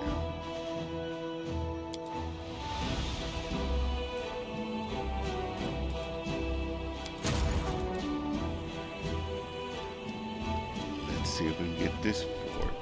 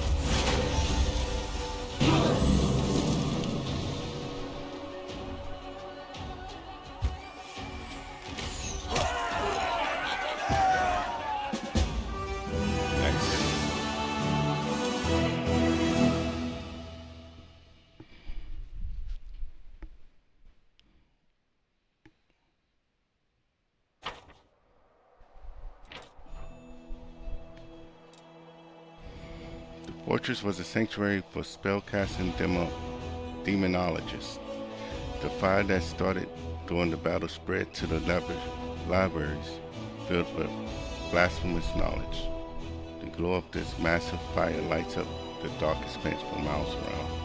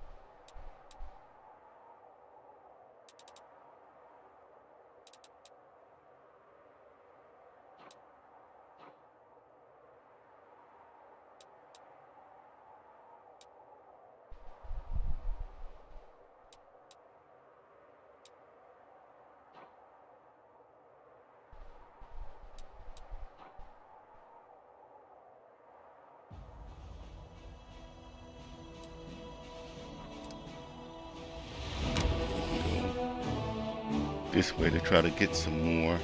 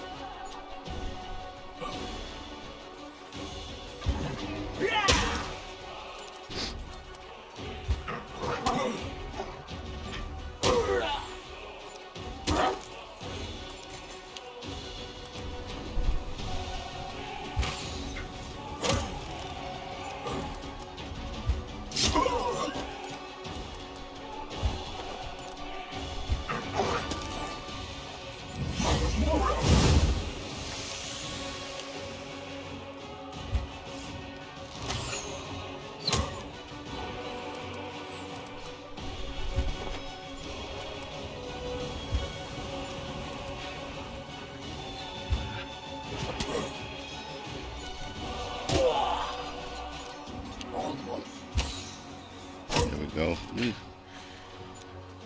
It's getting just a little bit more difficult, but we got it.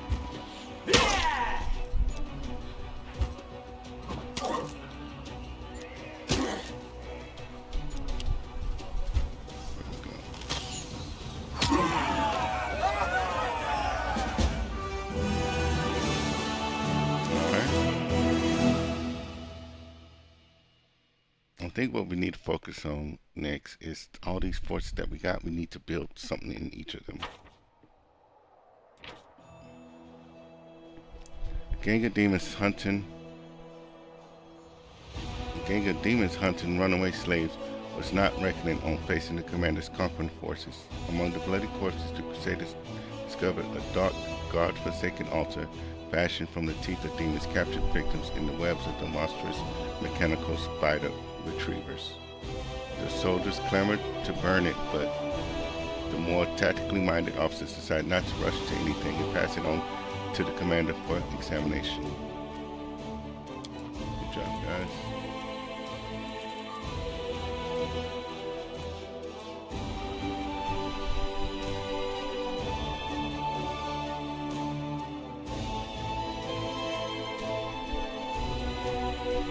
These guys go here.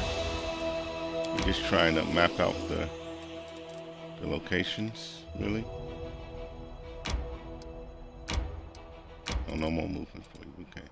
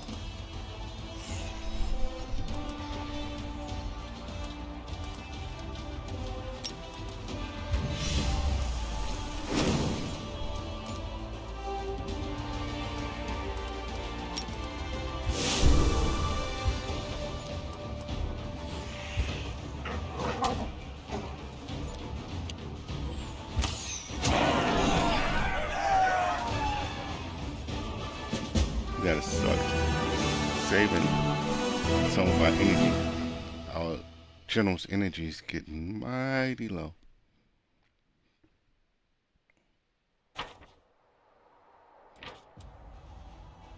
Begging for mercy, one of the imprisoned demons points to an inconspicuous crack in the rock that the unit had been ordered to guard until the arrival of the pack of slaves. Examine the crack. The Crusaders return to the commander and proudly display a handful of shining dust to them. The crevice is home to an adamantine load. This rare and precious metal will come in useful to the Moldavian army.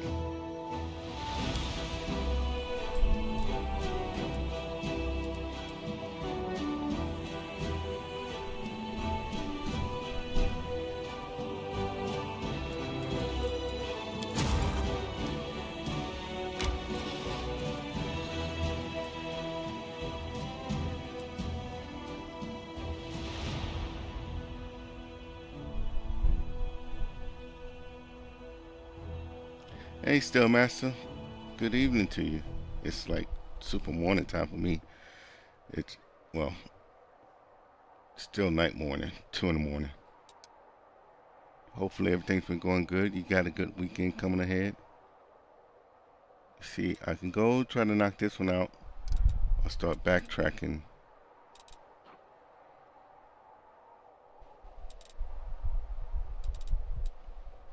I think I should go ahead and knock that one out.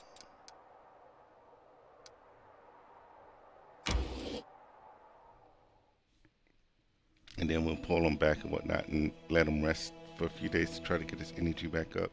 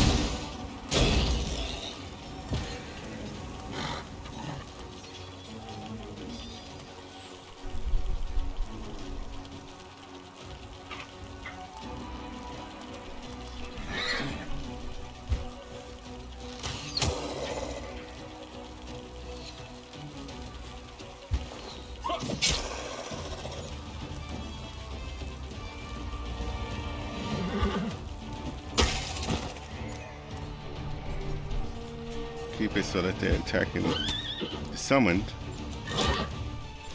which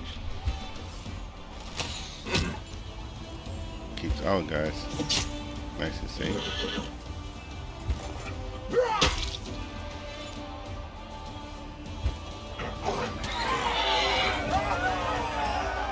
Yeah, 19 out of 105. Yeah, we got to let him start getting his power back up.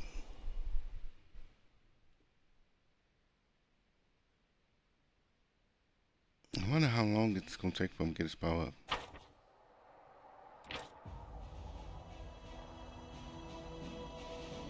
Yeah, taking a week, taking a good weekend, a nice and easy one. During the First Crusade, the Radiant Serenray performed a miracle here, granting the Crusaders victory in a battle that was otherwise lost. Years later, during the Second Crusade, the Knights of Mendeb clashed with the army of the Abyss here once again. They fought to the bitter end, but the miracle was not repeated. The carnage was atrocious, and those who fell found no repose. Rising again as undead, now they have found peace in the flames of bonfires. The Crusaders cleansed the blood and dirt from the statue of the Sun Goddess, lifting with trembling hands the sacred golden symbol from her chest, a relic long believed to have been lost.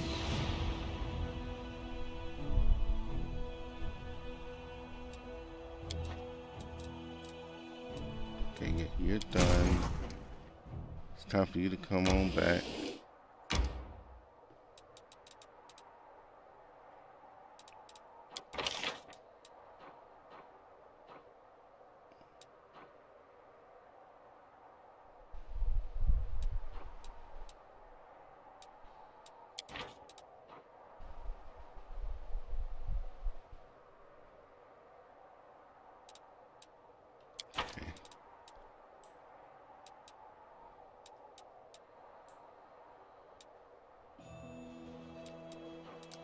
Sit for all those guys.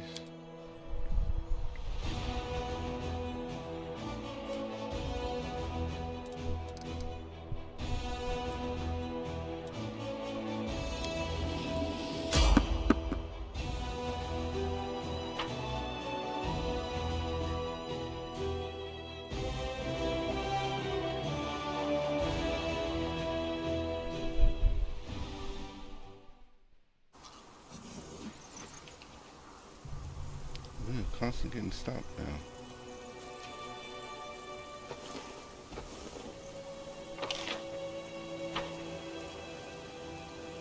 Make sure there's nothing behind. See? I'll trap up there. Ah.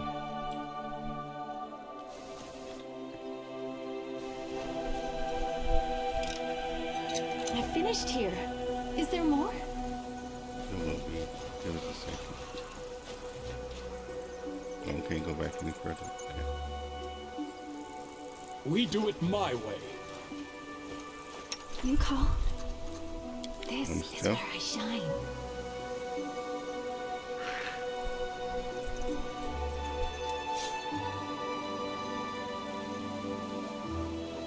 Something is not right here.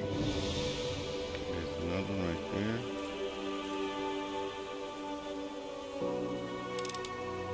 I'm glad I was useful to you.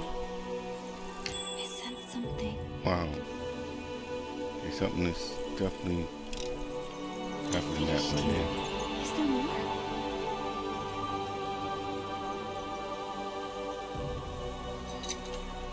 I finished here. Is there more? Okay, let's carry exit that way.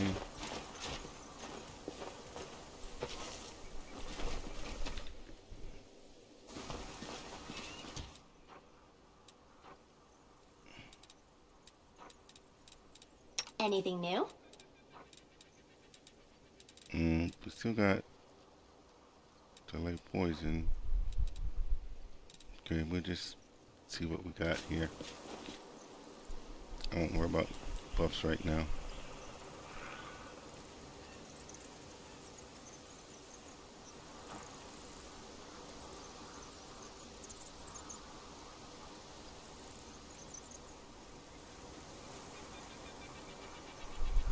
Curse you all. Praise be to Aomade.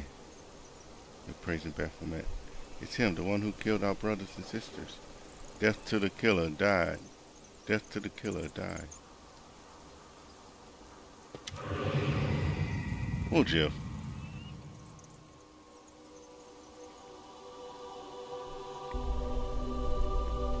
Okay, what you got going on, Woljif? Why are you with these guys? Woljif rises from the stone throne and halts the sacrifice with a raised hand. The cultist holding the knife over the victim on the altar stops. Woljif is wreathed in blue flame and the demonic shadow rises up behind him. Easy now. We're all friends here. This was just a little misunderstanding. You thought you'd come across Crusaders, but they're big fans of our Lord Baphomet too. Woljif half turns to you, his right eye twitching, which you interpret as an attempt to wink discreetly. Ain't that right? Yeah, we're just gonna nod recklessly.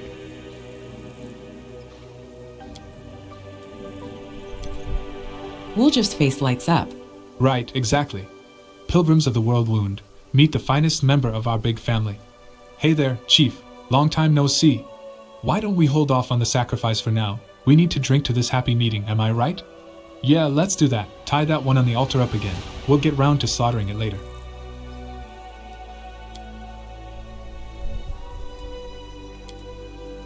Ava looks between you and Woljif in puzzlement. We're playing some kind of game, yes? How come nobody told me the rules?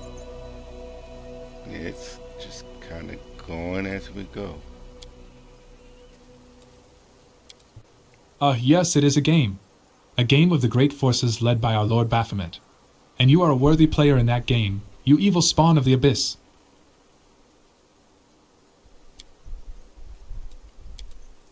Ah, I get it. Wait, let me think of what to say. You're right, my evil comrade. I will help you sow horrific horrors and strike fearsome fear into the hearts of mortals. The world has never seen a creature like me before, and knows not what I am capable of. The little dragon is practically bouncing with enthusiasm. Okay.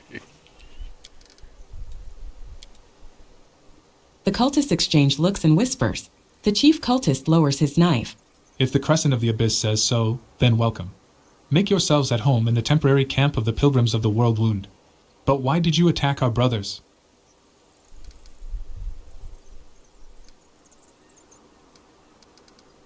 Avu will tell you why we attacked our brothers.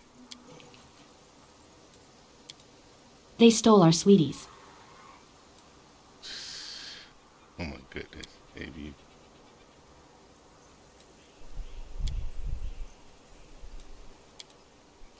Woljif rolls his eyes and interjects. The real reason, why they attacked our fellow cultists was because the chief sometimes has these fits of insanity and battle rage. It is a blessing from Lord Baphomet. The chief goes crazy. He goes crazy and gets twice as strong as normal. But if the blessing kicks in at the wrong moment, well, that's just bad luck for you. I've had to get away from the crazed chief a few times, so I know what I'm talking about. Crazed chief?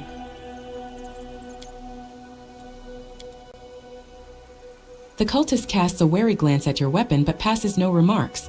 It is good that the Crescent of the Abyss, our beacon in the darkness and our oracle, has resolved this misunderstanding.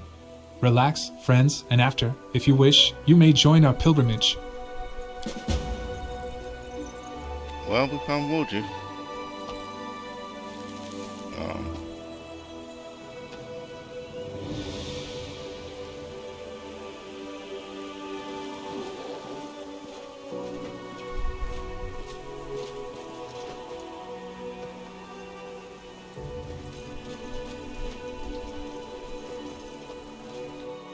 I'm gonna pick up the gear stuff before we go talk to Woljif.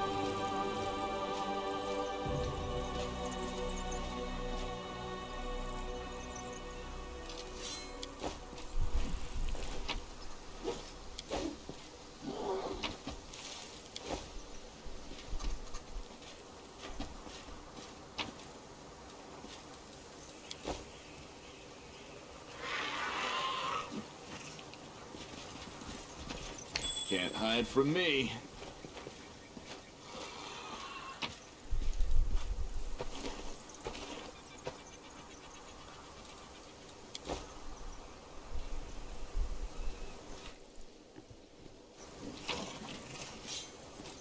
This is mighty interesting. Cultist leader.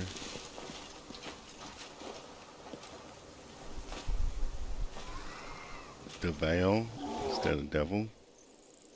Interesting.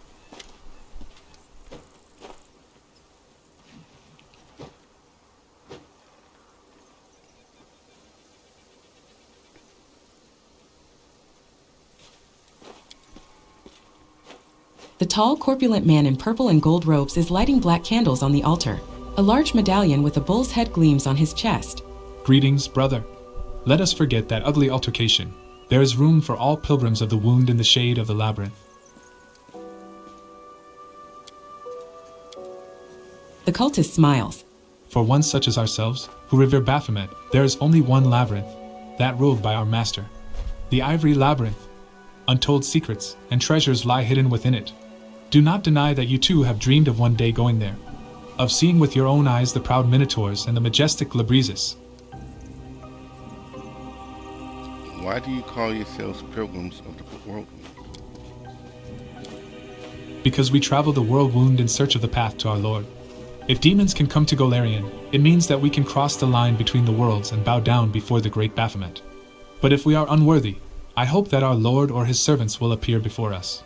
Even their wrath would be a sweet reward. Why do you worship Baphomet? For the same reasons as you, no doubt. We all know how all these crusades will end, with the complete and utter defeat of Golarion. We must hurry to prove to our new overlords that we were on their side from the very beginning. That is why it is so important that we find them. In my previous life, in Mendev, I wrote letters for illiterate peasants and copied out books. Now I am a high priest and the peasants in my village are my congregation. Even a humble scribe can move up in the world if he worships Lord Baphomet. And have you worshipped Baphomet for a long time? The cultist looks down in embarrassment, but then meets your gaze again with a challenge in his eyes. The time spent finding the path does not matter. What matters is that we found it at last. Is Woljif your leader? The cultist's expression sours instantly. I am the leader here. That young man is our guiding star, our crescent of the abyss. Through his demon blood, he is linked to our Lord and will lead us to him. Eventually. At least I hope so. So he's tricking them for some reason that he's okay. I don't have any more questions. The cultist looks at you with suspicion. Good. You had an awful lot of them. Cultist looks kind of fat.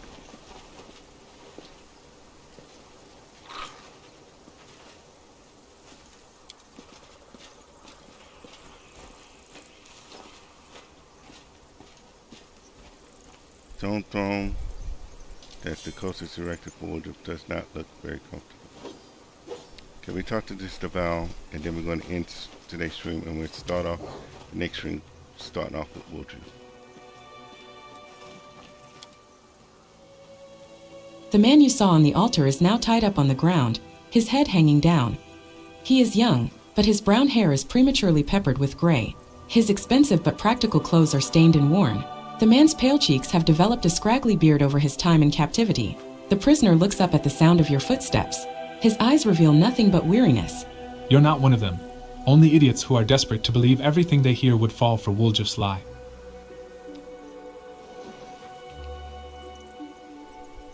Who are you? Deval Gwendir. The man's voice sounds hollow and detached. Nobleman. Crusader. Livestock waiting to be slaughtered. How did you end up here?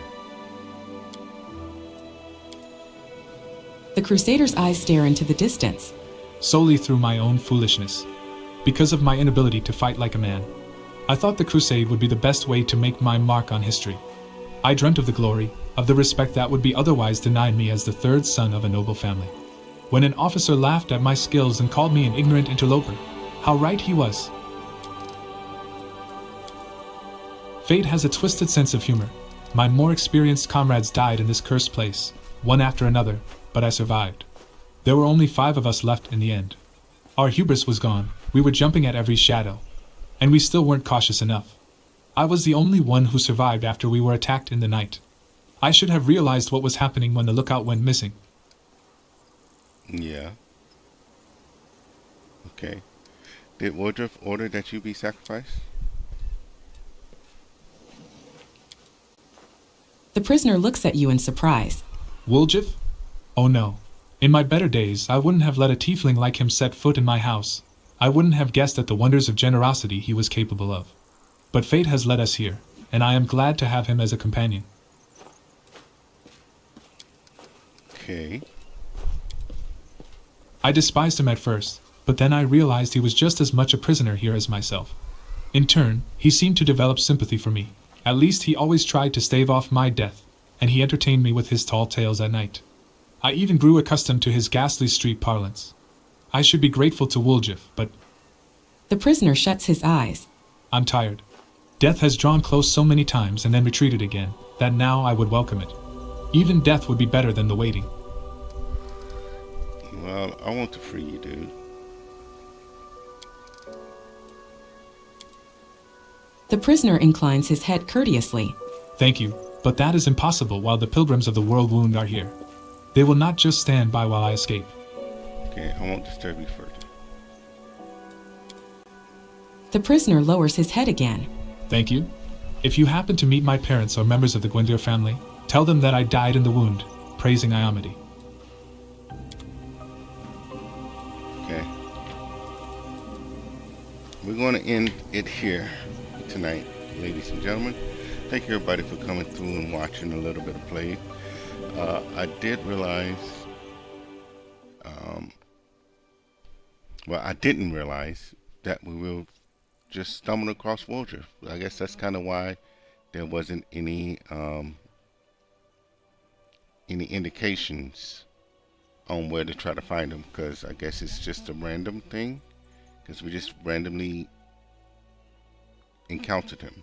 It's one of those random encounters, but we found him, and when we come back next time, we'll figure out why he ran away from us, how did he end up with these guys, and what the story is with them.